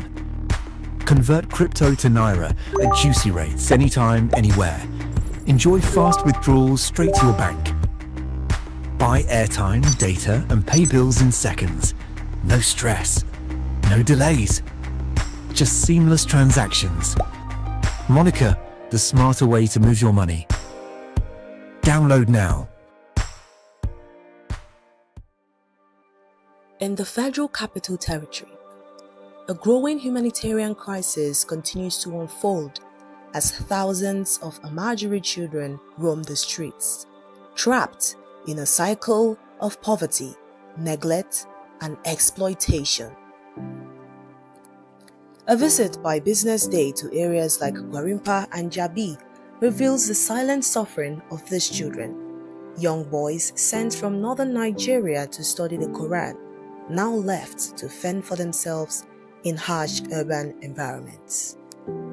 The Amajiri system, which dates back centuries, was originally a community-based Islamic educational practice in northern Nigeria. Under this system, young boys known as Amajirai were sent to study under Islamic scholars, often far from home. Traditionally, the local community supported the scholars and their students, but over time, economic pressures and the erosion of social safety nets have transformed this once respected institution. Today, many Amajiri children end up begging on the streets to survive. Ahmed, a 15-year-old Amajiri from Zaria, Kaduna State, shared his story with Business Day television. Sunana Ahmad. Shekaranka nawa? 15. Yes. Ina kake zama? Ni nan gidan Bolan Daji. Gidan Bolan Daji. Okay, kai da wa kake zama? Ga su nan tare da yan uwana da ugana. Amma iyayenka suna nan? Eh, babana bi nan. Ya rasu. Suna Abuja nan? Ah. Ina suke? Zaria. To ya ka zo nan Abuja? Kudin na ne ma na zo nan. Okay, daga Zaria ka zo nan? Eh. Kwana nawa kake Abuja nan? Kai shekara nawa Abuja? Ko rabin shekara ban yi ba nan. To in kai ciwo ya kake yi? Kana zuwa asibiti ne? Ko kuma kana zuwa ina ne ka samu ajiya? Kai kaman kai ciwon shawura. Yare kemis nake zuwa. In je in sai magani. Na saya sai in sha. Me kake yi? Ni bola. Eh? Bola. Okay. Nawa kake samu a rana? A wannan sai sati muke auna. Okay. Nawa kake samu? 10,000. 10,000 a rana? A sati. Okay, a sati. Kai ne kake da biro din? Ko kana haya ne? Ina bugu ne wannan. Oh, okay. So ya kake yi? Bola muke bi. Sai ka je ka sai da shi. To me kake so gwamnati ta yi maka? Ta taimake mu daina wannan abin da muke yi. Mu koma wajen iyayen mu lafiya. Okay. Kana zuwa makaranta? A'a. Kana sana'a ne? In an ce ka je makaranta yanzu ka je? Ka taba zuwa makaranta? Allo da Islamiya ba. His experience is all too common. Without proper supervision, education, or welfare, many Amajirai become vulnerable to exploitation and abuse. The FCT administration acknowledged the crisis in 2022, announcing plans to engage at least 1,000 street children in vocational training programs aimed at economic empowerment. However, progress has been slow, and many children remain outside the reach of any meaningful support. In November 2024, the federal government launched the Back to School initiative targeting Amajiri and out-of-school children in the FCT for enrollment into formal education. While the initiative marks a positive step, gaps remain in quality education, consistent funding, and holistic support. We want to learn skills, said Salisu, a 14-year-old from Kaduna. With skills, we can earn a living and not have to beg. Gwamnati suna su taimake ka, me kake so a yi maka? A kalle ni mana. Ko kana jin kunya ne? Eh? Ko me kake so gwamnati ta yi maka?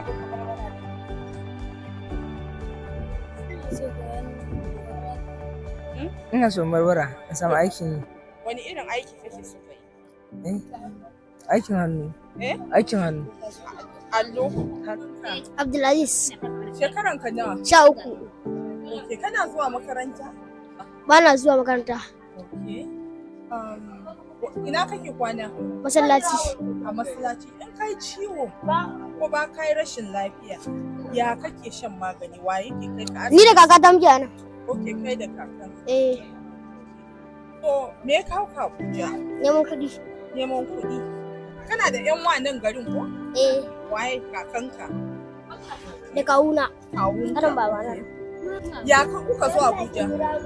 Eh? Ya kuka shigo Abuja? Ta yaya kuka shigo? Kun shiga mota ne ko mun shiga mota. Okay, daga Abuja daga Kano zuwa. Daga Kano zuwa garin nan. Okay. Daga me kake so ka zama a gaba? Ni. Likita. Likita? Eh. Ko ba ka zuwa kana so ka zama likita muke daga ina ka fito? Jigawa. To me ne kake yi? Bola nake bi. Me kake so gwamnati ya yi maka? Ne nake so ta mun. Talla. Wata kai ni gida. What these children need is not just access to classroom, but also training in employable skills and economic inclusion. As the nation's capital grapples with the consequences of a broken system, the voices of these children demand attention, not just pity, but policy. Their future depends not on charity, but on a coordinated effort to restore dignity, education, and opportunity. Haruna Ibrahim, a respected Islamic scholar, emphasizes that the Amajiri system was never intended to involve street begging.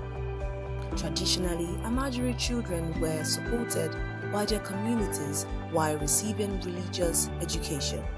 However, due to current economic challenges, many now beg out of necessity rather than as part of their education. Ibrahim advocates for urgent reform by integrating Islamic and Western education to improve their future. He also acknowledges positive initiatives such as efforts by the National Commission for Amajiri and State Programs in Kano, which aim to combine spiritual learning with practical skills. You know, in Islam, our Prophet Muhammad sallallahu alaihi wasallam, the first revelation he got was Iqra, means read, seek for knowledge. So the Al-Majri school can be traced to that history. It is in the pursuit of Islamic education that whoever is going to seek Islamic knowledge is called Al-Majri. But in the Nigerian context, it has been divided into two categories, I can say, because those who are beggars on the street, most especially from those who are at poverty level, that is those who are adult, you cannot categorize them as al-majri because they are just beggars. because they are not seeking Western Islamic education. But when you talk about Almajiri, it's just teenagers who are very young and their parents send them out in the communities to seek for Islamic education. That's what we call Almajiri. And it dated back even pre-independence. So people seeking for Islamic knowledge, even if you are at your home, you are called Almajiri, because begging is not part of being Almajiri. Begging is different matter at all. But seeking knowledge is what is called Almajiri. And it started from a younger age, when while some, unfortunately, some of those small children doesn't pursue the Western education at an early stage. But in a nutshell, seeking for Islamic knowledge is what is called Al-Majri, who is doing that. You know, when in the olden days, it was not a problem because of economic factor. That time everybody is well-to-do. You can go to any place, you will be sure of where you will eat, where you will drink, where you will sleep. But because of the economic condition we found ourselves in, the system of sending small children outside their immediate families to go and seek for that knowledge become very difficult. And unfortunately, most of our parents, some may not like to adapt to the changing situations. Because if the economy changes, it means you have to change your style of living. You cannot send your child now outside where you are not sure of his clothing, you are not sure of his health, you are not sure of his basic need. That's why the problem comes in. I can personally say it is an economic problem from the parent, but not seeking the knowledge itself. And the federal government has introduced what we call the Western education. And instead of those guys, small children, to combine the Western education and the Islamic education, most parents, maybe out of ignorance, ignores that and send them to only Islamic education without combining it. And the society is changing. As the society changes, we have to adopt and make sure that as you are privileged to get the Islamic education, which is Al-Majri, you also have another privilege to combine it with Western education. Yes, all of us have a role to play.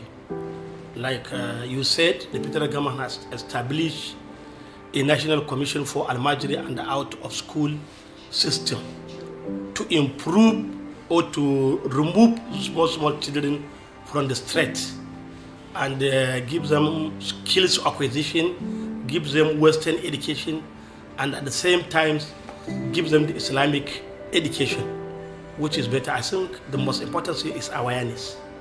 We need to create awareness for both government, for the society, and for the parents themselves. Because all the time, those children need to be accepted, not rejected and totally condemned. They are part of the society. The media, they are supposed to educate public that the federal government has now established the commission, which is good.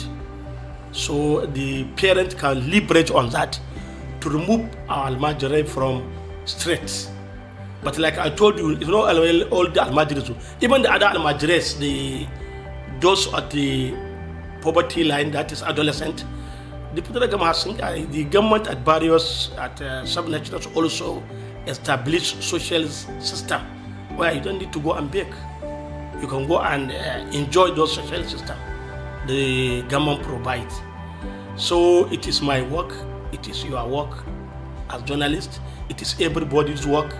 And we have to continue to create awareness for both the scholars, for the parents, that there is nothing bad in acquiring the Islamic education, but let us combine it with Western education, because if you do that, you have two double advantage. You know, that's what we call, you can write from left to right and right from left. So it means you are getting advantage. And you know, because of that is what we call exchange of knowledge. If you are doing Western education, it will assist you in Islamic education and vice versa. So it's everybody's role. And we cannot say we can totally remove it at once. It is a gradual process. It is a gradual with education, with commitment from government, with public awareness, with parental awareness, with time. By government establishing this, I think the problem of Al-Majri may be a sin of the past with time. But it will take some time to do it, because we need to educate the parents themselves on why they have to combine it and get certificates, so they can be employed after the school. Then we have to educate the parents themselves, and the government empowers them also. And even like in Kano, where they have a lot of those schools, I know that government at the state level, government is supporting those Al-Majri schools, maybe with uniforms, with this, and they are trying to collaborate with at the national level with the National Commission for Al-Majri and out of school children to better the system.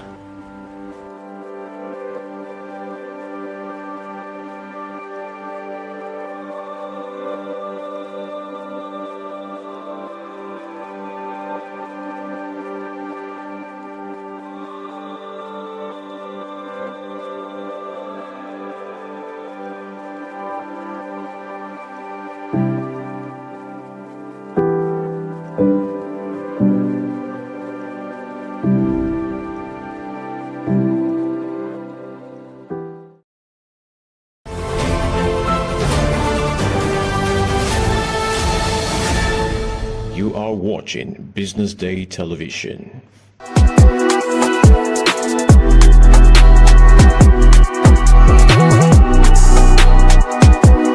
My name is Supertosh, aka Whiskey, but my full name is Omotosh Samson Kayode.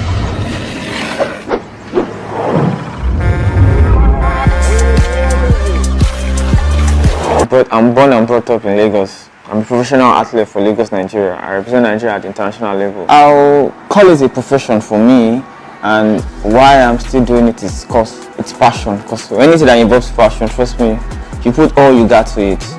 So I've been doing it for like a decade now, and I'm still pushing, you know.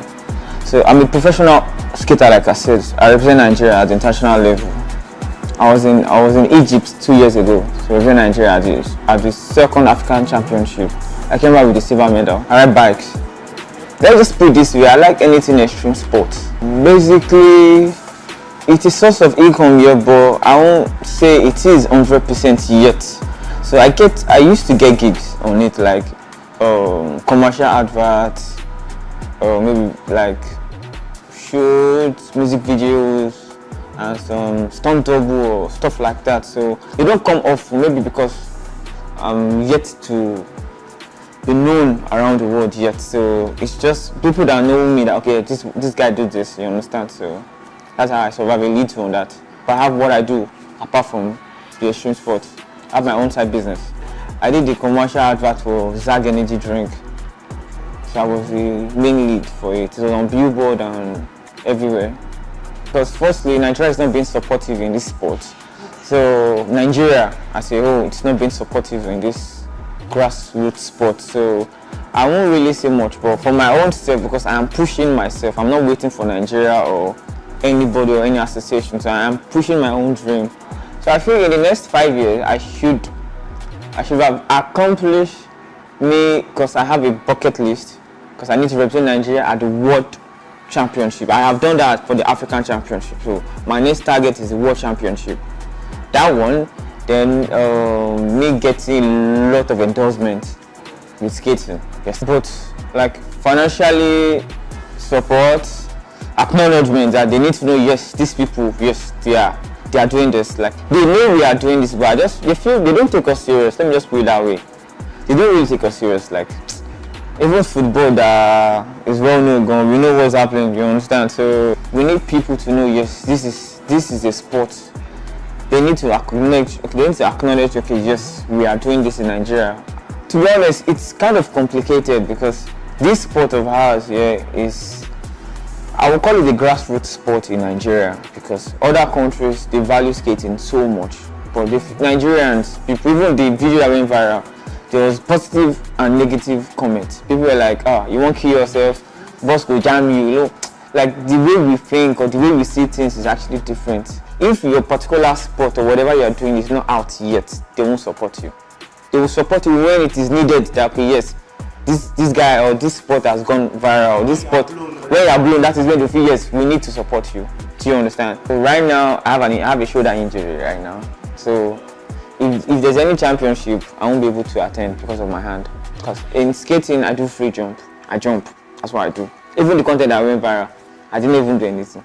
Like, I never even see anything. Like, it's just like out of 100, you people just saw just one, and everyone shouting like, wow. Like, so I'm like, I don't do anything. I just moved. Like, you guys haven't even seen the aggressive part of me. It's just the movement and the talking part. So right now, my shoulder has been hurting me for like a year plus now. So I can't really do any extreme stunts that I used to do, because normal, I love to do anything extreme sport, like anything, you know, anything action, that's me. Do you understand? That's why they call me risky, because I like to go extra. So this shoulder has been disturbing me, so I think that is like one of the, for my family, I have nobody's into sports. Like, they don't really, even when I was doing it then, my parents didn't really want to support me because I felt, it's very dangerous. Skating on the road, busy road, with all these crazy drivers. No, I beg you, no. But I felt, no, I want to do this. I started 2011. Yes, 2011. Started skating 2011. There was no instructor for me, so I get to know skating through my uncle. So my uncle, he used to dance, he's a dancer, so he saw the skating. We were all together at the basketball court, and some skater just came in, and I'm like, wow. He fell in love with it, so do I, but there was no fun for me to get the skating shoe, but he had some fun, so he got the skating shoe, he was doing it. Then me, I helped him to hold the slippers and bag. He go the skate, I go the pursue and say, maybe when I get to the spot A, to move from spot A to B, I will run again. Good. So I was just like, but I just wanted to like learn this thing. So after his own freestyle, doing his own show off to the world, then when we get back home, I will not carry the skate.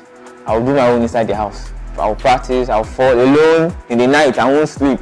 My elder brother used to give me Christmas allowance then. I think it was like 12,000 naira. Then I carried the old 12,000 naira to go and buy a skating shoe. And the skate shoe I got was even bad, because I don't even know what I do. I shall buy it, I shall use them, manage. So I got money to get a new one, and like that I keep on practicing. Then there's a lot of skating.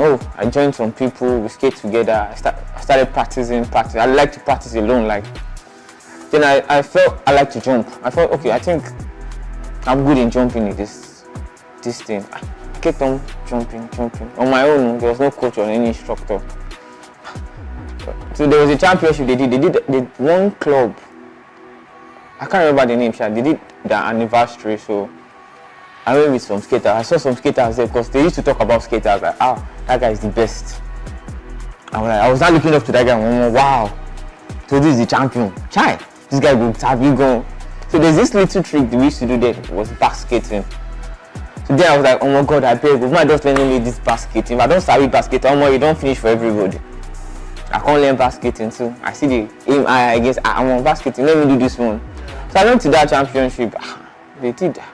Me too, I took part of it. I collected like a medal. That was my first medal. I think I took third. Even the medal came with an injury. I fell down so bad, but I was so happy that yes, I won a medal. So from there, I entered school. Then my school section, I think my school section was one that brought the beast out of me, because I had time. After my classes, I'm on my blade, from blade to school, from school to blade. That was just literally what I was just doing. I had no time for any other thing. It was just my skating. So now people was not getting interested about it. They like to see me skate. Then I was jumping cars, like when people were watching me, so that was even giving me more vibe or morale to do more. So I kept on. I passed my limit. I was like going hard, like there was no limit for me. I felt I can do this. If I fall, I'll stand up back again. So that fear was not even there at all. So I was just eager to like do. So from there, I was now going for a national competition. I'll go to Ilorin, I'll go and compete. I'll come back with gold medal. I'll go to Asaba, I'll collect medal. Anambra, good medal. So I was just going like see, I'm just going to pack the medals. Like that. I had about plenty medals. Then okay, let me now go out of Nigeria. Then the first one was Cotonou. So they were to go. I wasn't part of the national team at first. Then I was like, oh, I wanted to, because I knew I was good at it. And they told me about the championship in Egypt. I'm like, Egypt? I would love to go, but Nigeria will know. I'm not sure we have sponsors. So they gave me the fund. They supported me. I went to Egypt. I was the only one. Other countries came with about 20 delegates. They were like, they were so organized. I was just me. It was just me. Like, if I look my side, I'm only me. Like the vibe was not there, but then I still tried my best. I will show them paper for you. I tried my best. Then it took first, but I didn't really stress. Why? Because they didn't really know I have an injury. So I didn't want to like say, because they would start trying to discourage me. Not even that. They might want to like discourage me. Don't go. I mean, I want this injury. I will do this thing. I will die here. So I took second shot with the silver medal. And that was something for me. Like that was like the first international medal I have. So I didn't even care that that period. I knew I can actually go extra with that guy, but I just didn't even want to stress. But I'm like, even this silver, because it's like my first time. So like, if they said I even thought I carried gun, it's still something, because I go and no disappoint. I come from Nigeria, I collect something to come back. So don't let me even stress. I beg. I am pleading to. I won't say. I don't know if it is Nigeria Sports Council or anybody who think they can actually support skating as a sport in Nigeria. Please. There's a lot of athletes in skating, especially in Lagos, Nigeria, but we lack fund. We need support, we need sponsors. Please, don't let our dream just go down like that. We are passionate athletes. We are really good in this sport. We are really good. Like, trust me. There's a lot of, I don't know how to use, I don't want to use the swear word, but there's a lot of insane guys that yes, they will execute, they will perform it well, they will do it well. Please, we just need support, sponsors from private company, we just need support, that's all we need.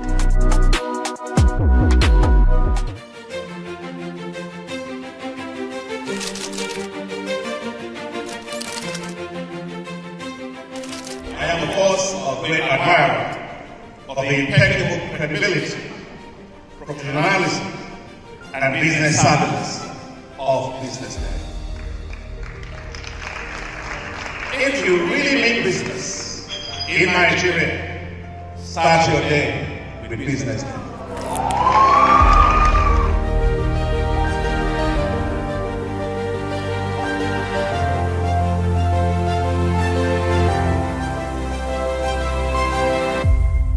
BusinessDay is West Africa's leading provider of business intelligence and information, delivering premium content across diversified media platforms, including online, mobile, and print.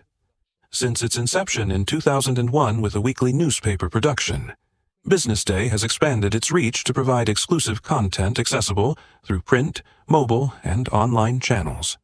Our premium offerings are further enriched with syndicated content from esteemed sources like the Financial Times, The Economist, and the Harvard Business Review. At BusinessDay, our mission is clear: to be the foremost provider of business and financial content, empowering readers to make informed decisions in Nigeria and Africa.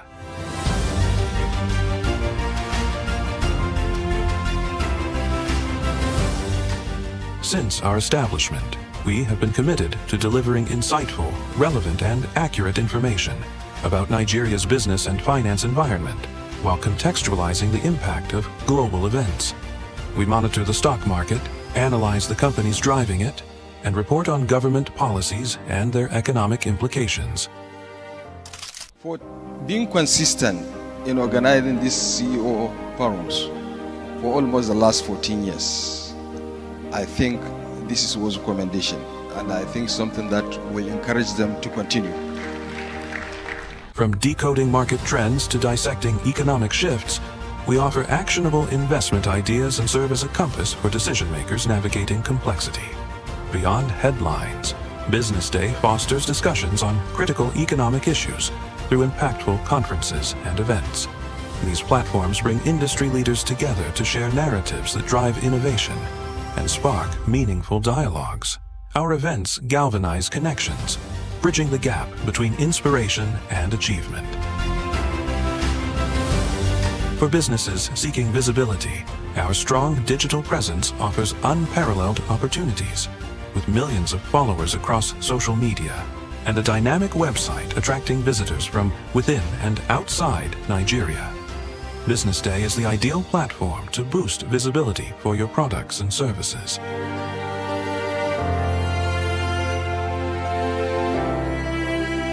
If you're looking for in-depth analysis and expert opinions on Nigeria and Africa's business landscape, Business Day is your guide.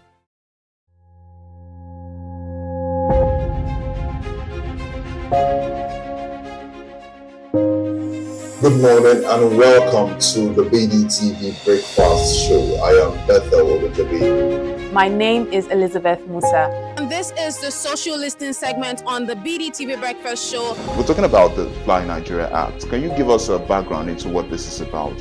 We are here today on the streets of Lagos, Nigeria, to gather opinion about a pressing issue. I will look at the cost of petrol. We get very Nigeria with the suffer. The income is not really increasing, but the prices of items are increased. Nothing like service again. No. You only pray for that money to reach you that month. There's a lot of high pressure, a lot of stress. There's a lot of high targets to be met. I was quite strict. In my mind, I said, looking for my hand, my picking will spoil.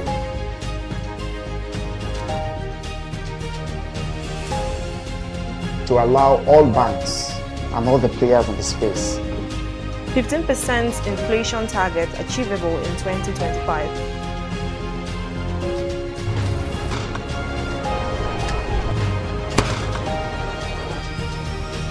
The command and vision philosophy of both the Chief of Defense Staff, the Chief of Army Staff, and indeed all the service chiefs.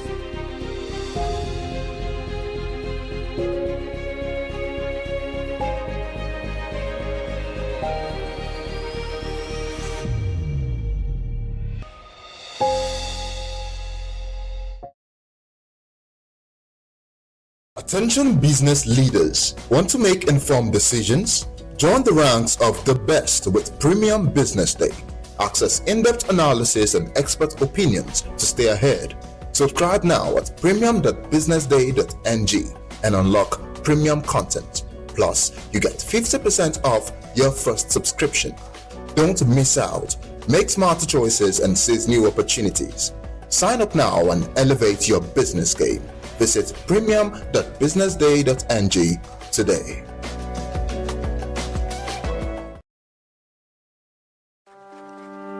Nigeria celebrated National Identity Day in Abuja, organized by the National Identity Management Commission. The event highlighted the importance of digital identity for security, inclusion, and national development. President Bola Tinubu, represented by the Secretary to the Government of the Federation, George Akume, praised NIMC for enrolling over 126 million Nigerians and clearing a 2.5 million backlog. He said the NIN-SIM linkage had reduced fraud, improved national security, and made NIN central to services like pension, healthcare, student loans, and elections. We are today united in spirit and purpose to celebrate this year 2025 National Day of Identity. I'm supposed to recognize the exceptional leadership of Engineer Dr. Abishoye Koka Odushote the Director General and Chief Executive Officer of the National Identity Management Commission. In just over 1 year, she has transformed NIMSI into a world-class institution through innovation, discipline, and vision. From clearing backlogs that once frustrated citizens to expanding enrollment nationwide and in the diaspora to safeguarding our systems with global security standards, her impact has been both profound and enduring.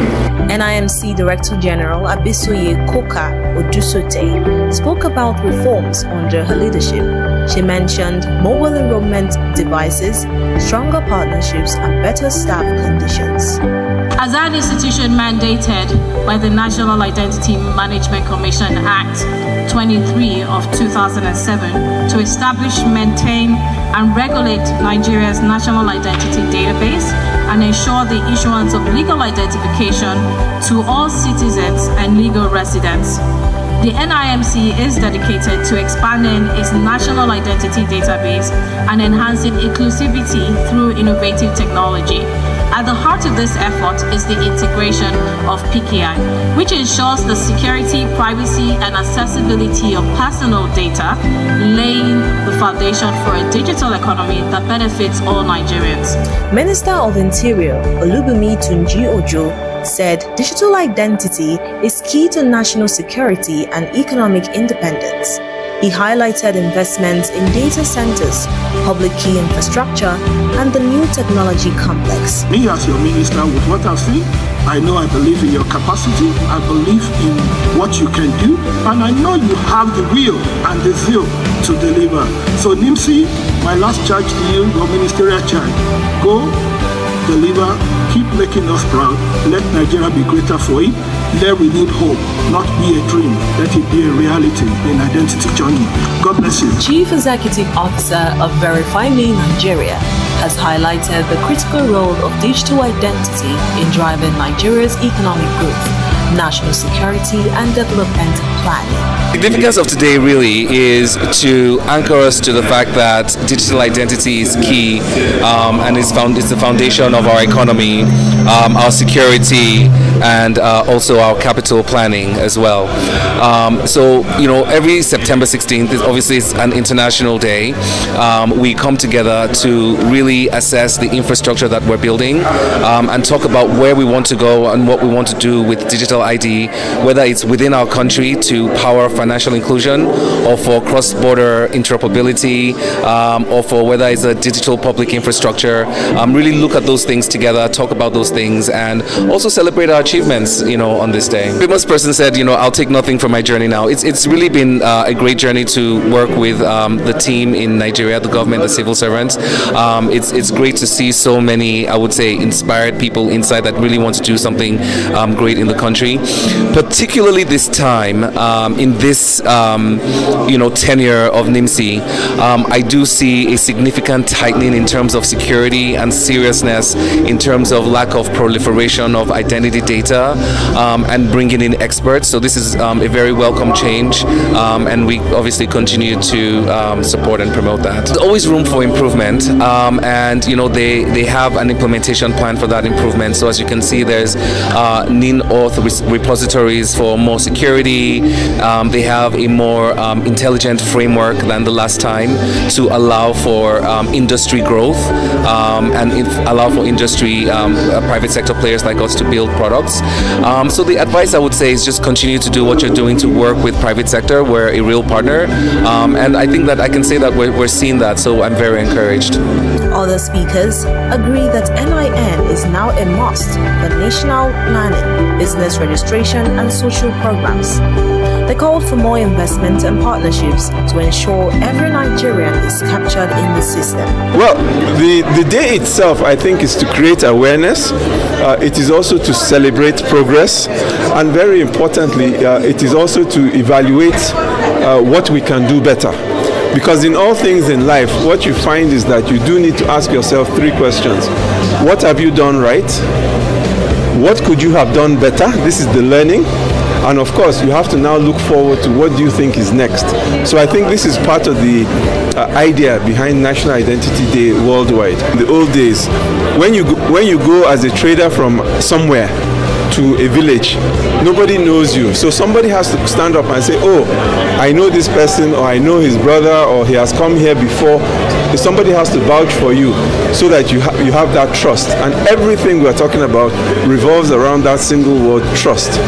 Now, in the modern era, if you have a trader in Malumfashi and another trader in Kigali, Rwanda, certainly they may not be able to meet. So you need a different mechanism, and that mechanism is the PKI. And the way it works, think of it like a padlock with two keys. You have a public key which allows any of us to create the message and lock the message so nobody else can see it. But no other person except the person with the private key, one single key, can unlock and read and receive the message. And that way you enable trust. And again, it's back to what the underlying purpose, very similar to NIMSI's underlying purpose, which is, are you who you say you are? I will not trade with you if I'm not sure about you. Neither will you trade with me if you are not sure about me, and so on and so forth. The regulators need to do a lot more in terms of awareness. That is given. And then also the citizens need to do a lot more in terms of listening. It's not that the awareness campaigns are not there. It's just that people tend to prioritize convenience over security, which is it's just a natural way of doing things. But it's important for every citizen to understand that once you expose yourself digitally, you never know where your records will end. We've had instances, I'll give you an example of people who have taken nude pictures, for example, and say, oh, it's in my phone. You don't know where your phone is going to end up with. You don't know when your phone is going to get missing. The same thing also, to have that kind of awareness whenever you're dealing with the digital environment. If you're putting out your personal data out there, ensure that whoever is taking your personal data has some form of responsibility on how to manage your personal data. And if you're uncomfortable about how your personal data is used, maybe for example you give it to company A and all of a sudden from nowhere company B contacts you and you don't want the contact from company B, don't just ignore it, because it's going to continue escalating. Complain about it to company B, and where you find out that company B has done nothing about it, complain to the appropriate authorities, and in this instance the Data Protection Commission. So it's important for us to understand that your footprint on the internet hardly ever goes away, so you have to be careful where you put that your footprint and who manages that identity for you. By the close of National Identity Day 2025, the takeaway was, a secure and trusted identity system is Nigeria's pathway to opportunity, development, and stronger governance. Norma Obona for Business Day Television.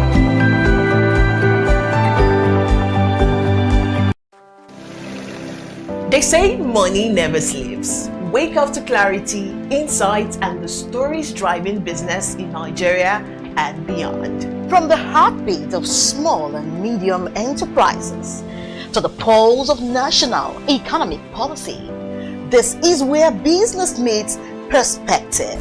With expert guests, real-time analysis, and stories that matter to you, we go beyond headlines to bring you the full picture. Join us every morning as we break down the numbers, decode the policies, and spotlight the people shaping our economy. This is Business Money.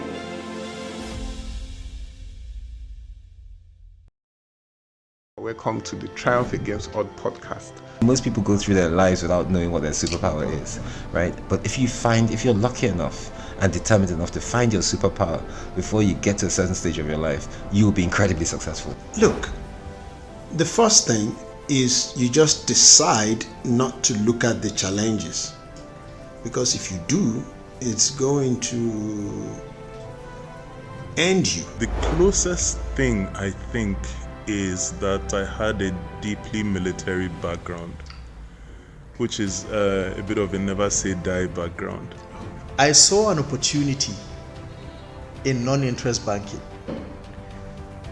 and I felt that the demand was there There was pent-up demand for it. People were yearning for it. And I felt that if we did it properly, if we brought in professionalism into it, and if we brought in our experiences, our various experiences from various backgrounds into it, that it could succeed. Very few people do that because very few people explore their superpowers. They just explore bread and butter issues. I need to eat, and Yes, there will be challenges. This is a very difficult business environment. The government keeps working on how to make business easier. The first problem to overcome is really just starting, right? We thought about this idea for over 2 years before we even took the first step. You cannot ignore this country. No, and to be from here, I think is an incredible privilege. Nigeria will be ascendant in my lifetime.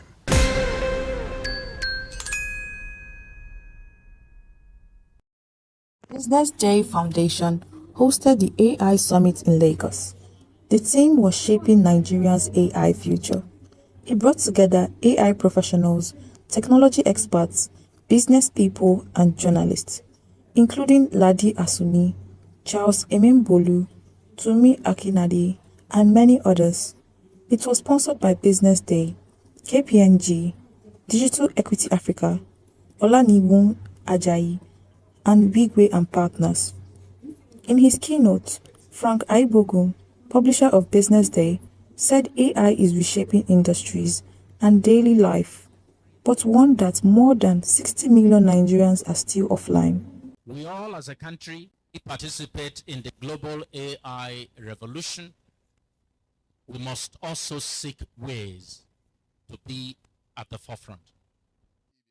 Ladi Asuni, partner at KPMG, explained that AI has been with us for decades, from face recognition on phones to YouTube recommendations. What's new, he said, is how widespread it has become. Tools like ChatGPT are now making governance and regulation even more important. When we talk about AI being on the horizon, I think it's important to really try to bring it home to saying, with all the possibilities that come with how AI is reshaping our lives, the question that really comes to mind is, what then happens if you are able to scale innovation without carrying everybody along? What's the impact of that? Or how do you innovate at scale without really having any guardrails around governance, around inclusion, or without trust? The first panel focused on innovation, governance, and partnership.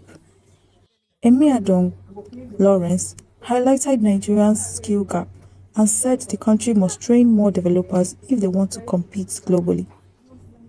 Tumi Akinade pointed to infrastructure as the backbone of AI growth, saying that without the right digital foundation, progress will be limited.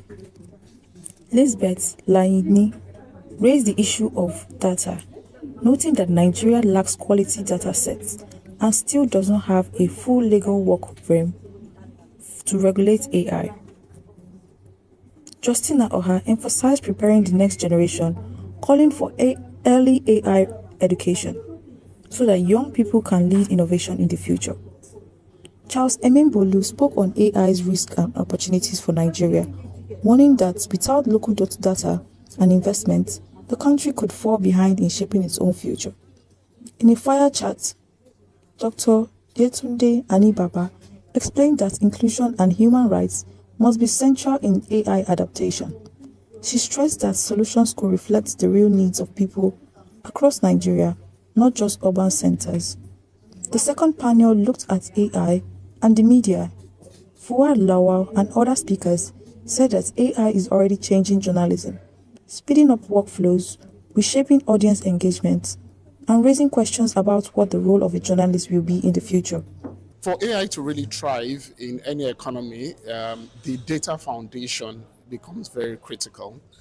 In addition to the data foundation is also the need for the infrastructure. We all know that AI, processing of data for AI is very resource intensive, it's technology intensive. Now, the three things that the regulator or government can really focus on, one is around our frameworks for open data. What's the framework within which organizations, government entities can safely share and collaborate on data assets to enable the development of AI that is suitable for the Nigerian or the African context. So that can greatly be enabled through open data framework. And we've seen this in different countries that are beginning to adopt open data policies. Secondly, it's creating investments around how to build our own data centers that would enable or lower the costs for organizations to really make those AI investments.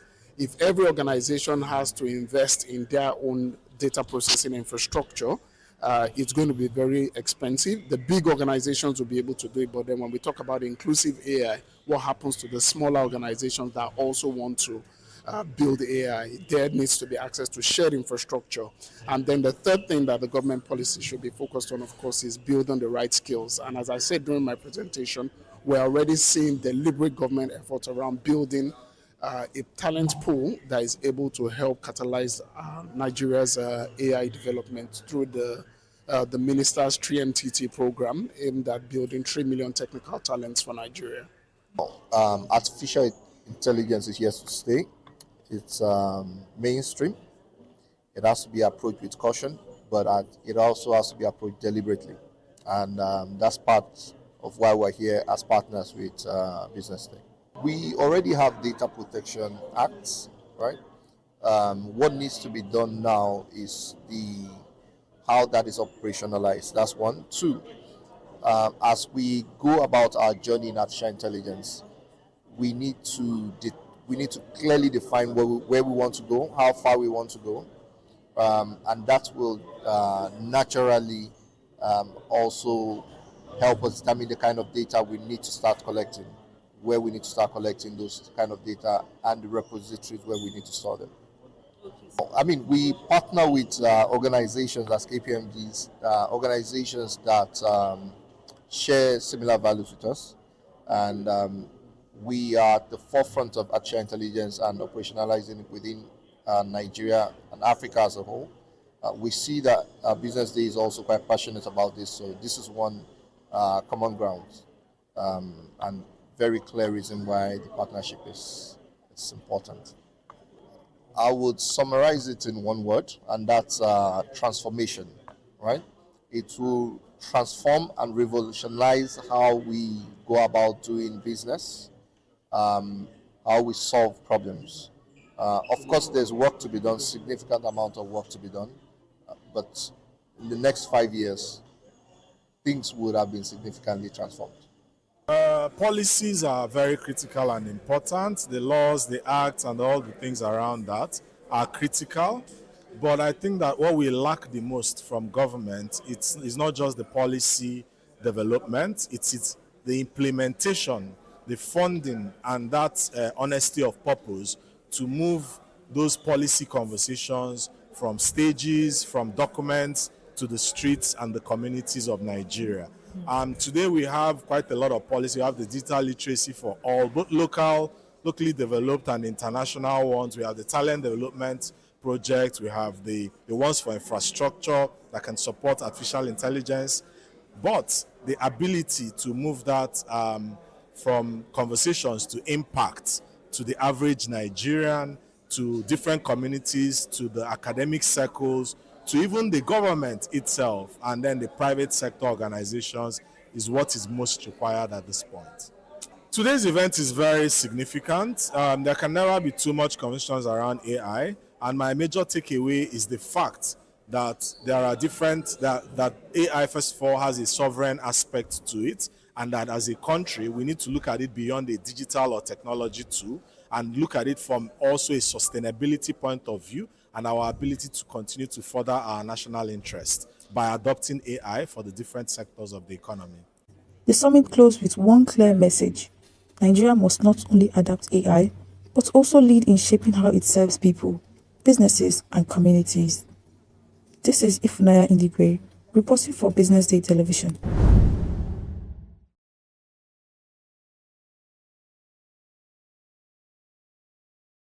The National Health Financing Dialogue held in Abuja with the theme Reimagining the Future of Health Financing in Nigeria had in attendance government officials, private sector leaders, and health experts to discuss how to fund healthcare better and cut down what Nigerians pay.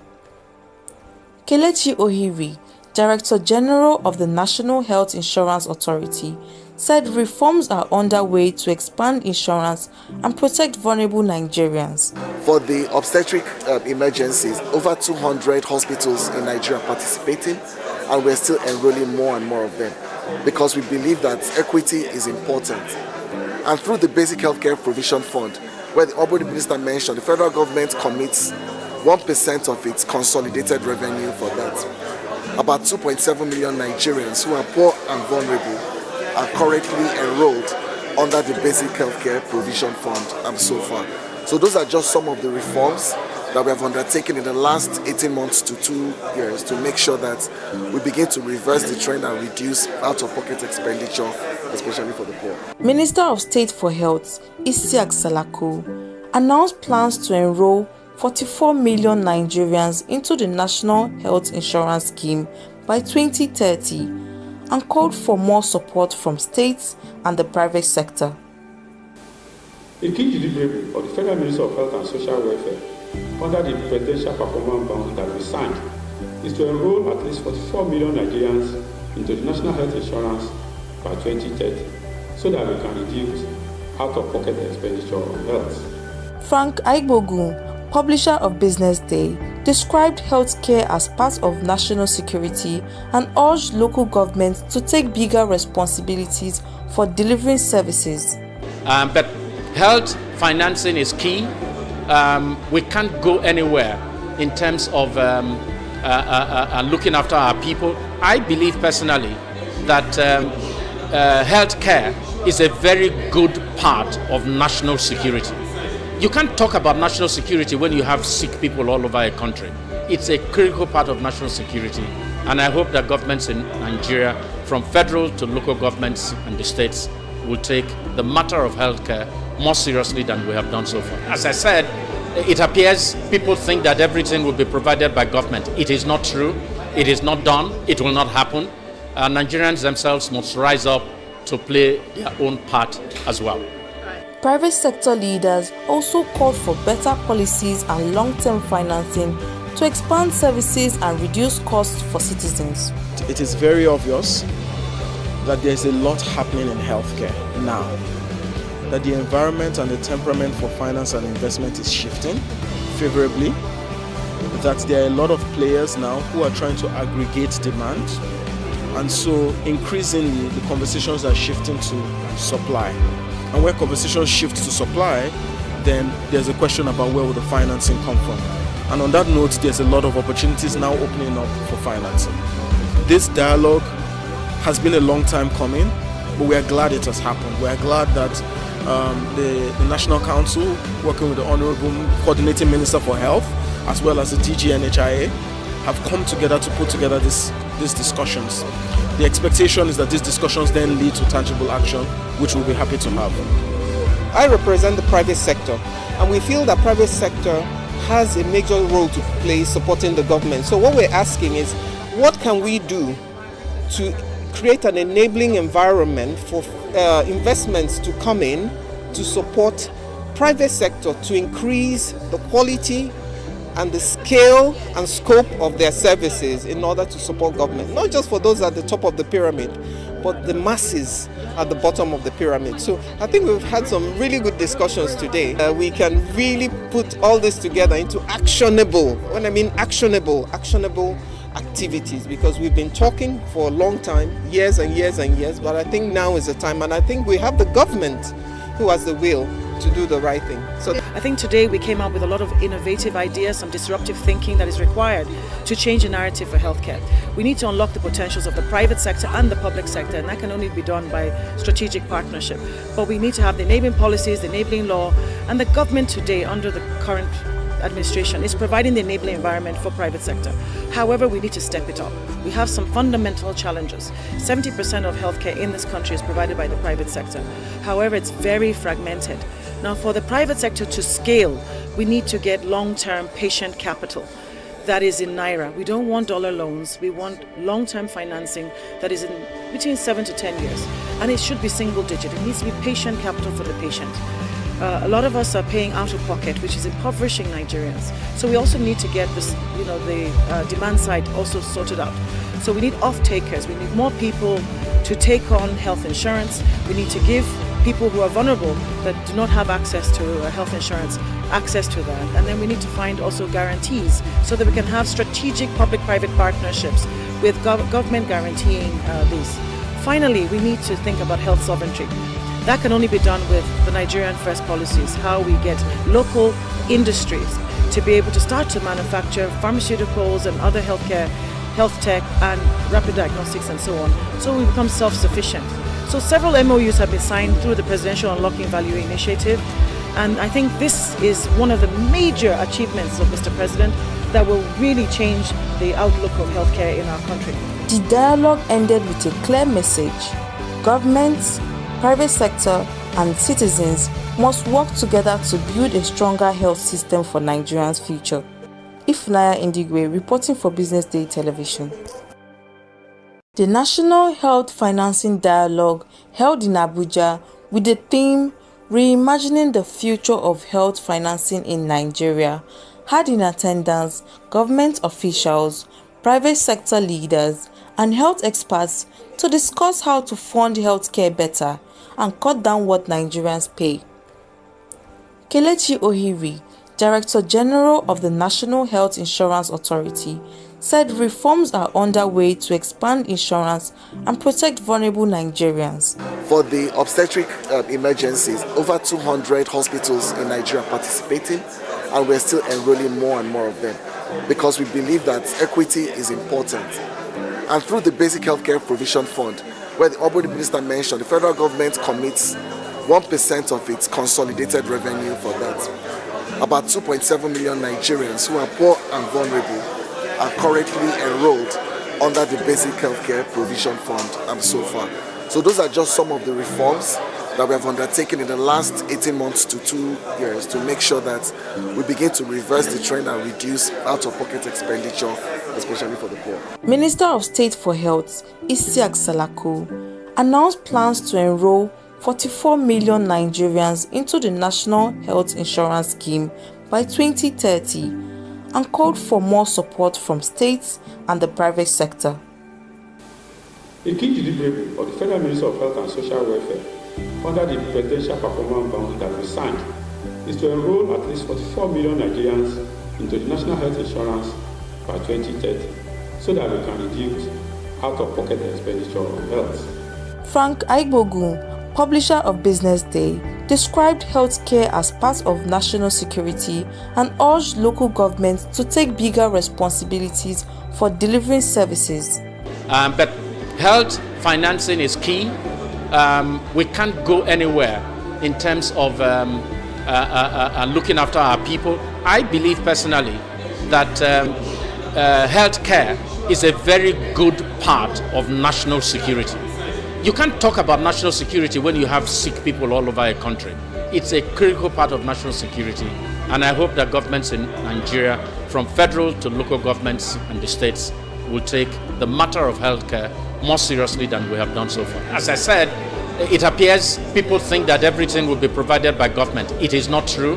It is not done. It will not happen. Nigerians themselves must rise up to play their own part as well. Private sector leaders also called for better policies and long-term financing to expand services and reduce costs for citizens. It is very obvious that there's a lot happening in healthcare now. That the environment and the temperament for finance and investment is shifting favorably. That there are a lot of players now who are trying to aggregate demand. And so increasingly the conversations are shifting to supply.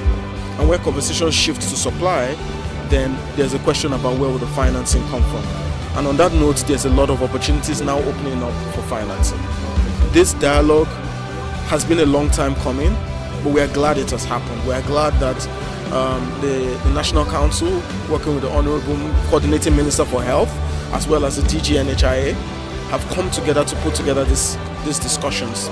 The expectation is that these discussions then lead to tangible action, which we'll be happy to have. I represent the private sector, and we feel that private sector has a major role to play supporting the government. So what we're asking is, what can we do to create an enabling environment for investments to come in to support private sector to increase the quality and the scale and scope of their services in order to support government, not just for those at the top of the pyramid, but the masses at the bottom of the pyramid. So I think we've had some really good discussions today. We can really put all this together into actionable, when I mean actionable activities, because we've been talking for a long time, years and years and years, but I think now is the time, and I think we have the government who has the will to do the right thing. So I think today we came up with a lot of innovative ideas, some disruptive thinking that is required to change the narrative for healthcare. We need to unlock the potentials of the private sector and the public sector, and that can only be done by strategic partnership. But we need to have the enabling policies, the enabling law, and the government today under the current administration is providing the enabling environment for private sector. However, we need to step it up. We have some fundamental challenges. 70% of healthcare in this country is provided by the private sector. However, it's very fragmented. Now, for the private sector to scale, we need to get long-term patient capital that is in Naira. We don't want dollar loans. We want long-term financing that is in between 7 to 10 years. And it should be single digit. It needs to be patient capital for the patient. A lot of us are paying out of pocket, which is impoverishing Nigerians. So we also need to get this, the demand side also sorted out. So we need off-takers. We need more people to take on health insurance. We need to give people who are vulnerable that do not have access to health insurance access to that. And then we need to find also guarantees so that we can have strategic public-private partnerships with government guaranteeing these. Finally, we need to think about health sovereignty. That can only be done with the Nigerian First policies, how we get local industries to be able to start to manufacture pharmaceuticals and other healthcare, health tech and rapid diagnostics and so on, so we become self-sufficient. So several MOUs have been signed through the Presidential Unlocking Value Initiative, and I think this is one of the major achievements of Mr. President that will really change the outlook of healthcare in our country. The dialogue ended with a clear message. Governments, private sector and citizens must work together to build a stronger health system for Nigerians' future. Ifnaya Indigwe reporting for Business Day Television. The National Health Financing Dialogue. The passage of Dr. Solomon Arase, former Inspector General of Police and former Chairman Police Service Commission, is a loss that weighs heavily not only on his family but on the Nigerian police and on the nation at large. He was not just a police officer. He was an institution in himself. A real blend. Short and simple, the whole thing about Arase, he was patriotic. He loved the job, he loved his people, he served the police very, very well. That's why we're here today. There's not only police officers. You see many other people from all walks of life coming to eulogize him. And I'm saying he does so well. He did so well for Nigeria. That's why we are here. Those people who are here, who heard about Arase, should emulate him and put their best for their country and for the police force. The late Inspector General of Police, Dr. Solomon Arase, was an exemplar. In what areas do you want to mention? Apart from the legacy he had left in the police, a philosophy that he has left behind, which those of us that are his aides call Araseism, will live forever. The passage of The MBA Students Conference themed executions as a competitive edge, skills, systems and partnerships brought together MBA students, alumni, business leaders and industry experts for a full day of engaging discussions, knowledge sharing and networking. The conference opened with a welcome address from Professor Olayinka David West, the Dean of Lagos Business School, who encouraged participants to take full advantage of the learning and networking opportunities. And this set the stage for insightful conversation and collaborations. This conference is therefore not just an event, but an expression of what LBS stands for. It demonstrates that excellence at LBS is not confined to the classroom. It is actively lived out in how our students organize, collaborate, and engage with the world. By adding this conference to our student-led platforms, you enrich the leadership, innovation, and culture of excellence that define our school. The keynote address was delivered by His Excellency Peter Obi, former presidential candidate and business leader. He spoke about the gap between strategy and execution, stressing that while ideas create vision, execution is what delivers real results. He also emphasized the importance of accountability, strong systems, and partnerships built on trust as essential for lasting success.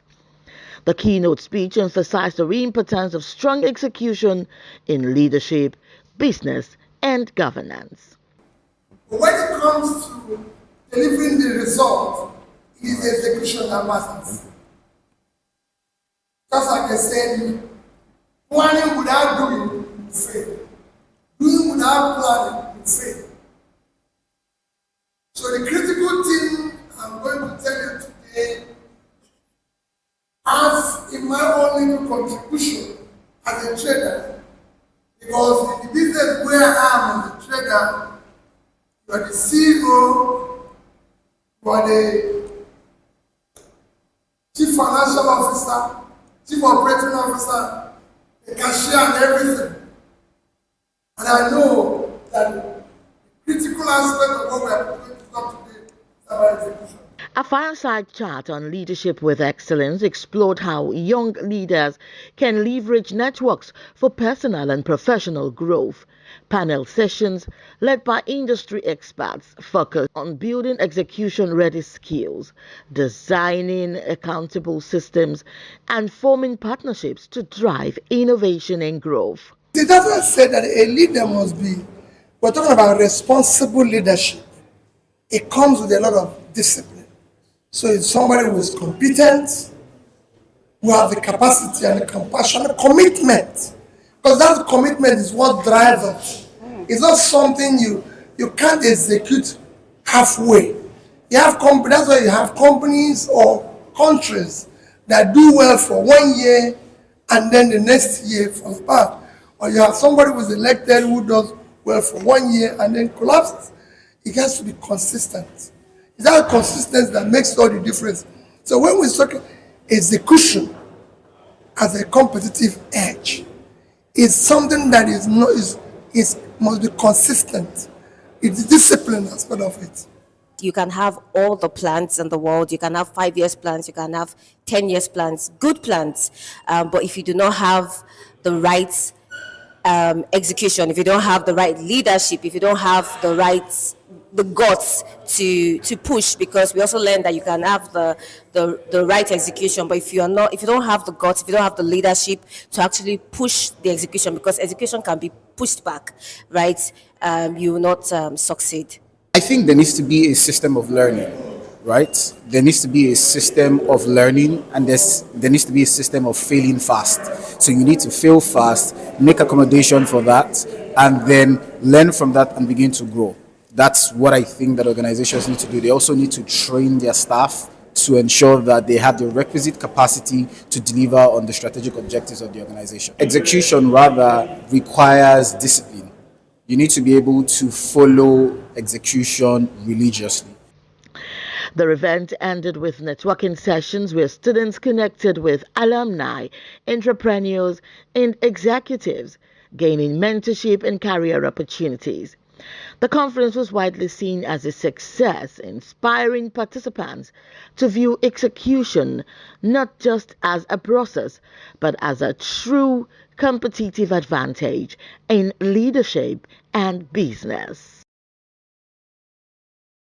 The MBA Students' Conference themed Executions as a Competitive Edge, Skills, Systems and Partnerships brought together MBA students, alumni, business leaders and industry experts for a full day of engaging discussions, knowledge sharing and networking. The conference opened with a welcome address from Professor Olayinka David West, the Dean of Lagos Business School, who encouraged participants to take full advantage of the learning and networking opportunities. And this set the stage for insightful conversation and collaborations. This conference is therefore not just an event, but an expression of what LBS stands for. It demonstrates that excellence at LBS is not confined to the classroom. It is actively lived out in how our students organize, collaborate, and engage with the world. By adding this conference to our student-led platforms, you enrich the leadership, innovation, and culture of excellence that define our school. The keynote address was delivered by His Excellency Peter Obi, former presidential candidate and business leader. He spoke about the gap between strategy and execution, stressing that while ideas create vision, execution is what delivers real results. He also emphasized the importance of accountability, strong systems, and partnerships built on trust as essential for lasting success. The keynote speech emphasized the importance of strong execution in leadership, business, and governance. When it comes to delivering the result, it is the execution that matters. Just like I said, planning without doing will fail. Doing without planning will fail. So the critical thing I'm going to tell you today, as in my own little contribution as a trader, because in the business where I am as a trader, you are the CEO, you are the chief financial officer, chief operating officer, the cashier and everything. And I know that the critical aspect of what we are going to talk today is about execution. A fireside chat on leadership with excellence explored how young leaders can leverage networks for personal and professional growth. Panel sessions led by industry experts focused on building execution-ready skills, designing accountable systems, and forming partnerships to drive innovation and growth. It doesn't say that a leader must be, we're talking about responsible leadership. It comes with a lot of discipline. So it's somebody who is competent, who has the capacity and the compassion, the commitment. Because that commitment is what drives us. It's not something you can't execute halfway. You have that's why you have companies or countries that do well for 1 year and then the next year falls apart. Or you have somebody who is elected who does well for 1 year and then collapses. It has to be consistent. It's that consistency that makes all the difference. So when we talk execution as a competitive edge, it's something that must be consistent. It's the discipline aspect of it. You can have all the plans in the world. You can have 5 years plans. You can have 10 years plans, good plans. But if you do not have the right execution, if you don't have the right leadership, if you don't have the guts to push, because we also learned that you can have the right execution, but if you don't have the guts, if you don't have the leadership to actually push the execution, because execution can be pushed back, right? You will not succeed. I think there needs to be a system of learning, right? There needs to be a system of learning, and there needs to be a system of failing fast. So you need to fail fast, make accommodation for that, and then learn from that and begin to grow. That's what I think that organizations need to do. They also need to train their staff to ensure that they have the requisite capacity to deliver on the strategic objectives of the organization. Execution rather requires discipline. You need to be able to follow execution religiously. The event ended with networking sessions where students connected with alumni, entrepreneurs, and executives, gaining mentorship and career opportunities. The conference was widely seen as a success, inspiring participants to view execution not just as a process, but as a true competitive advantage in leadership and business.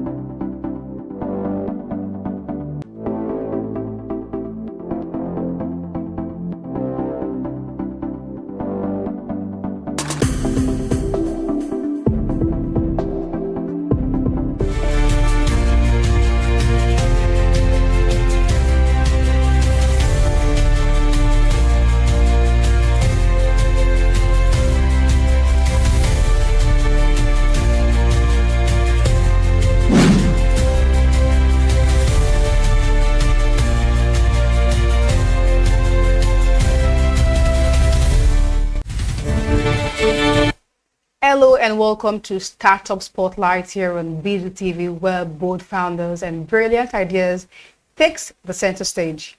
On this show, we shine the light on game changers and entrepreneurs shaping the future of business and innovation in Nigeria and beyond.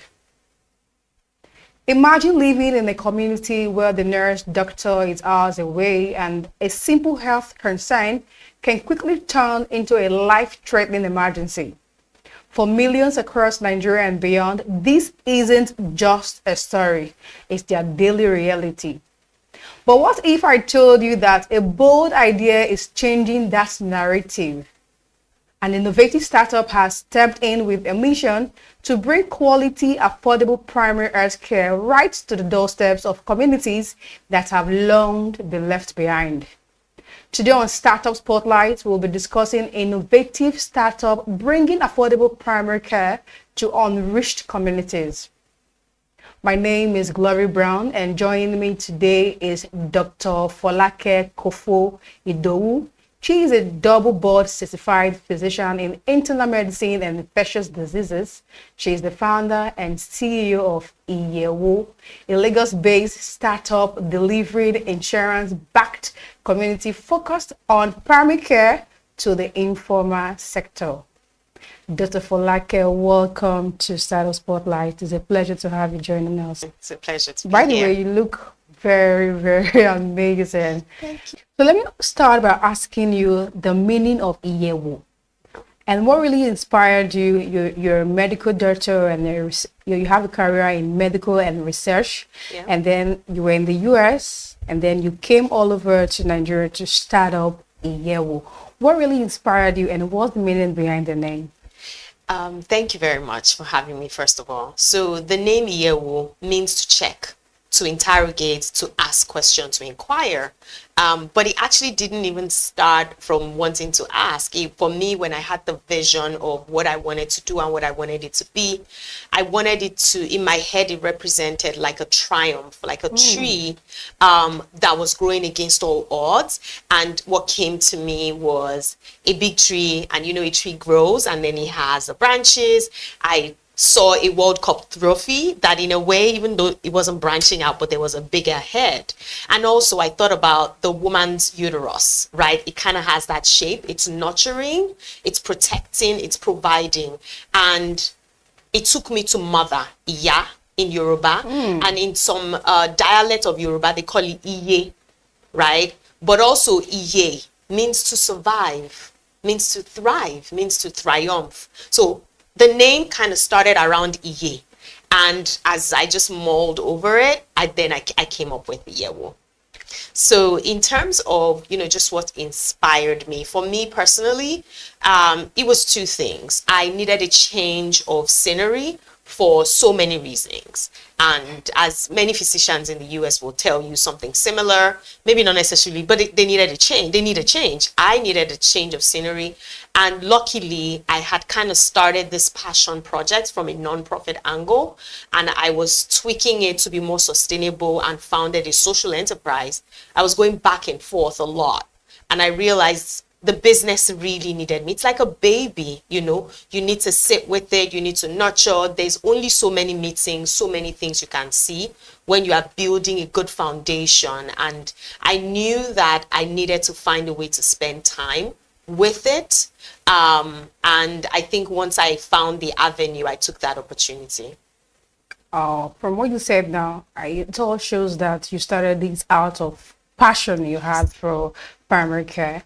And I want to know, you have an experience in infectious disease and also in other areas. What really shaped your vision in the regards of primary care to undeserved communities? I believe there is something that triggered you, you understand? Yes. There's something that pushed you toward that vision. So first of all, primary care is like the baseline health care that everybody should have. Whether you are healthy or not, whether you have a diagnosis or not, everybody should have a primary care doctor, right? Because many times when disease or illness is showing up, a lot of things have gone wrong. There are a lot of conditions that are not acute. Malaria is acute. Malaria will bite, the mosquito will bite you. In 5 days, you're seeing symptoms and you take care of it. But sometimes there are lingering effects. And if you don't have a primary care doctor that follows you, then it becomes a problem. And so things like hypertension, it doesn't show until it's a problem. So some people are getting diagnosed when they are having strokes and hypertension, or they get confused, what we call encephalopathy, right? You don't want that, because it means a lot has gone wrong and your body is not in good shape anymore.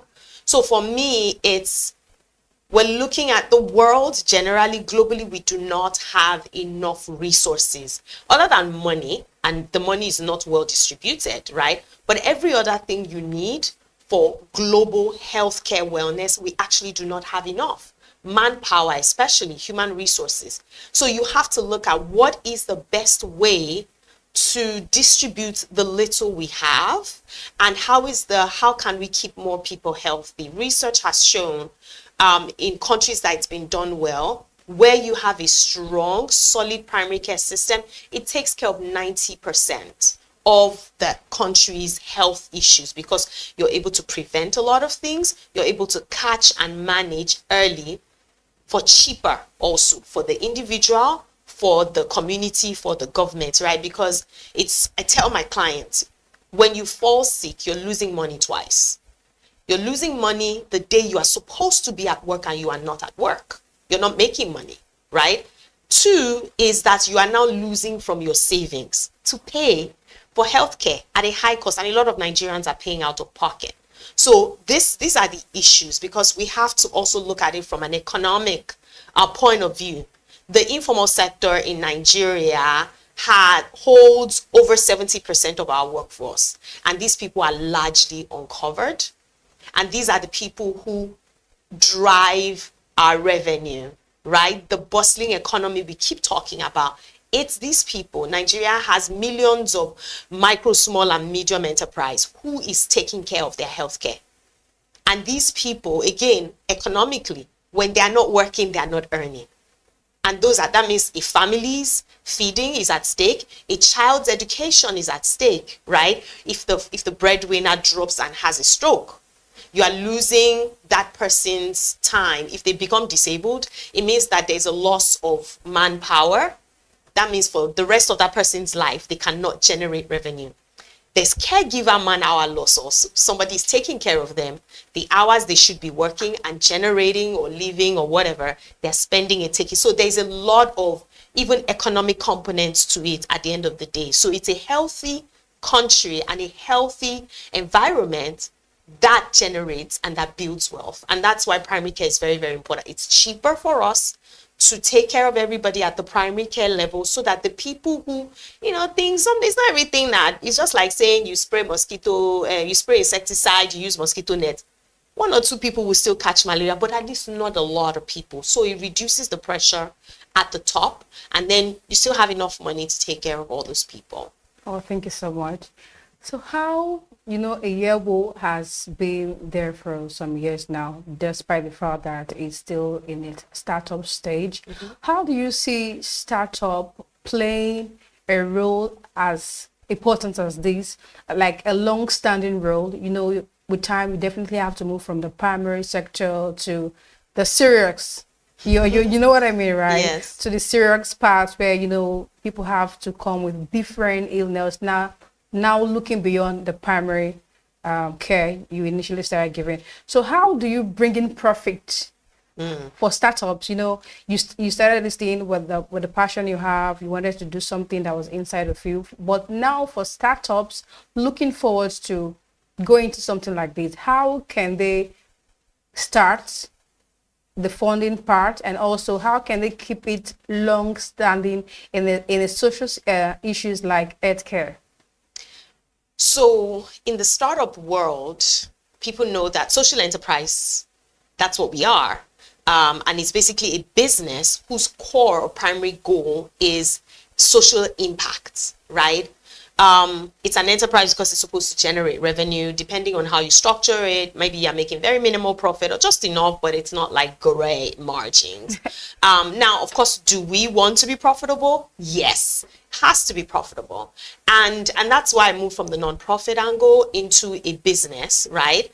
Is that it needs to be self-sustaining, and the people you're serving also need to have skin in the game. Everything cannot be free because people cannot just take things and waste your resources. I would rather be serving people who really want to be served, right? But again, you still have to serve people even because their health matters. So moving into just a growth stage, it's about focusing on sustainability with our strategy. And we're really trying that in terms of, as much as, again, social enterprise, we're serving the lower tier of the economy, right? And these people are daily earners, they're small earners.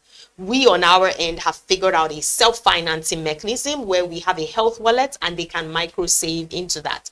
So going to Mama X or Baba Y to say, give me 5,000 naira today might be hard because you don't know which day he's going to have a lot of sales or which day they ask his child to bring money in school, right? But if you ask him for 500 naira, he probably will give that to you. And he can save that either, every week or every 3 days into his wallet. And that money is growing for his healthcare. So he has a fallback.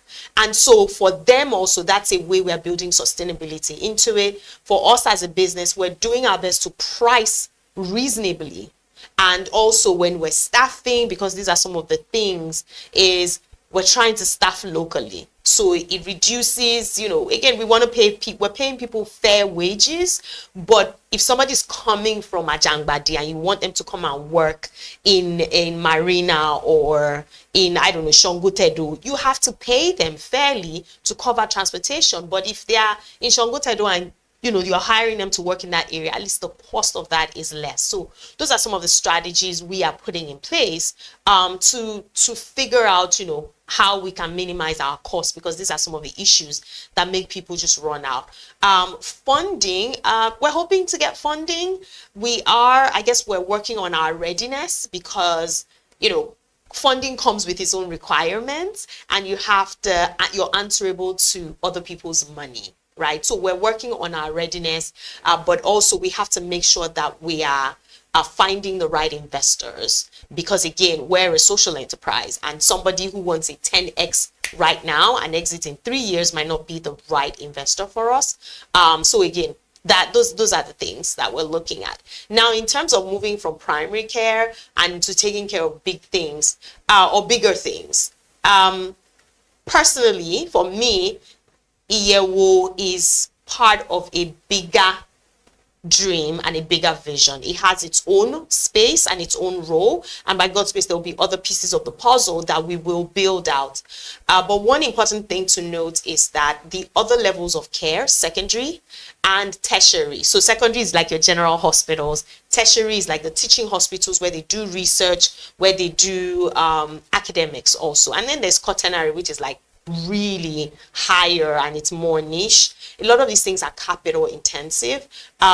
We don't necessarily have to do that. We can collaborate. That's another thing. We can collaborate with hospitals. There are a lot of hospitals in the city, in the country, that are not even fully utilized. So we can really focus on grabbing the primary care, which means we have the numbers, which means that if somebody needs something, higher level of care, we can easily refer. Because that's the goal of everything. One person doesn't have to do everything. We can collaborate, secondary level, tertiary level, and as people need stuff, as long as there's a warm handshake each way, we can do a proper documentation, send the information, and everybody's working, back and forth together. Let's quickly go on the break. When we come back, it's still the Startup Spotlight. Stay with us.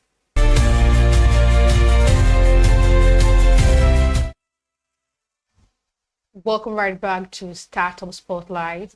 If you're just joining us, we've been discussing the topic, innovative startup bringing affordable primary care to unreached communities, with Dr. Folake Kofu-Do.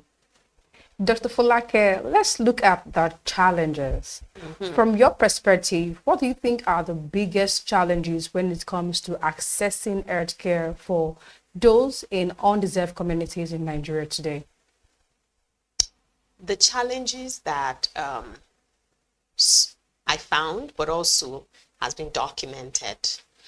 There's generally, we'll call it like geographic access, in terms of how close or how far is a health provider or a health facility from people, and some of these things make a difference. Someone did a study, or a group did a study one time or recently, about looking at the time for pregnant women, right, from when there's an issue to getting to a health facility where they can get help, and it showed varying numbers that were not favorable to their health. So geographic, distance is one of the challenges, but also human resource, human capacity. Do we have enough? And what that translates to, people get to facilities and they have to wait long queues.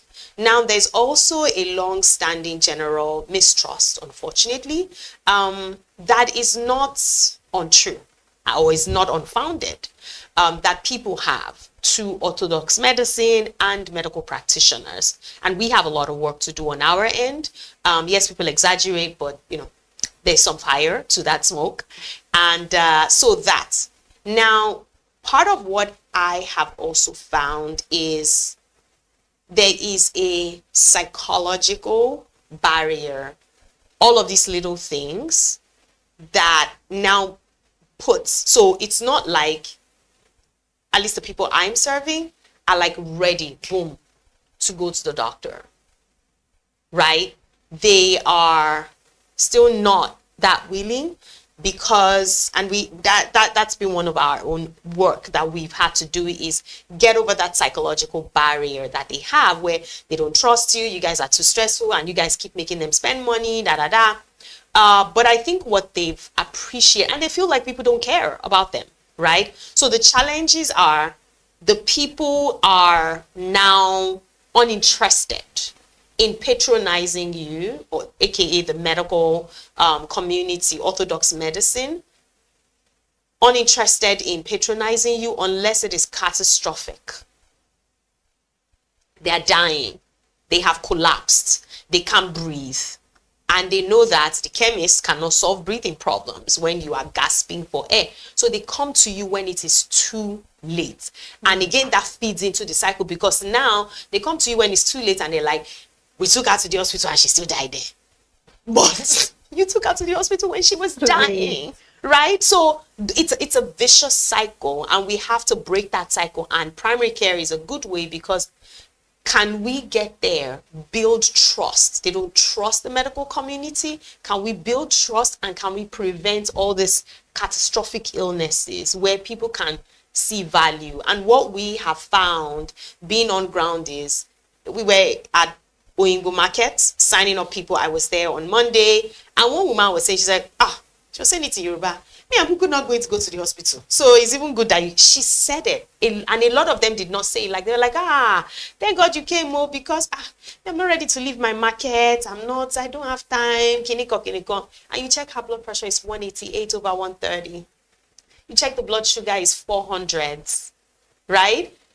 And you're treating them there and they're seeing the changes. There's someone we took care of. Blood pressure was 200, 120 something.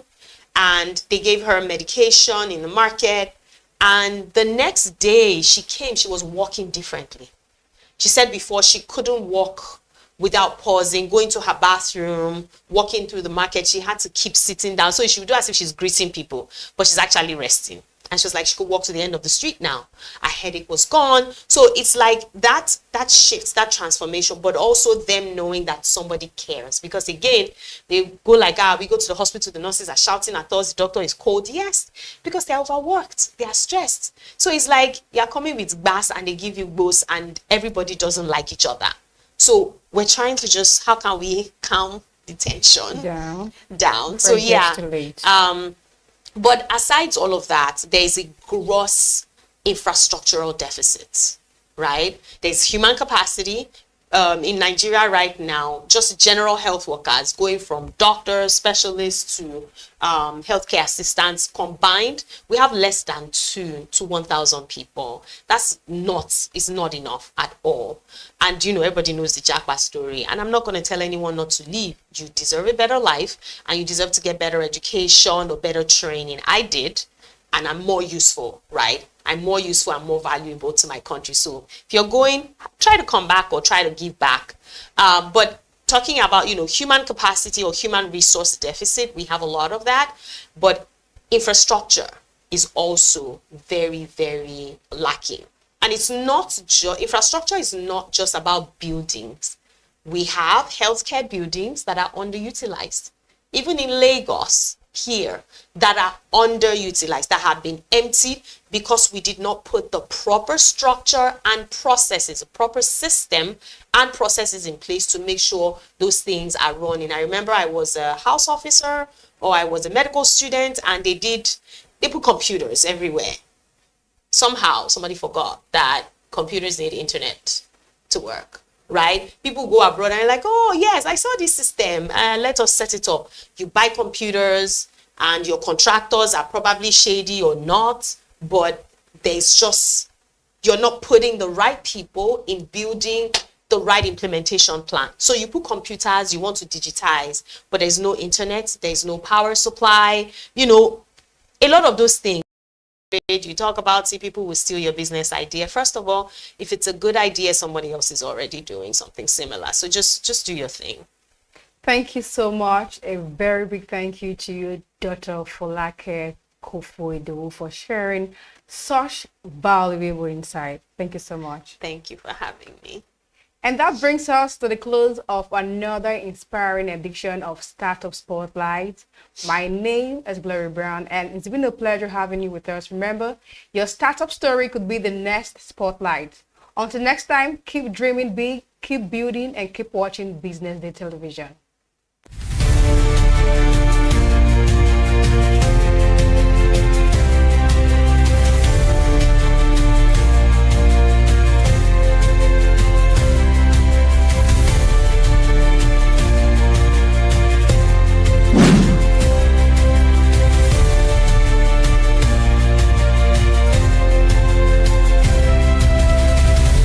Attention business leaders, want to make informed decisions? Join the ranks of the best with Premium Business Day.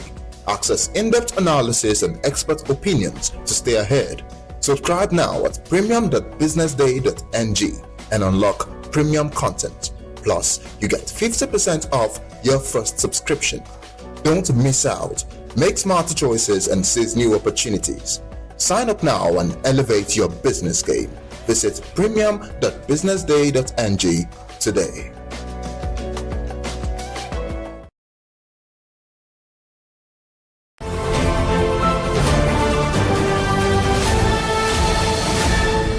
You are watching Business Day Television.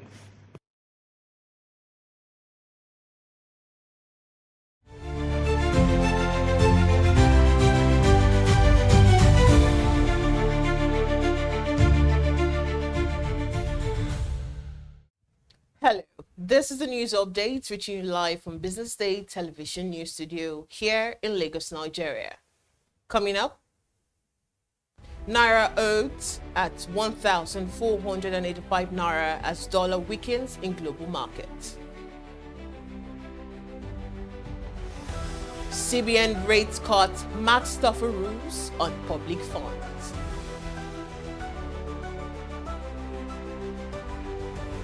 Experts hail Nigeria's external reserve rise to $42 billion, urge stronger Naira.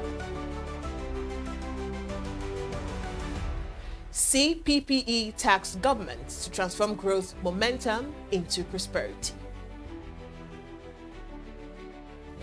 Thank you for joining us on News Updates. I am Deborah Eze. The Naira opened the week trading at 1,485 Naira to the US dollar on the official window as the American currency weakened in global market.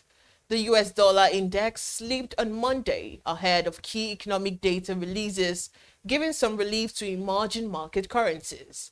At home, however, traders say demand for the greenback remains elevated, driven by import bills and corporate obligations. While the central bank's recent reform have improved liquidity and narrowed gaps across the forex market, analysts warn that sustained pressure from portfolio outflows and dollar demand is still weighing on the local currency. Market watchers say the Naira near-term direction will deepen on a mix of factors, including oil revenue inflows, CBN interventions, and U.S. economic data that could influence Federal Reserve policy. A stronger dollar globally could renew pressure, while higher crude prices and steady remittances could help support the Naira. And moving on, the Central Bank of Nigeria has cut its key lending rates for the first time under Governor Olayemi Cardoso. At its September meeting in Abuja, the Monetary Policy Committee reduced the benchmark rate by 50 basis points to 27% after 5 consecutive months of easing inflation. But alongside this relief came together tougher rules. The CBN narrowed its lending corridor, making it cheaper for banks to borrow while discouraging them from keeping idle cash. Most strikingly, it imposed a 75% cash reserve requirement on non-TSA public sector's deposits, meaning banks must now surrender the bulk of such funds at zero interest. By contrast, the cash ratio or reserve ratio for commercial banks was cut from 50 to 45%, a move aimed at boosting private sector lending. Foreign investors are also watching closely as Nigeria's yield advantage narrows following a similar rate cut in the United States. Meanwhile, Nigeria's external reserve have climbed to more than $42 billion, their highest level in over 5 years. According to the central bank, the milestone was reached on September 19th, raising fresh optimism about foreign exchange stability. Financial experts have welcomed the rebound, but say more must be done. They argue the gains should translate into a stronger Naira, support for local production, and a friendlier business climate that delivers benefits beyond the financial market. Experts, including former CIBN Executive Secretary Uju Ogubunka, the shareholders advocate Alaga Kolawole, cautioned that ordinary Nigerians are yet to feel any impact. They called for targeted investment in critical sectors and rural empowerment programs to ensure the reserves contribute to inclusive growth. And up ahead, CPPE tax government to transform growth momentum into prosperity. We bring you more details after this time out.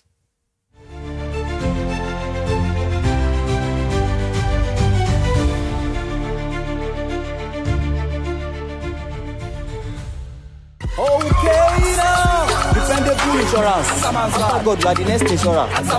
See as the boys the Allah, all the ladies the Allah. Insure your car protection from accidents. Unforeseen loss, you can see them. Mistakes are meant to happen. If you don't jam the car, they'll jam yours. Will you beat them? Yes, you will get them arrested. Your plans for that day is affected. You waste your money, you waste energy. With AXA, you can be protected.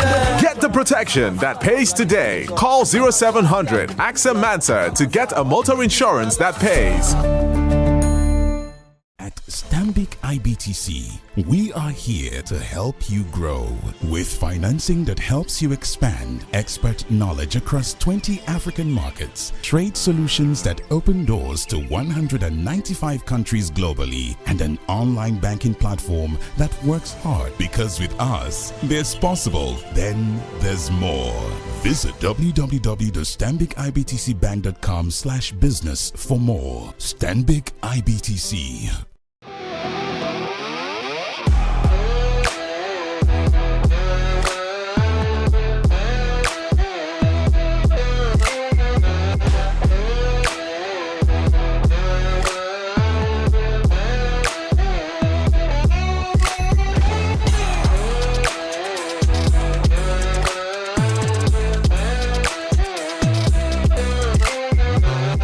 True strength.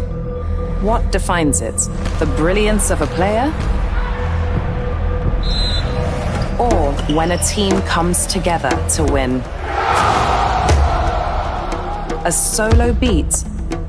Or the rhythm of many? The flair of one dancer?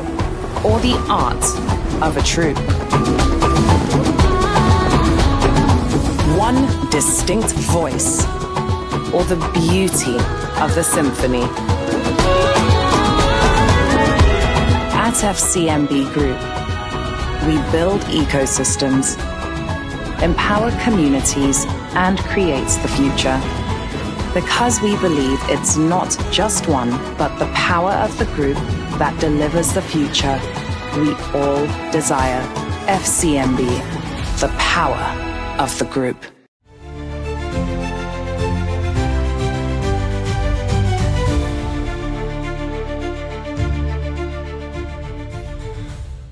Welcome back. You're still watching the news update. Nigeria's economy expanded by 4.23% in the second quarter of the year, up from 3.13% in the first quarter, marking a stronger rebound. The Center for the Promotion of Private Enterprise says the momentum is encouraging but must translate into jobs, food security, and poverty reduction. Chief Executive Muda Yusuf noted that oil and gas was the main driver, growing by more than 20% on the back of NNPC reforms and favorable market conditions. He, however, stressed that oil still accounts for just 4% of GDP, urging greater focus on non-oil sectors. Agriculture also picked up, with growth at 2.82%, helped by rainfall and government support. But Yusuf warned that insecurity, weak infrastructure, and poor mechanization continue to constrain the sector. He called for urgent reforms, from cutting energy and logistic costs to boosting credit access and accelerating infrastructure investment, saying Nigeria must unlock productivity if growth is to translate into shared prosperity. And the Securities and Exchange Commission has issued a fresh warning to Nigerians about the rise of AI-powered investment scams. The regulator named unregistered firms such as CBEX, Silvercoin, and Tofro, which promise guaranteed profit through so-called AI trading systems, despite repeated disclaimers. According to the SEC, fraudsters now use deepfake videos and AI-generated content of celebrities, politicians, and TV hosts to make bogus offers look legitimate. These manipulated clips shared widely on social media are making scams harder to detect and tricking unsuspecting investors. To counter the threats, the Commission says it is deploying advanced surveillance system and strengthening partnerships with the Central Bank of Nigeria and the Financial Intelligence Unit. Officials say the goal is to move from reactive to predictive oversight. The SEC is also engaging social media platforms and warning influencers and bloggers not to promote unlicensed schemes, stressing that violators risk sanctions or persecution. Away from that story, Axela Limited, one of sub-Saharan Africa's leading gas and power companies, has received a major boost to its credit standing. Ratings agency GCR has upgraded the firm's national scale issuer ratings and bond programs, citing stronger earnings, healthier cash flows, and improved cost efficiency. The agency raised Exceler's long-term issuer rating to ANG from A-NG and its short-term rating to A1NG from A2NG. It also upgraded Exceler's funding, One PLC's 27 billion naira bonds, with all outlooks remaining positive. Chief Executive Timothy Onoyiwo welcomed the recognition, saying it underscored the company's resilience and commitment to powering industries and communities across Nigeria and West Africa. The move follows a similar upgrade earlier this year by Augusto & Co. Analysts say the fresh rating reinforced Alexa's position as a key private player in the region's energy transition, with the capacity to drive industrial growth and expand cleaner energy solutions. And the Nigeria Customs Service has launched a new one-stop shop initiative aimed at cutting cargo clearance time from 21 days to just 48 hours. Spokesperson Abdullahi Maiwada announced the reform on Sunday after a meeting between Comptroller General Adewale Adeniyi and area controllers in Abuja. According to the customs chief, the initiative marks a major shift aligned with global best practices and the federal government's ease of doing business policy. It is expected to sanitize operations, reduce duplications, and boost trader confidence by ensuring faster, more transparent clearance. The pilot phase will begin at Apapa, Tin Can Island, and on a port before a nationwide rollout. Under the framework, all customs units will work jointly on flagged declarations, eliminating multiple checks and reducing costly delays. The reform is backed by NCSR 2023 and the WTO Trade Facilitation Agreement. A new central dashboard will track clearance times and stakeholder satisfaction, while technology and officer engagement will drive the modernization agenda. And still to come, Uganda shilling seen rising on month-end exit flows. This and more after this commercial break.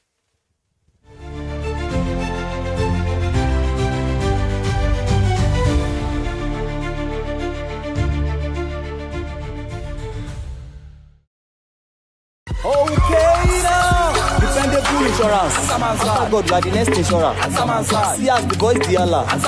All the ladies the Allah. Insure your car protection from accidents. Unforeseen loss, you can see them. Mistakes are meant to happen. If you don't jam the car, they'll jam yours. Will you beat them? Ah yes, you will get them arrested. Your plans for that day is affected. You waste your money, you waste energy. With AXA, you can be protected. Get the protection that pays today. Call 0700 AXA Mansa to get a motor insurance that pays. At Stanbic IBTC, we are here to help you grow with financing that helps you expand expert knowledge across 20 African markets, trade solutions that open doors to 195 countries globally, and an online banking platform that works hard, because with us, there's possible, then there's more. Visit www.stanbicibtcbank.com/business for more. Stanbic IBTC.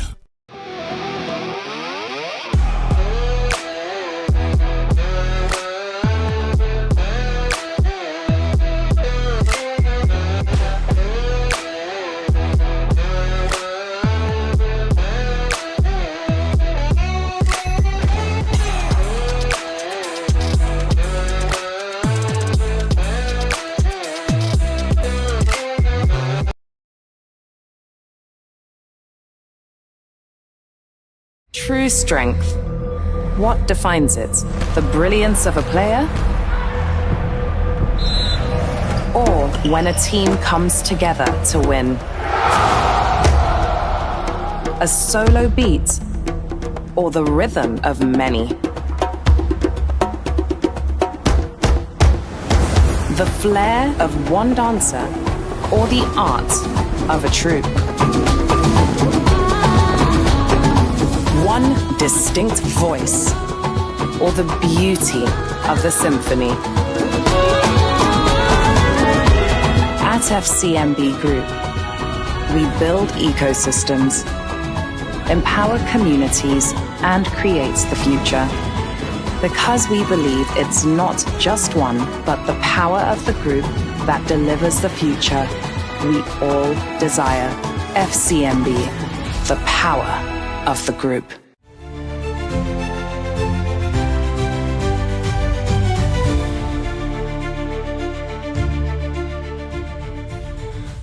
Welcome back. We now head to Africa, where Botswana is turning a new strategy to strengthen its economy. President Duma Boko announced today that the Southern African nation will establish a citizenship by investments program designed to attract foreign capital as the country looks to diversify away from its heavy reliance on diamonds. Botswana's budget has come under pressure this year following a prolonged downturn in the global diamond market. The country remains the world's leading producer of diamonds by value, but its economy shrunk by 3% last year, and another contraction is forecast in 2025.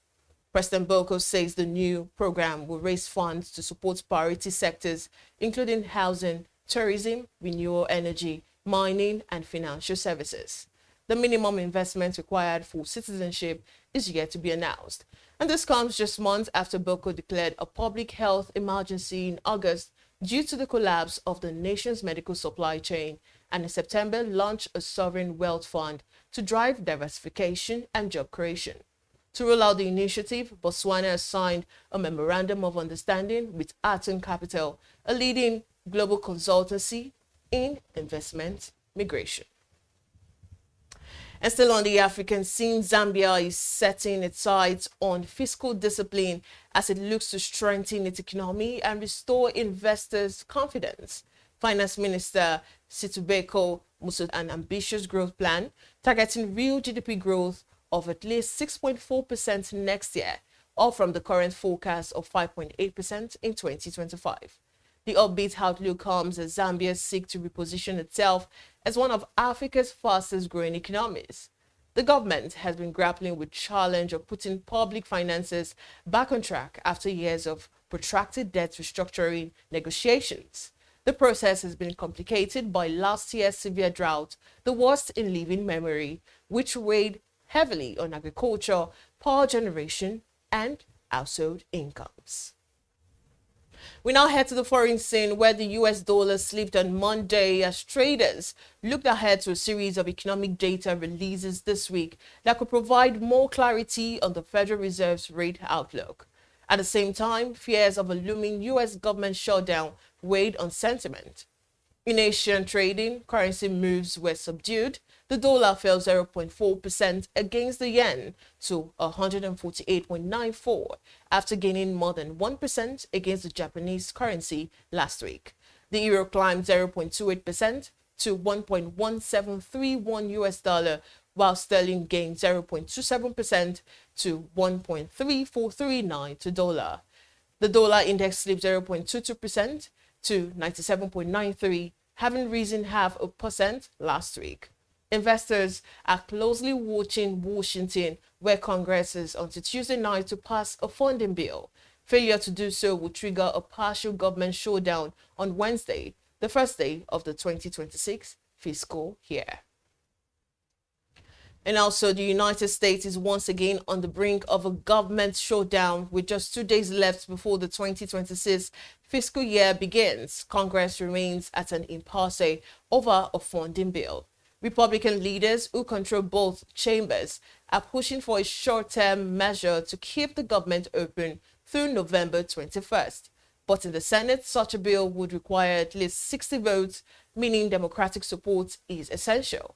So far, Senate Democrats have rejected the proposal, demanding the reversal of recent Republican cuts to healthcare programs. The standoff has raised fears of what would be the nation's 15th partial shutdown since 1981. Without a resolution, thousands of federal employees from NASA to national parks face furloughs. Federal courts could close, and grants for small businesses may be delayed. At stake is about 1/4 of the $7 trillion budget, the portion that requires annual congressional approval. And up next is sports after this break. Just stay with us.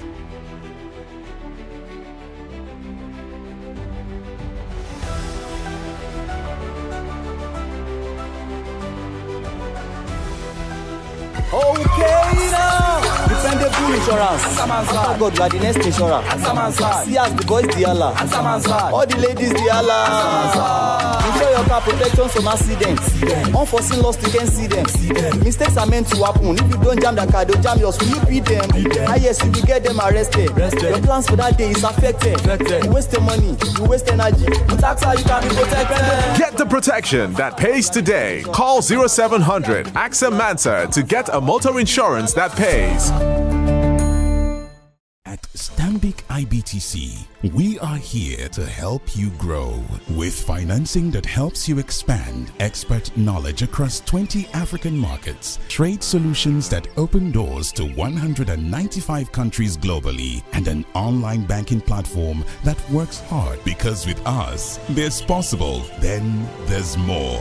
Visit www.stanbicibtcbank.com/business for more. Stanbic IBTC.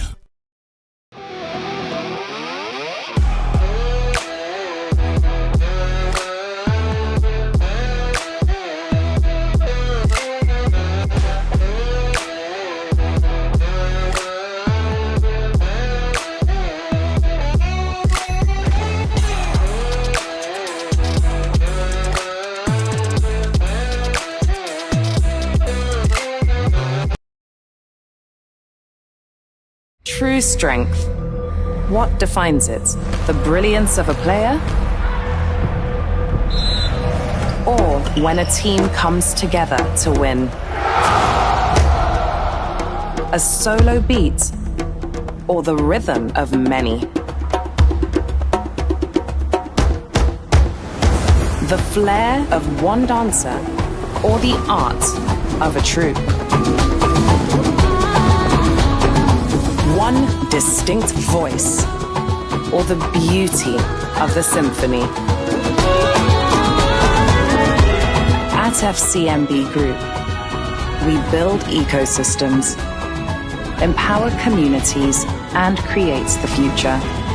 Because we believe it's not just one, but the power of the group that delivers the future we all desire.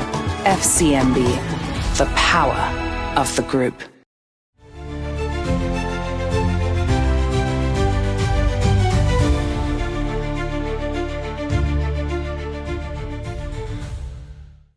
Welcome back. This is still the news update. We now head to sports, where Arsenal showed real title credentials with victory over Newcastle after heavy criticism for its cautious tactics against Manchester City manager Mikel Arteta when bold, starting Eberechi Eze through the middle for the first time in the league. The playmaker gave Arsenal a fluency that's been missing for much of the past year as they dominated large spells of the game. Ironically, it was Mikel Merino, the player many expected Eze to replace, who came on to spark Newcastle's late response. But Arteta's decision was already vindicated, and he now knows he can trust Eze in the biggest fixtures. For the second straight match, Arsenal's so-called finishers of the bench proved crucial, with Arteta again turning to a substitute who delivered a vital goal. And telling in, even though controversy over a penalty decision barely registered, Arsenal won regardless, underlining a new maturity in his side. Early days still, but the performance will only fuel belief that this could be Arsenal's year.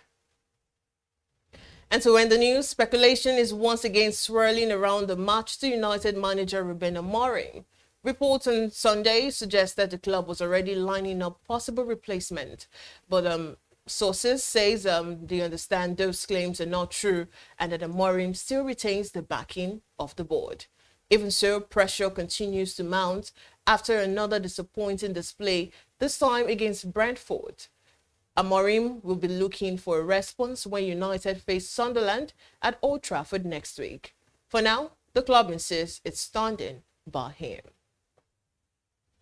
And that's the much we have for you on news updates at this hour. Remember to follow us across all our social media platforms and on YouTube to get more updates from Business Day Television. I am Deborah Eze. Many thanks for watching.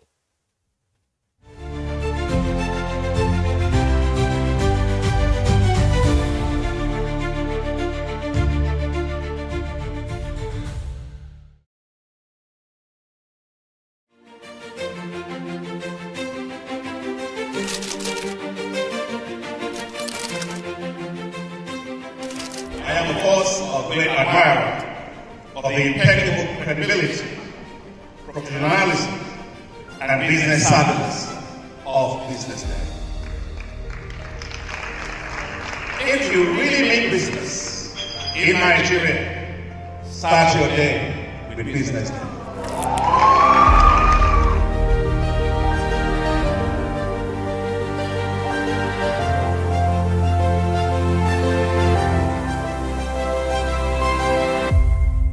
BusinessDay is West Africa's leading provider of business intelligence and information, delivering premium content across diversified media platforms, including online, mobile, and print. Since its inception in 2001 with a weekly newspaper production, BusinessDay has expanded its reach to provide exclusive content accessible through print, mobile, and online channels. Our premium offerings are further enriched with syndicated content from esteemed sources like the Financial Times, The Economist, and the Harvard Business Review. At BusinessDay, our mission is clear: to be the foremost provider of business and financial content, empowering readers to make informed decisions in Nigeria and Africa.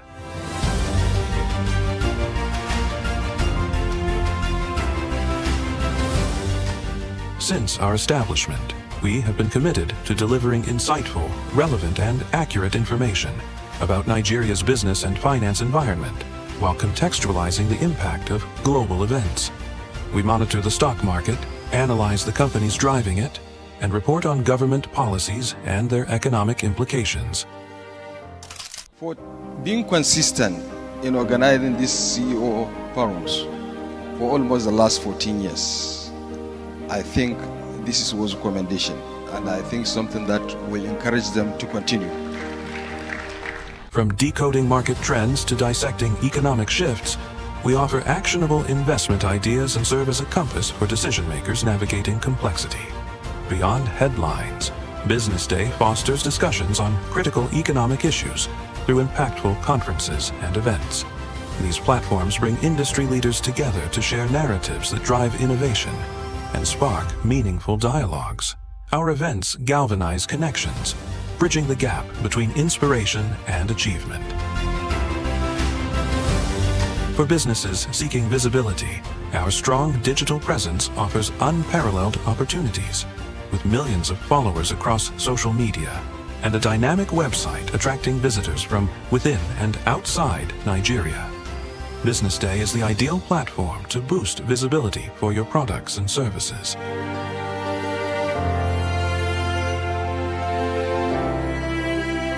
If you're looking for in-depth analysis and expert opinions on Nigeria and Africa's business landscape, BusinessDay is your guide.